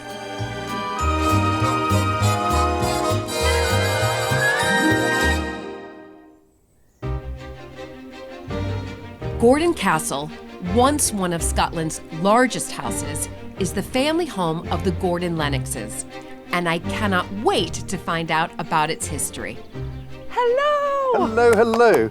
How lovely to see you again. It's so nice to see you. It's just brilliant. Oh, right, and look at, I keep saying I bring the sun, or maybe you brought the sun for me. You're very lucky. It's not always like this. Oh, I don't know. Although Angus persuaded me to come and live here by saying it was the sunniest place in Scotland, which is probably true. It's a relative term, though.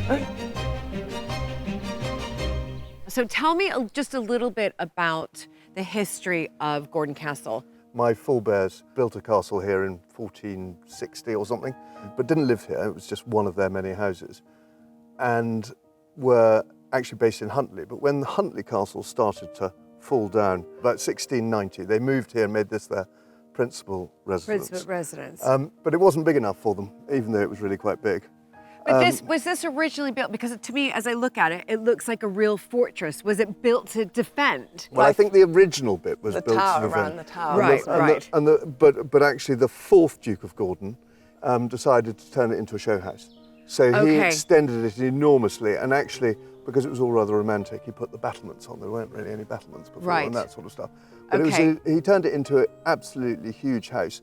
And you can only see about a fifth of it now, because my grandfather knocked it all down. So at its heyday, which was from the 1770s until about the 1940s, it was 569 feet long. So it was a huge place. And we're a bit relieved that it's not that big anymore.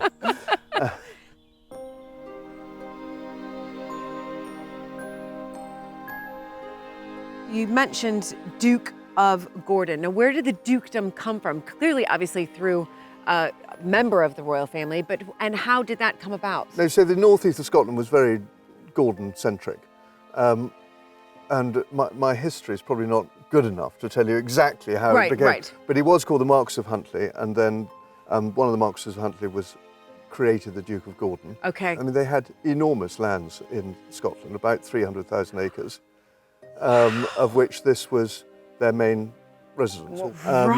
But the fifth Duke, so the son, who'd had a very good Peninsular War and all sorts of things, he died without issue that he was prepared to talk about. Okay.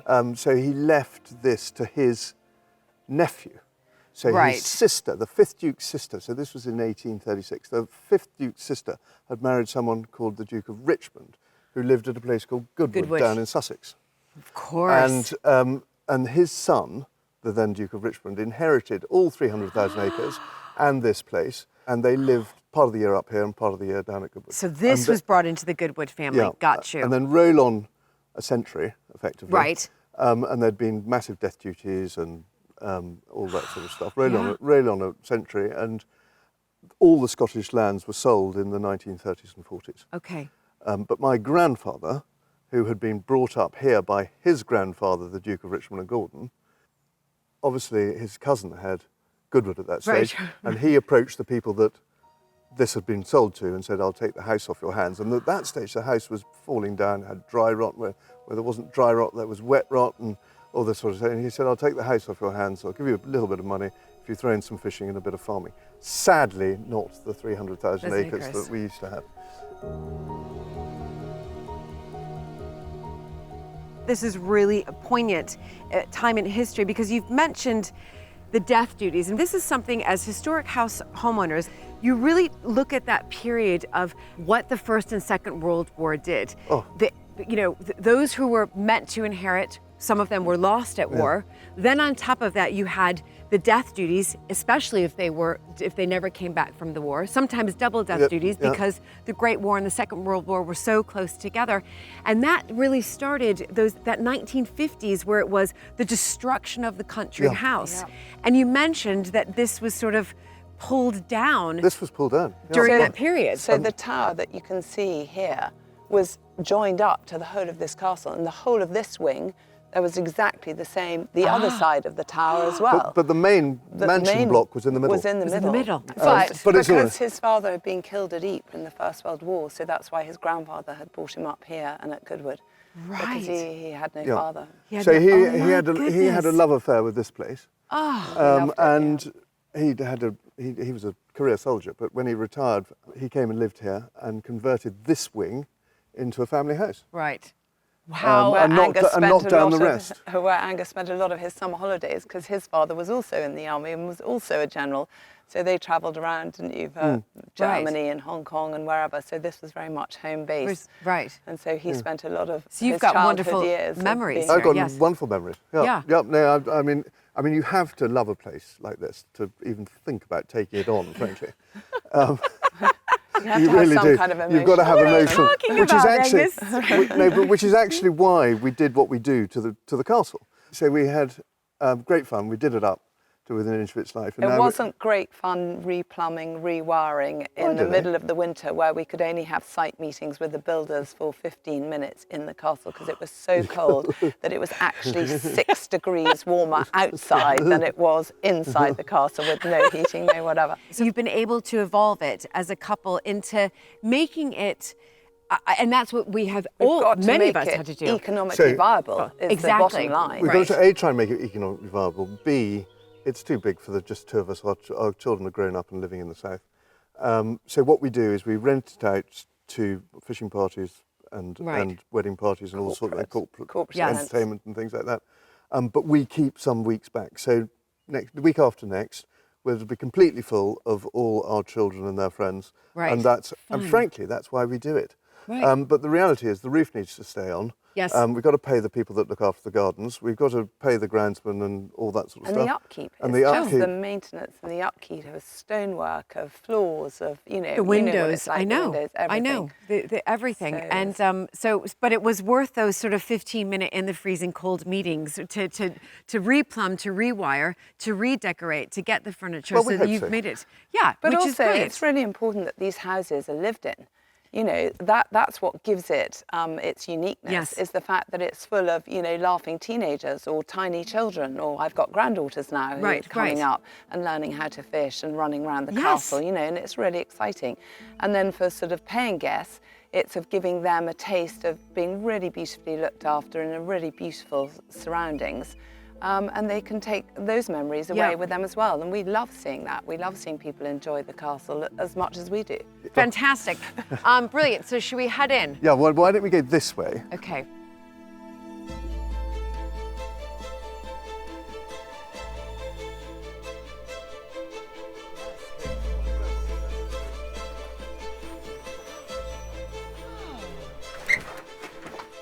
Come on in. Wow. Wonderful. Wonderful. All my old relics.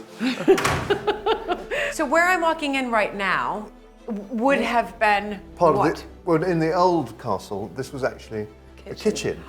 And where they would have been eating is about 100 yards away. So can you imagine how cold the food would have been? Yeah, But this, my grandfather remembers riding a bicycle on the thing above here, from one end to the other. So it was extraordinary. Oh, you've converted that into actually, my grandparents converted it into a hall. Into the hall. Yeah. And they put this staircase back in because the staircases had all collapsed. This is rather a grand room, and the reason it's a grand room is that, with these pillars, etc., is that this was the Dowager Duchess's apartment here. I mean, it looks properly done up. This is the two of you, is that right? Yeah. Wow. And then dotted around. So that is the 5th Duke of Gordon. So that's the 5th, and he didn't have any heirs, is that right? He had no heirs. He was a general, and he helped raise the Gordon Highlanders together with his dad, and his mother, actually, who's called Jean, Duchess of Gordon. And then the next one is my great-great-grandfather, who's the 7th Duke of Richmond and Gordon by that stage. Okay. And this place was absolutely in its heyday when he was alive. And then this is my grandfather. Right. Who also had a good war. General Sir Geordie Gordon. General Sir Geordie. So he's the one that's he's really the one that brought it back. Yes. Changed it. Yes. Lived here. And he wasn't a wealthy man because he was just a career soldier. So when he knocked down all of that part of the castle, he actually sold the stone. No, he sold the lead off the roof. And the lead off the roof, which then put the roof back on this part of the castle. Yeah. Clever. And built the staircases back. Staircases. But it's quite fun. He has always had a very beady stare. And sometimes when you're out there in the garden, you can see through all the way through. And he's always watching me. Just making sure you're doing it, he saved it, and now you've got to continue. Exactly. And so the 5th Duke is there, and you mentioned his father, and that's the one that you mentioned earlier as well, that he's the one that sort of built the Gordon Castle into the show castle. Exactly. It's really important in those days to have 365 windows. So Well, it was why keeping not? up with the Joneses, wasn't it? It was everyone in the south was extending their houses massively, and I think we're very grateful because it means that the windows are huge. They're not from the tiny keep and castle from a typical Scottish built to defend with tiny slit windows for your arrows. That part was around the tower, but when he extended, we got this wonderful light, these huge big windows, lovely big ceilings. Flat walls. Fantastic.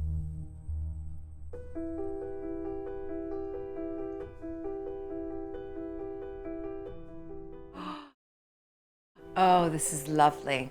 Absolutely lovely. So and a lot of Scottish houses had these entertaining rooms upstairs, but it is also why we do have a bit of an odd layout in the castle, because it was the kitchen downstairs. So to try and get it up to how people live today, means that we've got some bedrooms downstairs, some bedrooms upstairs. Right. So commercially speaking, if I were to come here as a guest, I can hire out, rent out. We don't rent out rooms, so this is not a hotel. Right, you take the whole house. That's what I mean. So we want people to feel that they are genuinely living here. At home. At home for their week. So it's fully staffed and fully catered. It's quite high end. So again, during the stay, we try to cater for everybody. So if you want to be beautifully looked after with a butler, with a chef, with people making your beds, then you can stay in the castle. If you want to do self-catering, you can take one of our wonderful cottages dotted around the estate. One of those cottages, which we did up last year, is called Kennel's Lodge, and that's where the original Gordon setters were bred. Tell me about this. So that really does come from your family Well, name. it does. But they are mad dogs. So the Duke said when he bred them, he said he wouldn't take them shooting until they were at least 3 or 4 years old because they were a bit scatty and they weren't trustworthy on the moor. We're so they being need asked, a lot of exercise. We're forever being asked as why we haven't got a Gordon setter. I was just about to ask you that. We will one day. I'm absolutely planning it now. We're just about to hire a new gamekeeper. Right. And he is going to be the lucky recipient of a Gordon setter puppy. Fantastic. Now, the walled garden. As I'm in here, where is that in relation to straight on? So it's about a quarter of a mile that way. Okay. Oh, wow. So it's a nice, good Yeah. jaunt. But so what we can see now is the garden that Angus's grandmother laid out to be in the front of this house. Okay. Originally, everything was focused on the tower because that was the centre of the castle. Right. So there was an incredible path called the Broad Walk, which led you up to the walled garden. And the reason the walled garden was so big was because obviously back in the day, it was like feeding a village. So you might have invited, your 12 friends to come and stay, but they didn't just come 12 friends like we do now. They brought their butler, their maid, their housemaid, the stable boy, someone to look after the coaches.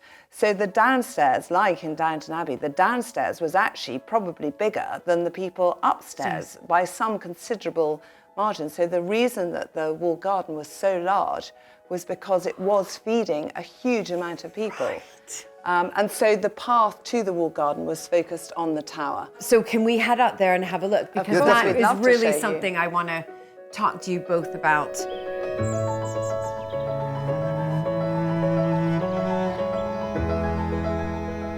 The historic walled garden at Gordon Castle is one of the oldest and largest kitchen gardens in Britain.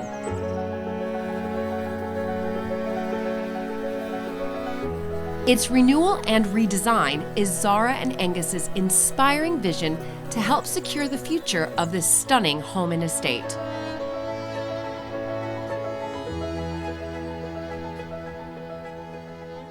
Okay, I'm actually speechless right now. This is like everything I could have ever dreamed of for a walled garden. Plus, you are Garden of the Year 2021 Historic Houses, is that right? That the is year correct. after Mapperton. Yes. Yeah. The year after you. Exactly. You showed us the way. Yeah, it was very special. Oh, but I can see why. Now, talk to me about this, because this really is a labor of love and your big project here at Gordon Castle, is that right? Well, it's one of many projects, but it's certainly the biggest. And I think that, we just decided it was just a field mown for grass. And we decided that it should be the backstory to all our products. And in order to make it the backstory, we thought we'd better make it look pretty amazing. And to be honest, my rather amazing wife has been the one that's mostly done it. And you're completely right, a labour of love, mostly her labour. I think we both felt, even when it was a grass field, that it was a magical space. Yes. And Angus's dream was, right, let's create products that we can have shelf life, that can have added value, that we can get to centres of population, whether that be Edinburgh, London, New York, you know, globally. I mean, hopefully start nationally, but then go globally, to create some kind of income that would then support the garden. So having this... And the rest of the estate. Yeah, the estate, exactly. So having these products, he was very keen on the gin. I'm a non-drinker, so that was very much his baby. So he wanted to grow botanicals in the garden to flavour our gin. And I wanted to do a bath and body range of products because I thought we could grow herbs and essential oils and have wonderful fragrances to naturally fragrance our bath and body products. So that's how it started. And then it kind of morphed into a bit of a monster in that we thought, oh gosh, well, if we're doing this, we shouldn't just grow it as a market garden, which Angus's grandmother had done and grown raspberries in here. We should actually make it beautiful. So then we asked, I mean, as you can see on a day like today, it is a magical space. So the thought about making it beautiful was that it might attract, if we got a big name, we might attract more people to come and visit it and pay the entrance fee and things like that. Well, I interviewed 4 quite famous garden designers, and one of them thought we were mad, and that was the one that was probably right. And one of them she said it would never work. It would be way too expensive, ridiculous to even think about it. One of them wanted to put buildings everywhere, and I said, look, we've got a limited budget. We can't put buildings everywhere. Yeah. One of them wanted to turn it back into the original Victorian Edwardian garden. Right. And the 4th one was Arnie Maynard. So I realised suddenly that actually not only was he a rather inspirational designer, but he was a really keen kitchen gardener. But also we decided that, I mean, can you imagine, you're faced with 8 acres, a completely blank canvas, and I'm not a trained horticulturalist, so I would have probably done, you know, a little bit here and then a little bit there, and by, you know, 10 years later it would have looked a complete mess.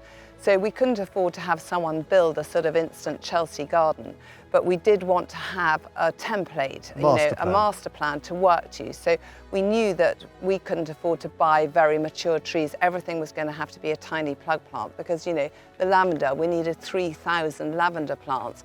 So we had to buy them as tiny plug plants because that was all we could afford. Right. So we knew it was going to take between 5 and 10 years for the garden to be built, just doing the hard landscaping. I mean, which we still haven't finished. We've laid 48,000 bricks just to do the edges of the paths. I'm sorry, can you repeat that number? So 48,000 bricks just to do the edges. So there's 2.5 kilometres of path within this garden. So 2.5 kilometres of path. But do you feel a great sense of walking through here now, this great sense of satisfaction? I know it's really hard work, and from what I've been sort of told as I've been walking around is you are sort of on your hands and knees in the dirt. I do count myself as a gardener. Yes. You know, I am part of the gardening team. Yes. And if I'm not here, you know, 40 hours a week less weeding is massive. So yeah, I do count myself as a gardener. And what's interesting is when you're working in the garden every day, all you see is the stuff you haven't quite finished or you need to change or you haven't done all the weeding or the mess or the whatever. Whereas when people like you come and we have to dig out some old photographs of what it was like as a grass field, that's probably the only times that I really think, wow, it does look like a garden. So for years and years, you know, one tiny square looked a bit like a garden, but the whole rest of it was a mound of earth, diggers, you know, it looked like a building site.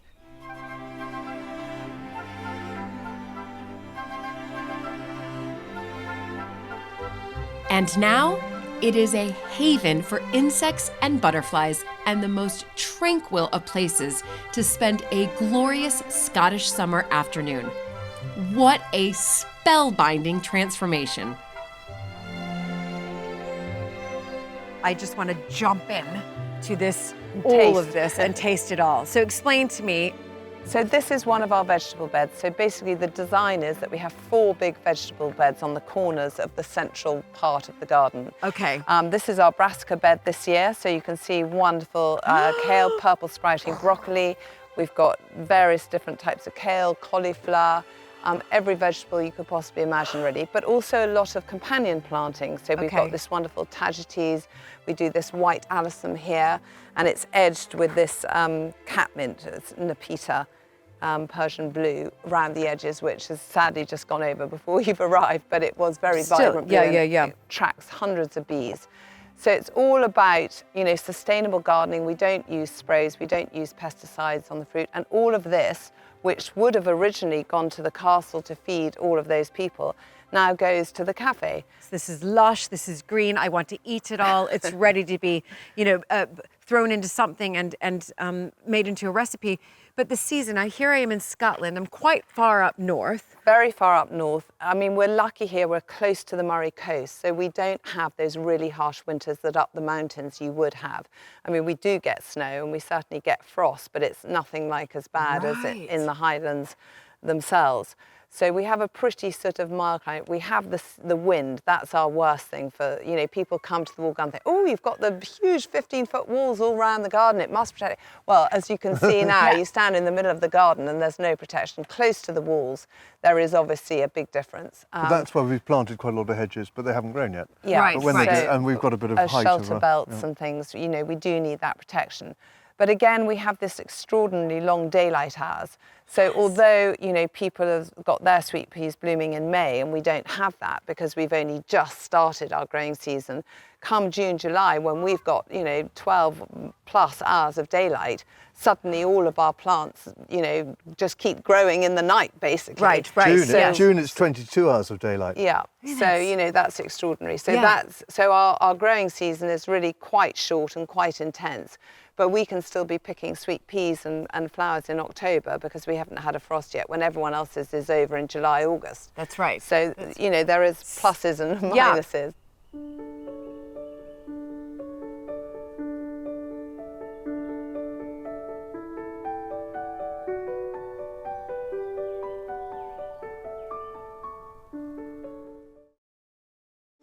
I mean, I feel like I could spend weeks here. Well, we'd love to have you. Yeah, bring your gardening gloves. Yes, well, I might have to learn a few things from Zara, that's for sure. Come down. Okay. So these are all our cut flower beds, and as you can see, they're colour themed. So we have 2 on this side of the garden and 2 on the other side. They've all got wonderful, rather romantic names. So this is Icy Glen, and we've got Scotch Thistle and Glowing Heather and Golden Peat. So, but this is sort of whites, yellows and greens, with a sort of touch of lavender and these wonderful rows of sweet peas. So I love sweet peas. We grow a row in each of the cut flower beds because I love the scent so much. You know, we are trying to be more sustainable in our garden in the same way everyone's trying to be more sustainable. So we grow these flowers, we try to sell them to local florists. We make up bunches weekly here and we sell bunches of flowers here. So really, as I'm walking around this garden, this amazing garden, you're using all parts of it, not just for food production and in the cafe, but as you just mentioned, for your guests, for the weddings, for you know, people to come in and make bouquets and And this is a pretty important. This is a pretty important part of the garden because it's lavender, and lavender goes into our gin. We distill essential oils from the lavender, and it goes into our bath and body products. And it's it's not just us that enjoys it, as you can see the bees enjoy it as well. And the noise from the bees as the lavender's just slightly gone over as well, but you know, a week ago it was just humming with bees, and we need our pollinators. We've got 5 hives the other side of the wall there, but we make our own honey, you know, so everything in the garden is trying to be as natural, as sustainable and as beautiful as we can possibly make it. But can I just ask you both this question, because this is a big project? Walking around, you make it sound like it's so simple, like you knew to put the lavender and then it was going to go into the products in the shop. And but we were incredibly naive, I have to say, and thank goodness we were, because we would never have done it. If I knew now, 10 years on, what I knew at the start, I would have gone, you must be joking. I don't think it was No brilliant, way. so I think it was stupidity, actually. Right, and sometimes that works, and clearly it has. It absolutely has. But you mentioned something, Angus, about this Gordon Castle brand, and that's what I want to touch on right now, because I think it's really fascinating. When I look at historic houses and how they've really evolved, if you think about it, after the Second World War, we started to open up our houses to the public, right? And that was just bringing in visitor income. And then you started to look at what other historic houses were doing. Oh, we're going to have weddings now, right? So the law changed and we could have weddings there. And then we're starting to have events, or we're having festivals. But you guys have really gone over and above and beyond that in creating a brand, so that if I'm coming to visit Gordon Castle, I'm not just going to walk away with the tea towel, right? The standard tea towel. I can walk away with the scent that I've just been, taking whether that's in. a beautiful scented candle, or whether that's some aromatherapy oils, or whether that's flowers or the gin. The gin. So the whole idea is that all these estates, wonderful though they are, and lucky we are to look after them. They're money pits. They are money pits to a certain extent, but also they're finite. So you can only have so many visitors. You can only sell so many potatoes, or fishing on the river, or that's right, or bedrooms in a holiday cottage. Whereas the whole idea of the products is that we use a small amount of ingredients, and you can scale it up, and it becomes infinite. And global domination follows shortly thereafter. Yeah, 100%. I think you're definitely onto something here, and I think global domination will absolutely happen, no doubt. As I explored, head gardener Ed Ballum was hard at work. But I couldn't help interrupt and ask about the changes to the garden. Ed, you've been here since the beginning, the vision of this. Yes. And you've really seen this come to life, haven't you? Yeah. I mean, to be honest, there was very little here when I started. So some of the groundwork had been done, but very little planting. It was really a building site. Right. So it's turned from a building site into what feels like a fairly mature garden. Yes. I think at the beginning of the project, we were thinking maybe it was going to take us 5 years to complete the garden, and we're almost 10 years in now, and we're not finished yet.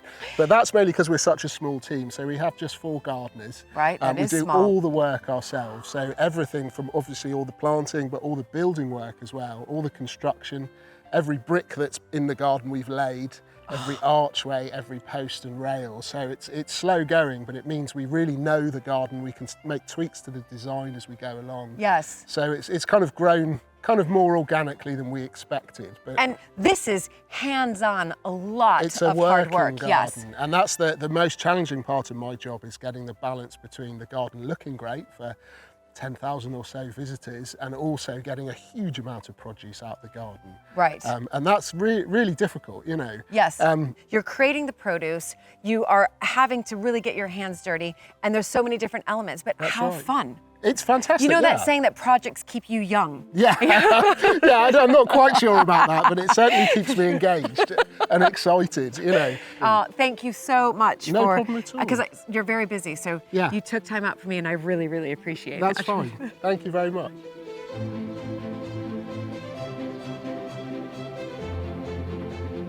After walking all 8 acres of the garden, time for some retail therapy with Zara.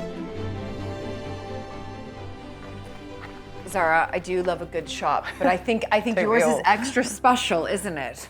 Well, I think ours is a little bit more unique in that we've got so many of our very own products. We're not just buying in. I mean, obviously we do have a few of those, but most of our products do come with something emanating from the garden or something from the estate. So we do use our estate tweed on some of the notebooks and that kind of thing, but especially our bath and body range that you can see here, which is all fragrance with natural essential oils, which are taken from the garden. So where do I start? Well, why don't you try some of our hand creams? So this is got some of the lavender that you saw earlier. Why don't you try a little bit of that? I've put some on my hands, and it does smell Oh, and I think you can tell it does have a sort of that natural smell from it. It doesn't smell like a sort of natural, you know, unnatural fragrance. Oh my goodness. No, it doesn't. It smells fresh. Yeah, so that's the flower garden range, which is quite girly, it's quite floral. And then we have a more sort of unisex range, which is the orangery, which is sort of more citrusy and sort of orangey and lime. So you could probably smell one of these candles. Oh! So you get that smell from the orangery candle and that. But what is just absolutely astonishing is that it's not just for your shop here. This is a bigger scale. You're going hotels, you're doing Airbnbs. You know, this has been really fascinating because this has been a steep learning curve for us as well. You know, neither Angus or I were in the branding business, or, you know, what type of lid did you want, or what type of, our logo obviously came from actually an old prayer book. So this G we found on an old prayer book. And then by fate, we were looking for some stone for the children's play area. And we went to the rubble of stone that Angus's grandfather had knocked down.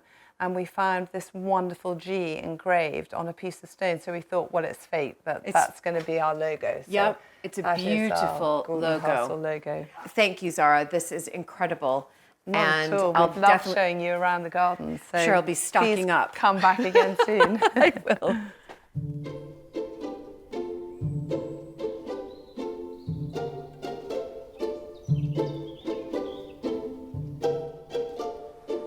The River Spey weaves its way through the Gordon Castle estate, boasting beautiful wooded landscape and some of the best salmon fishing in the world.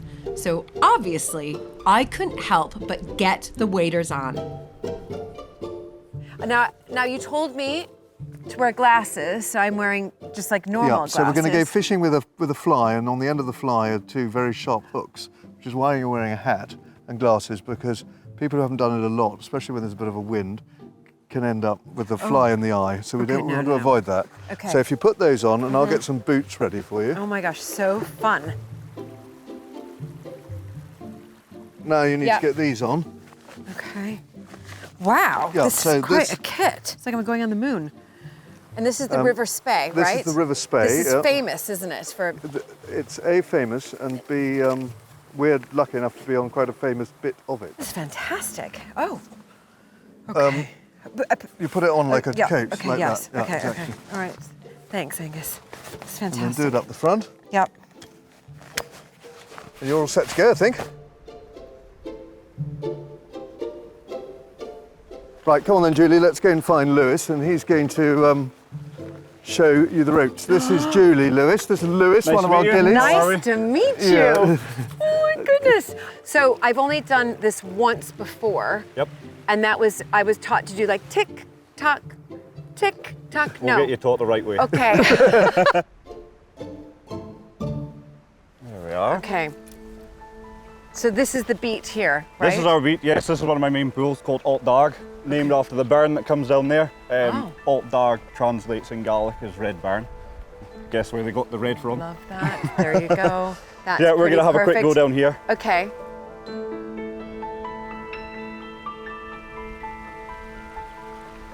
So that is not a tick-tock, is that? No. So this is a bit longer rod than what you'd have probably used before. This is 15 foot in total. Okay. So you'd have probably been taught your overhead cast, which you say is that tick-tock. The spey cast here was developed on this river because of the high banks and the trees, as you can see on the other side, to allow us to be able to fish alongside here without getting caught up, which that just gets boring and you're stuck in the bank every other cast. So that's the reason. So with a spey cast, we lift up, we twist round nice and slowly, line drops into the water here, and then we flicker forward. Okay. So yeah, at no point. Do it a couple more times for me. And then what happens? Then wait. We sit back and let the river do its thing. It's fishing. Okay. As she comes through off the side of that foam line, you can see it on the water there. Yeah. That's kind of where we're looking for fish. Ah, where the foam line is. Okay. Yeah. So would you like to have a go? Okay. So not right really, hand on the top, okay, left hand down below the reel there. Okay. Start with the rod pointing down towards the water a bit. And then I go up. A nice gentle lift up, swinging round to the right, and a push forward. Okay. So yeah, a little bit quicker on the twist. Okay, let's just fix that. So I just gotta like do it? Yes. Okay, going down, not be afraid. Okay, go up. Okay. Nearly, nearly. I just want to get one right. That's all I want to do is try to get one right. Left. Okay, but what happened there? I felt that was good. So that was all right. Just the final delivery, you're cutting under a little bit. We need to come over. Okay. Yeah. It's really hard. It's a bit like golf. How many? Yeah. It looks nice and easy. I'm terrible at golf. How many years have you been doing this, Lewis? So I've been here now for 9 years. Right. Yeah. But you just and grew so up. I grew up fishing on the river. Yeah. Every fish is different. Oh. Steady. We just got that one on there.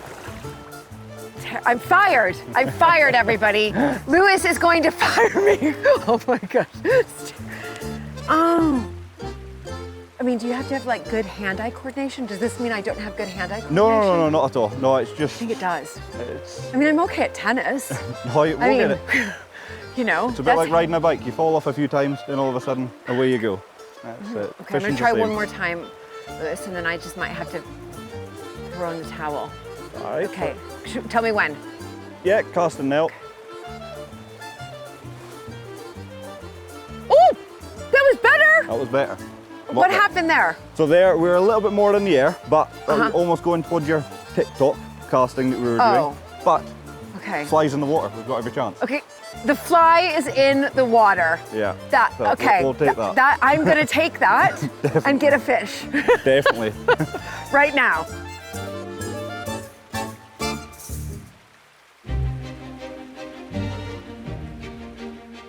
What a simply amazing visit.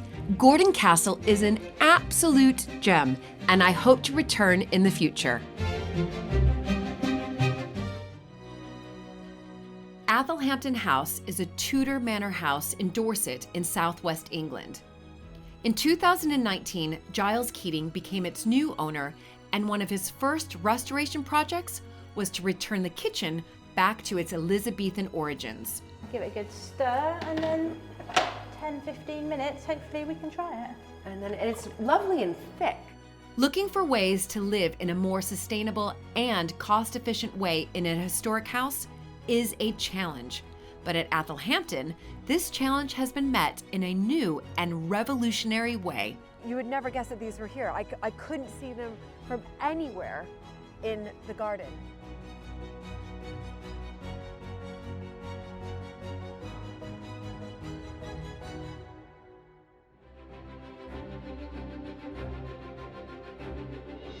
When I married into the British aristocracy, it was the start of a wonderfully exciting journey. But it was also a little daunting. I became a Viscountess, and for an American girl from a small town outside Chicago, that was quite a shock. I live with my husband Luke, heir to the Earl of Sandwich, and our family at Mapperton House in Dorset. Living in a place like this is a joy, but also a challenge. And every day we're aware that we're preserving a very special part of Britain's heritage.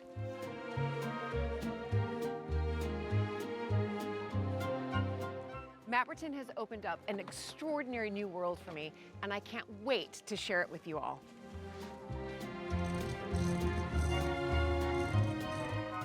So if you love castles and manors and stately homes as much as I do, please join this American Viscountess as I journey into the British countryside in search of some of Britain's finest historic houses.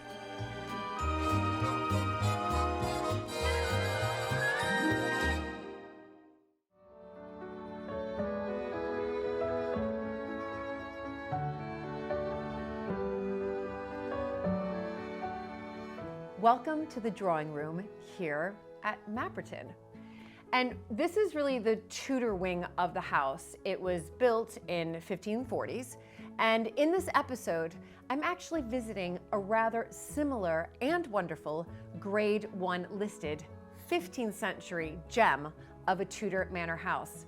And it's located in the heart of Dorset. Athelhampton is about 30 minutes from Mapperton. And do you know what's crazy is that I have actually never visited Athelhampton. So I'm really excited to see it Because it is an extraordinary Tudor building, and if you're like me and you love the history of these buildings, well, you're gonna love this house. But what is even more fascinating is that the owner, Giles, actually bought Athelhampton in 2019. So it's not one of these houses that's been in the family for hundreds of years.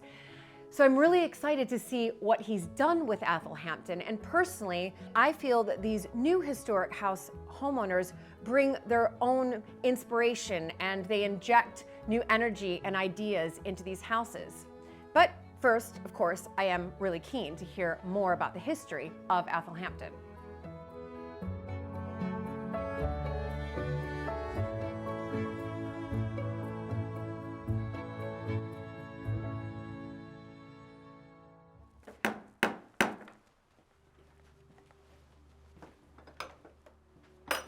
Hello. Julie, hello. great to see you. So nice Hi. to see you. I've finally made it after all these years. It's so good that you're here, I know. It's brilliant. So I was just walking up, of course, I've seen Athelhampton, photographed, all that, but now I'm here in the flesh. I'd love for you to just tell me a little bit about the fabric of the building. Is that okay? It would be a pleasure, I know it's yes. cold, so we won't stay out too long. Let's come and do it. Let's go for it. So, okay. So here we are. It's beautiful. Yep. Now, the way I always like to describe this is this part here is the older part, 1485. So the wars of the end of the Wars of the Roses, Henry VII, the first Tudor. My goodness. And then over there, you've got what I call the modern extension, built about 60 years later, the start of Queen Elizabeth I's reign. Right. They got a bit of money from knocking down some of the abbeys locally, and that was what they built. And that was it, Yeah. and that was what they built. But what are the sort of the men perched on top? So this is the Martin ape. So the Martins were the family who built this, and the ape is their family symbol. And you'll find it all over the house, yes. Well, if you're into medieval fables, you'll know there's the fox, Reynard the fox. Yes. And one of the characters in that is Martin's ape, who is actually the kind of the good guy. And here, look, you can see you've got the ape at the top of the tower. And on the other side, that's the unicorn. The poor thing has lost its horn. No. But because the very first Martins who built this married into the Farringdon family, and the unicorn was their family symbol. So it's the marriage of the ape and the unicorn. All right, well, this is fascinating, Giles, because I think it's always really interesting, of course, when you come to these houses and to first look outside. Yeah. Because, you know, there's so much going on in the inside, but looking at the fabric of the building and the carvings that were done. So beautiful, and the stone is all local stone and so on, yes. Yeah, yes. it's just wonderful. Brilliant, Yeah. brilliant. Well, I can't wait to see what's inside. Come along in, out of the cold, Brilliant. come on.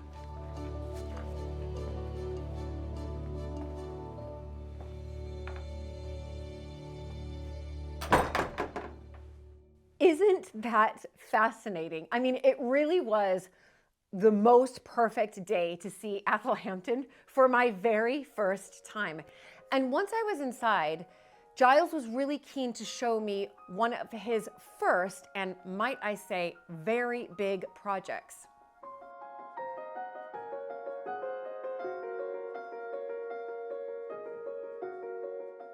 So Julie, here we are in the Elizabethan kitchen. Oh my goodness! And then what you see here, this amazing big brick arch. So this is where the cooking range. Right. And we've got a spit there for turning and roasting things on.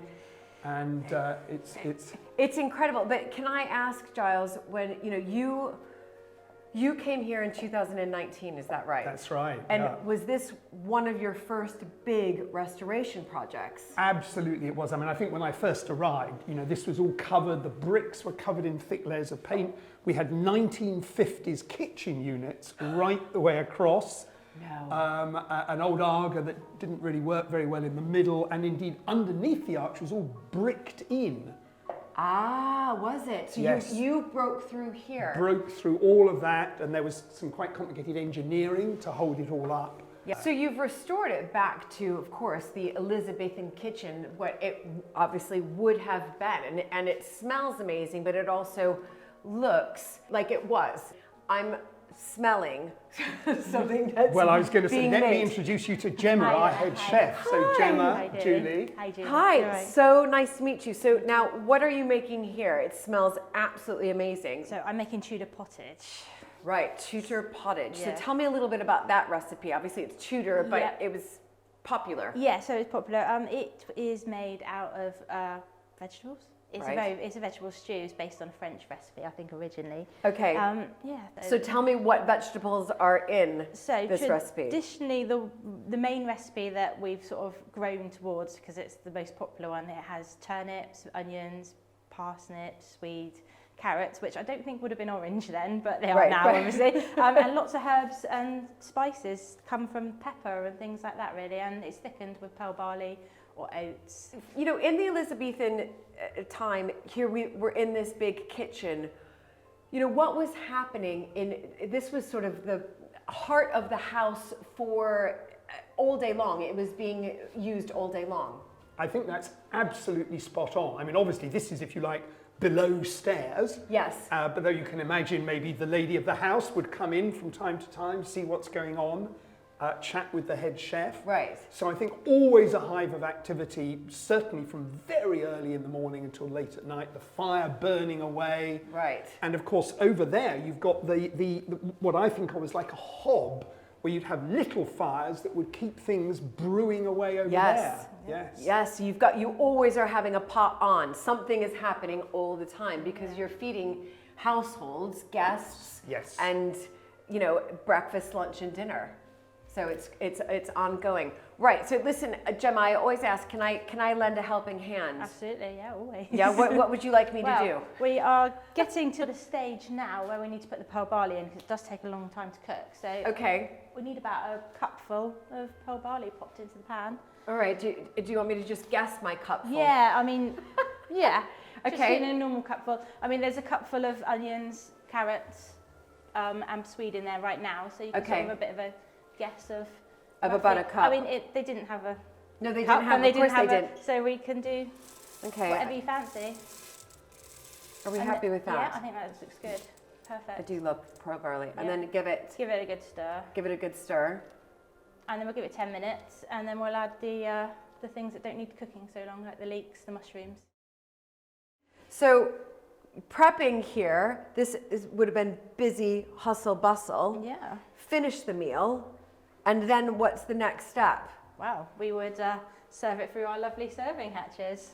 So we can perhaps have a look at these. We've got essentially here an in hatch to put the empty plates in, and then you load them all up along this kind of table here, which they actually called a dresser in Elizabethan times, and then it goes out through the other hatch to be taken, to be served, to be carried through and served in the Great Hall to the family. Right, so I now understand that is the incoming. Dirty plates. Exactly, yep. And that's the outgoing. Your outgoing, yes. Plated. Yes. But when you were restoring the Elizabethan kitchen, were these two hatches, I mean, they were here originally, but could you see them? So the inbound hatch, yes, that had been used in Victorian times. The outbound one, though, was bricked up. And, you know, we could just about see the outline, but it was bricked. Right, right. But from your research, of course, you knew that there would have been an in and an out. Exactly, yes. Well, we knew there had to be in and out. That was the way it happened in Tudor times, and a bit like the way in a modern kitchen as well. Yeah, no, of course, of course. So this was your first big restoration project here at Athelhampton. Yes, and it's wonderful, and the public can come in. As I said, I've already passed many members of the public wanting to come in here. But do you have other restoration projects? You know, you've been here since 2019, so you know you're relatively new. Yeah. No, well, I mean, obviously, in a Grade 1 listed house, you don't have that many, but we have got one other big, exciting one going on at the moment, and that is a window in the Great Hall, which has been blocked up for hundreds of years, and we're now opening that up. Wow. Yes. Okay, brilliant. Well, I'd love to see that. I'm sure Gemma needs your hand a little bit longer, but so I'll perhaps head off, leave you with her, and then meet you up in the Great Hall. Perfect. Okay, I'll meet you at the Great Hall, Giles. And Gemma, do you mind if I just sort of do a little bit more? Okay. Yeah, so the pearl barley's had its bit of time cooking, so now we're ready to add all the herbs and stuff, which is all chopped and prepped and ready. Okay. So we're going Fantastic. in. Give it a good stir, and then 10-15 minutes, hopefully we can try it. And then it's lovely and thick. That's the pearl barley making that, soaking up all the juice. That is fantastic.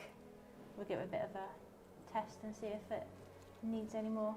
Oh, it smells so delicious. I think it's just like a really, really good vegetable stew. It is, isn't it? It is, exactly. Yeah. It's brilliant. Okay, so leave this. Yep. I'll look after it for you, and you can. That'd be amazing. I'll look after it.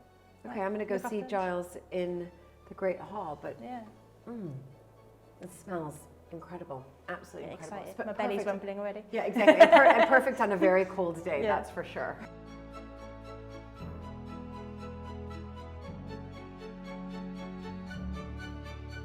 At the heart of really all of these medieval Tudor manors was always the Great Hall. And Athelhampton's Great Hall, well, it is tremendous. It has been described as one of the finest examples of 15th century domestic architecture in all of England.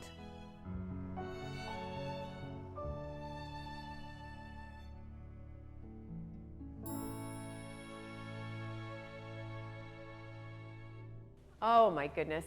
I mean, this is a perfect Great Hall. I mean, it's intact. It's beautiful. You must tell me more, because this is astonishing. I mean, this hall is very similar to the way it would have been in 1485 when it was built, and that is such a historic date. I mean, that's when the Wars of the Roses come to the end, and Henry VII comes to power. The Tudor dynasty begins. Yes. And it lasts for over 100 years to 1603. When with Queen Elizabeth being the last of the Tudors in the second half of that. Of course, what's caught my eye is the minstrel gallery right there. There definitely was one there when it was first built. Right. But it sort of disappeared over the years, and then that one is very much as it would have been, and it is a very old one, but from another house. Right. So when I walk into the hall, the Great Hall at these historic houses, you can always tell with the roof, the ceiling right here. But explain to me just this bit, because it's absolutely beautiful the way that it's been carved. So yes, so this is a hammer beam roof, so called because of the shape of these beams, and it is one of the finest, certainly in the county, perhaps in the country actually, and it's pretty well original. It's really, I think, fabulous. It is. I mean, I will definitely say it's one of the finest I've ever seen, and I've seen a lot of historic houses. But looking beyond, then I can see windows up there. So what you're looking at there, this is the kind of latest restoration project. Those windows are original. They go right back to the beginning of the hall, but they have been blocked up for hundreds of years. Yes. So we've just actually unblocked. We've taken the wood away. Literally a couple of weeks ago. Oh my goodness! And we're now going to put some glass in there, and we're going to put in we're being a bit bold. We're going to put in laser etched glass. But so when you arrived, 2019, did you know that there was a window there? Was it blocked up? You could tell that there was a window, or was this a later discovery? We could just about tell there was one there, but it was difficult because there was an organ there.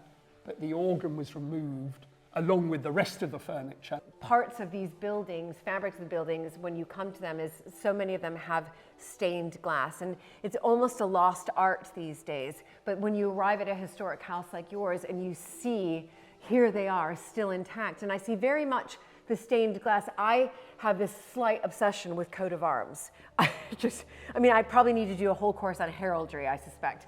But I love the way that you can see the impaling. And for me, my learning curve as the American who's come over and married into this family was, of course, hundreds of years ago, these noble families would then marry into other noble families. They had to. So then their coat of arms, you know, the male, would be impaled with the female's family's coat of arms, and I can see that happening there. Absolutely you can. I mean, for example, we were talking earlier about the Martins marrying the Farringdons, and the Farringdons had the unicorn as their symbol. And you can see that the unicorn's there in the middle of that yellow bar with the unicorns down the middle of it. And then we talked about the Martin ape, that was the family symbol of the Martins.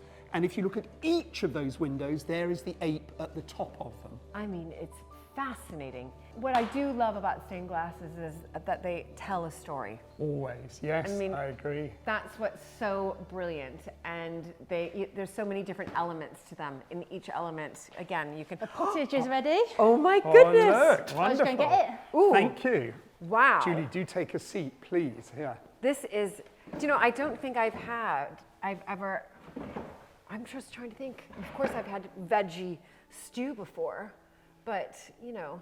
Elizabethan pottage, maybe I don't think not. I've had pottage before. Would you like me to dish it out? Oh my goodness, that looks beautiful. Fab, Gemma, thank you. You're very Wonderful, welcome. yeah. Would you like me to dish it you. up, or are you Yes, happy? please. Yes. All right, I'll just remove that. Fantastic. Just give it a little bit, just so you can try it. Yeah. Okay, Giles, I'll pass these over to you. Thank you, lovely. Lovely. There you go. Brilliant. Wow. Help yourself if you want some more. Okay, I'll leave I'm you to sure it. we will. Enjoy your lunch. Okay, thank you so much. You're welcome. Oh my gosh, it looks Wow. delicious. Okay. Wow. Give it a try, Yeah. lovely, yeah.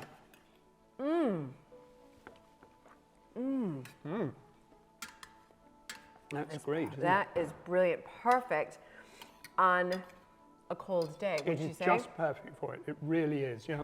Oh, it is, and the spices are fantastic. I can really, the rosemary is really coming through. Yep. Yeah, no, I think Gemma has done a brilliant job here. And I love the way all the vegetables, you know, can be grown locally, which is just fabulous. I mean, absolutely wonderful. I've also noticed that we are eating on pewter dishes. So this really is the full Elizabethan experience, isn't it? It is, yes. You know, the pot is the kind of pot they would have had, the spoon, and as you say, pewter. Yeah, yes. definitely. If you think about our kind of backgrounds, you know, we're the new kids on the block. Yeah, no, it's a good way to think of it. For me, one of, I think, the most surprising,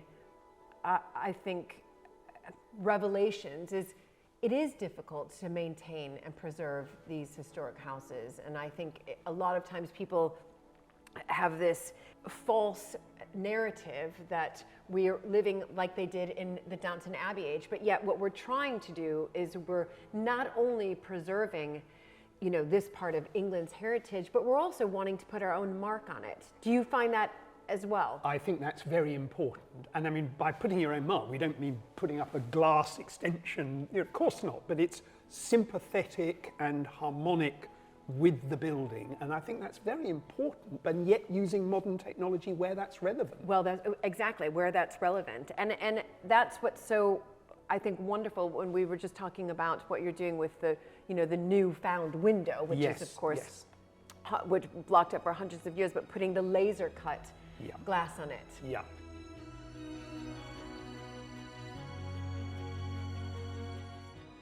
And the restoration of the window in the Great Hall isn't the only area at Athelhampton where Giles is using the latest technology to revive this Tudor manor house. Athelhampton is striving to be more sustainable and economical by being the first solar-powered manor house in the country. Heating historic homes is one of the greatest challenges house owners face in the 21st century. And when Giles moved to Athelhampton in 2019, he was faced with the enormous task of heating rooms without insulation or secondary glazing. But he took on this challenge in a new and revolutionary way.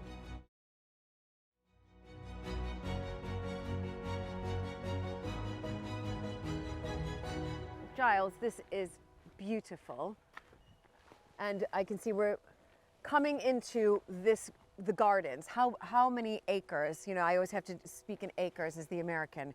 Gardens do you have here? Sure, so about 20 acres of gardens here. Incredible. And you've picked the most brilliant day to come. You really have. Yeah. I do that. So Luke and I have always said, oh my gosh, Athelhampton, our neighbors, they are the first net zero, and I'll follow it up with castle, because I'm the American, and any big manor house, I always think of a castle, but this is true. You've been able to achieve something that not very many people have been able to, and in particular in a grade 1 listed house. I think you're right, and we're very pleased to be able to do this. Yeah. So where are we entering into right now, Giles? So this is the kitchen garden now, and a lot of the produce for the cafe comes from here. Fantastic. And, well, I had a delicious, I have to say, jacket potato. I haven't had one in quite some time, and I was very pleased. It really warmed me up. So very good, very good. Kudos to the chef. But we're now heading somewhere that is a part of this net zero project that began how many years ago? So it began nearly 3 years ago now, actually. Yes. I'm going to show you something that helped produce that jacket potato that you had. It's fantastic. Well, but here, of course, is an enormous greenhouse. Yes, indeed. I shall step inside because I know it'll be lovely and warm in here. It's lovely and warm, isn't it? Yeah. Yeah, no, great for growing the tomatoes for the cafe and so on. Wonderful. Come on through here and I will show you that. You have to duck your head. Yeah, there we go. Ooh, I get to go into the no entry zone. The no entry zone. The no entry yes, zone. Exactly. Very lucky, very lucky. You can come too, everybody. Yeah. Yes, exactly. And here we are. Oh. The solar panels, yes. My goodness. Yes. Oh my goodness. So, this is extraordinary. This is unbelievable. And how clever that, I mean, you would never guess that these were here. I couldn't see them from anywhere in the garden. Nowhere could I see them. They're just invisible, exactly, yeah. I mean, I don't know what the right question to ask. Do I ask how many solar panels you have, or what are you producing?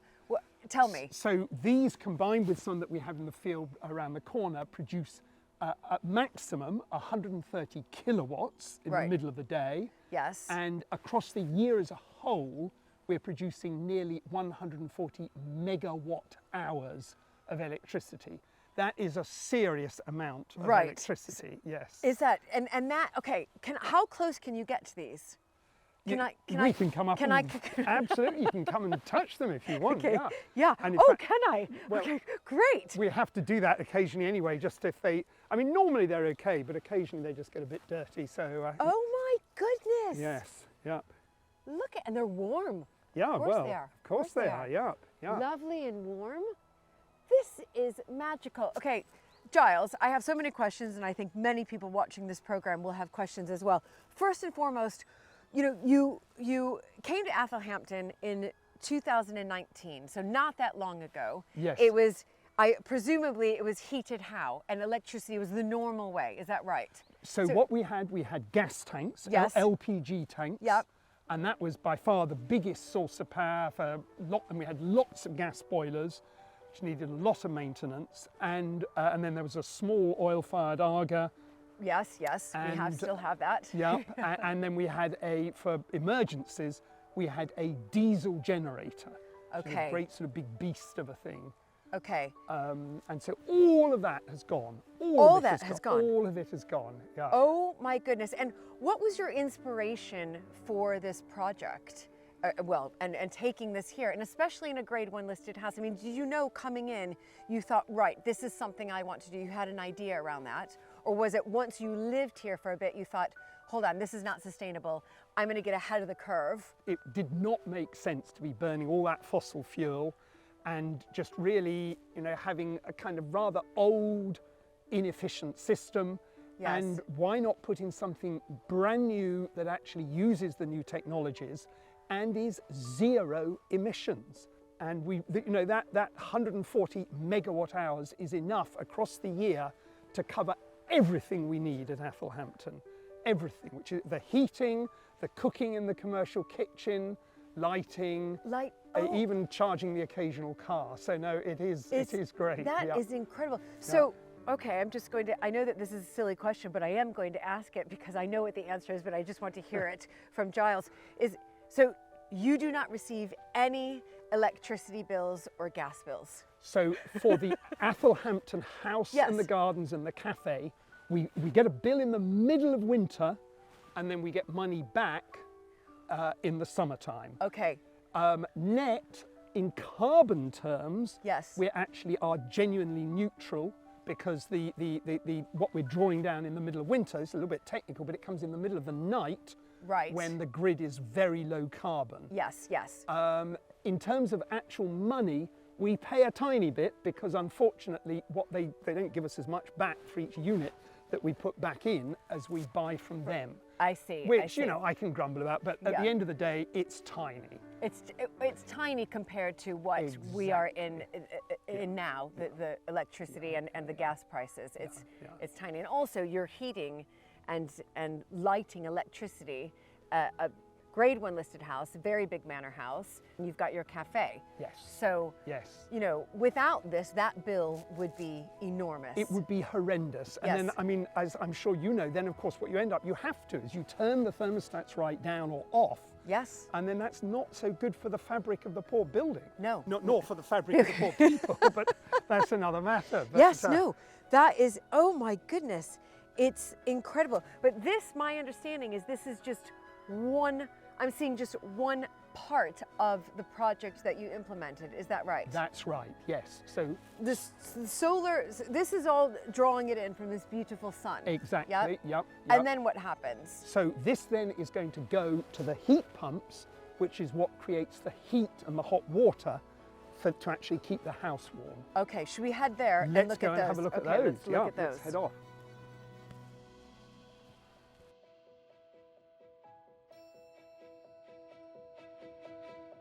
This is so clever, and especially in a grade 1 listed building and garden.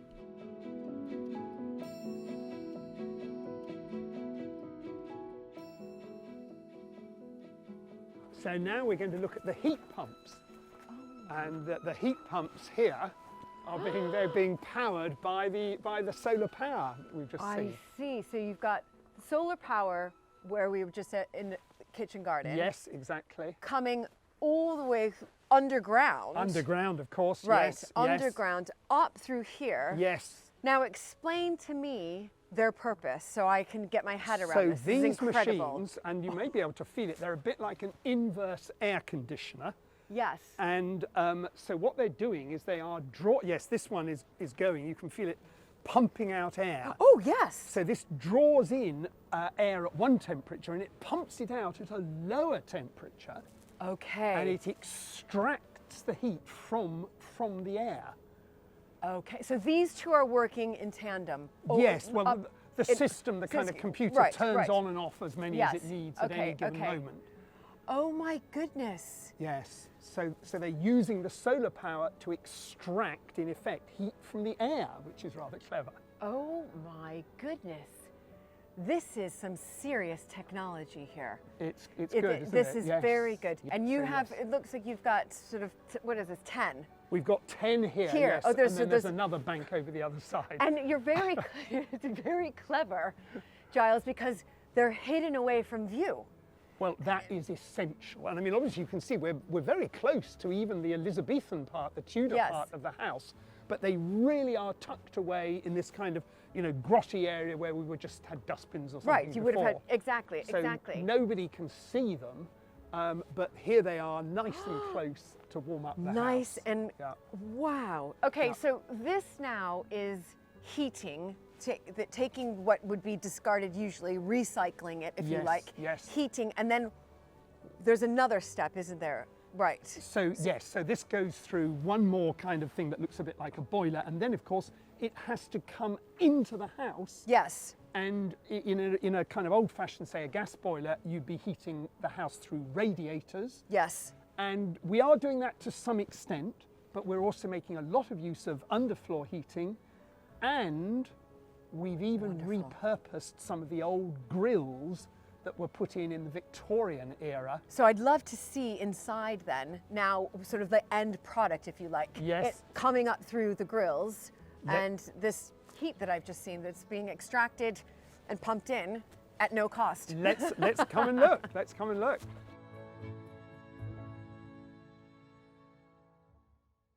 Now, I have to say, I did notice these. Yes. Before, when we were in here having our Elizabethan lunch. Let's have a good look at them, shall we? Oh my goodness, yes. So these are the original Victorian grills. Fantastic. So these, during the Victorian period, then of course, were to heat the hall that we're in right now. Absolutely. Heated by coal. By coal, like coming as far up as we know. through. Yep, Yes, yep, exactly.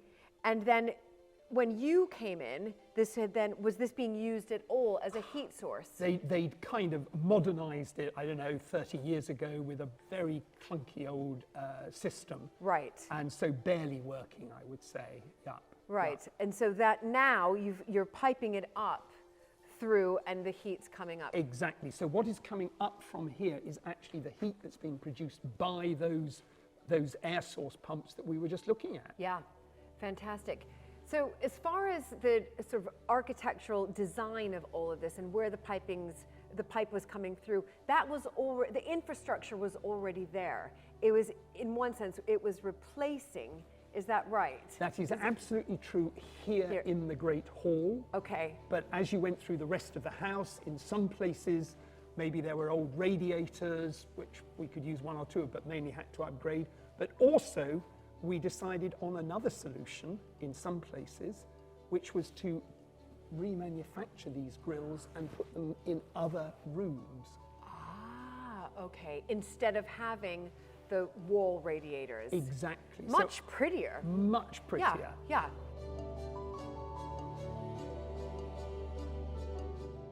Giles's innovative thinking and vision is shared by co-mastermind Stephen Pittman, who met me in the powerhouse of the whole project.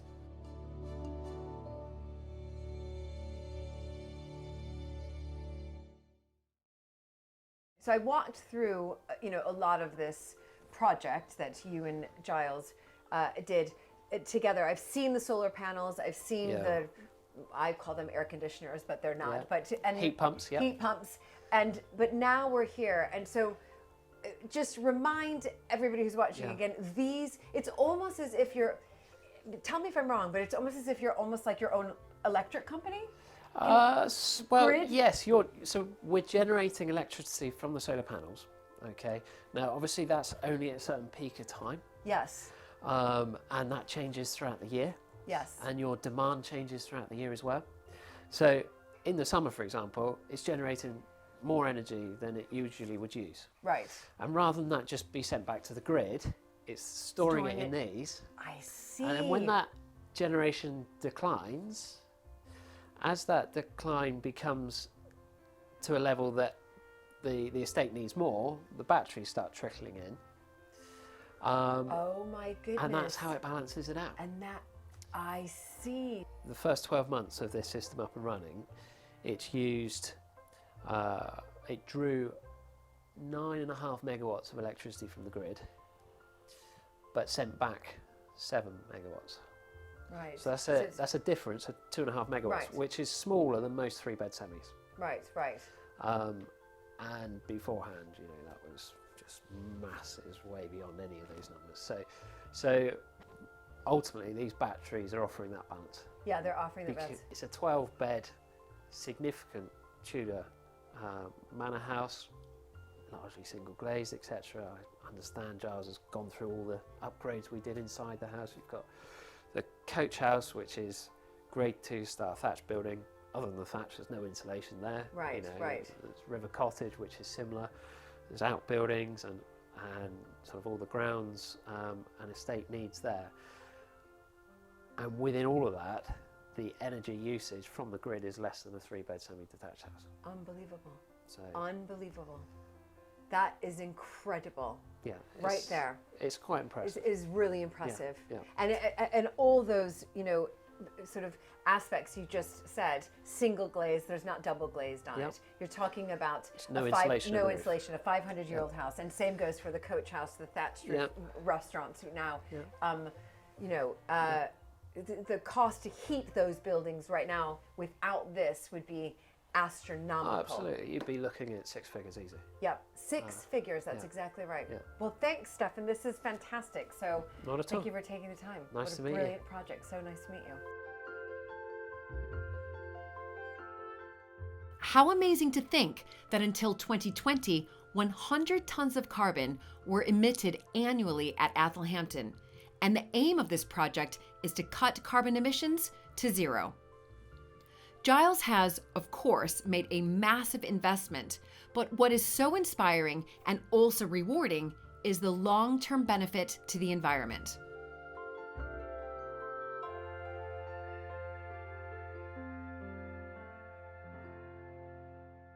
Now, what's fascinating for me as an American, to be perfectly honest, is that always, it seems like, you know, when you go to these historic houses, yes. There's the history, the fabric, the architecture, the inside, the stories. But then, of course, you get to walk outside. You do, and there's usually a fantastic garden. Is that right? Yeah, no, they go together. They really do. Yes. Yeah, yes. and you know, the English love their gardens, don't they? Yes, absolutely they do. And here, of course, I've heard so much about the gardens here at Athelhampton. So you're going to give me a tour, is that right? I will do, yes, I will show you. Come on through here. Wow. And this we call it the corona. It sounds a bit bad given what we've all been through, but it's probably very popular now. It's a crown, and you can see these little pyramids round, or obelisks forming this crown. And this is really, this small circle is the heart of the Athelhampton garden. Fantastic. And the garden, has it evolved over the years? And obviously it has, but can you give me a little bit of history around it? Of course, but the designer was a man called Inigo Thomas, and he was an amazing man, real thinker and designer, architect and so on. And he drew inspiration from the Renaissance, from the Elizabethan era. He drew it all together, and he had this idea of rooms, of outdoor rooms. Okay. So this is the room, as it were, at the heart of the outdoors. And Right. we can go into each of the little doorways around the edge. Okay. And in fact, we've just come through one, which is where, of course, in front of the house, where you would arrive, and that links us to the house. And now, if you like, we can which come room through. are we going to? Let's come here to what we sometimes call the private or the east garden here. Oh, it is stunning. Look at this. Beautiful, absolutely beautiful. Oh, and then you just have this fantastic view from the back of the house. Exactly. Absolutely wonderful. And overall, how long? Because when Matt Britton, I know our Italianate gardens took 7 years, 1920 to 1927. And these gardens here, what was the length? So I think the initial stage, these outdoor rooms that we're going through now, were built very quickly, actually, in about perhaps 2 years. Oh, wow. And it was a massive effort. They had to shift 40,000 kind of tons of earth, which sounds an extraordinary amount. Yes, it does. And indeed, they had to demolish some old farm buildings because the house had actually kind of become a farmhouse, and it was being converted back to become a mansion. Right. So there was lots of work, but they just really, shall we come this way around? This is enormous. Now, yes, isn't this amazing? This is amazing. The Great Court. Oh, so this room is called the Great Court. Great Court, yes. Okay, fantastic. Okay. Now these are yew. Yeah, tell me about these and pyramid you yews. see, I think Inigo Thomas put these here because if you look at pictures of old Elizabethan gardens, they often had yew pyramids. But now, mostly, they were kind of sort of knee-high to a grasshopper. They were sort of down here somewhere or other. And of course, over the years, these ones have just got bigger and bigger and bigger. Look at this. Yes. And is this is their peak, or is there a potential that they could? To be honest, I think they're now big enough. Okay. And if anything, we'd love to just perhaps make them not quite so big. That's a tall order. But no, I think they're a lovely size now. They They're are. lovely. This is beautiful. And then we made our way to Giles's favorite room, the Mediterranean garden where tea was waiting for us. And it's my favourite because it's a bit of a sun trap at almost every time of year. Right. And in summertime, we might come and have a cocktail here before supper. Sounds good. But obviously now it's winter and we perhaps want something a bit warmer and it's the middle of the day. So we've got a cup of tea for you here. So, sensational. Yeah. Eucalyptus. Oh my goodness, this is fantastic. Yes, yes. Absolutely fantastic. I can see why this is your favorite part. This is, I'm afraid I'm going to have to agree with you. Yes. I mean, I love the Great Court. Yeah, yeah. Don't get me wrong, but there's just something spectacular about this tree, eucalyptus, and then brought us some tea. Cup of tea, Well, brilliant. Do you know what? We do have the sun, and it is, when you look at it, it is rather warm. Yeah. Brilliant. So, cheers. Welcome, cheers. Thank you, Giles. What an absolutely spectacular garden. So, Giles, you know, I just wanted to ask, now that we're sort of sitting out here having a cup of tea, relaxed, the sun is on us. You became the custodian of Athelhampton in 2019. And what was it that really drew you? Because this is a big project. Oh, you know, this is not like I'm just going to buy a large modern house and have all the modernizations, and it's much easier to restore, repair, whatever. But what inspired you to say, right, I want to be a custodian of, you know, a home that's well over 500 years in history? Yeah, and I mean, you know better than almost anyone what a big project and how much is involved. So of course, but I think the answer is, I mean, it's just almost like falling in love. I mean, it is an amazing place. Yes. And if one's lucky enough to have that opportunity, very difficult to not be tempted by that. It is just extraordinary here. And I think it's because it's not just that you've got a wonderful old house, it's that you've got all the amazing history, all the people who've been connected with it down history and right up to the present day. I mean, the wonderful people who work here and who know it, all the visitors who come, people who've been married here, all that, and then of course the gardens, just stunning. Yes. So, yeah.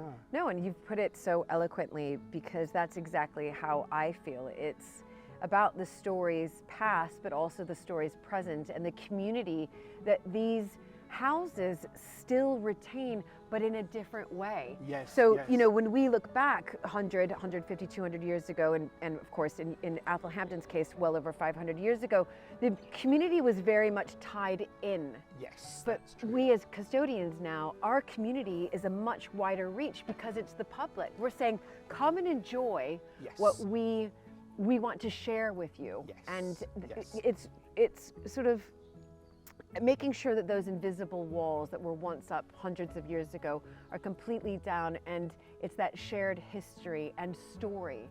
And I think that's what's so wonderful. No, I couldn't agree more. And I think as well as physically inviting people in or allowing them to see over you know, video and whatever, it is also about showing people the history and understanding how people lived in the past and so on. Yeah. That's all part of it. Of course it is, and how we've evolved. Yes, very much so. I'm thinking at one point when it gets warmer, Giles, I might have to invite myself back, and I'm going to tell you, I'm usually a beer drinker. However, because I am a lover of Italy, Mediterranean, I would have an Aperol Spritz with you. Would you do that with me next time I come back? That sounds like a deal. It sounds like a deal, yeah. All right, Aperol Spritz it is, everybody, the next time we return.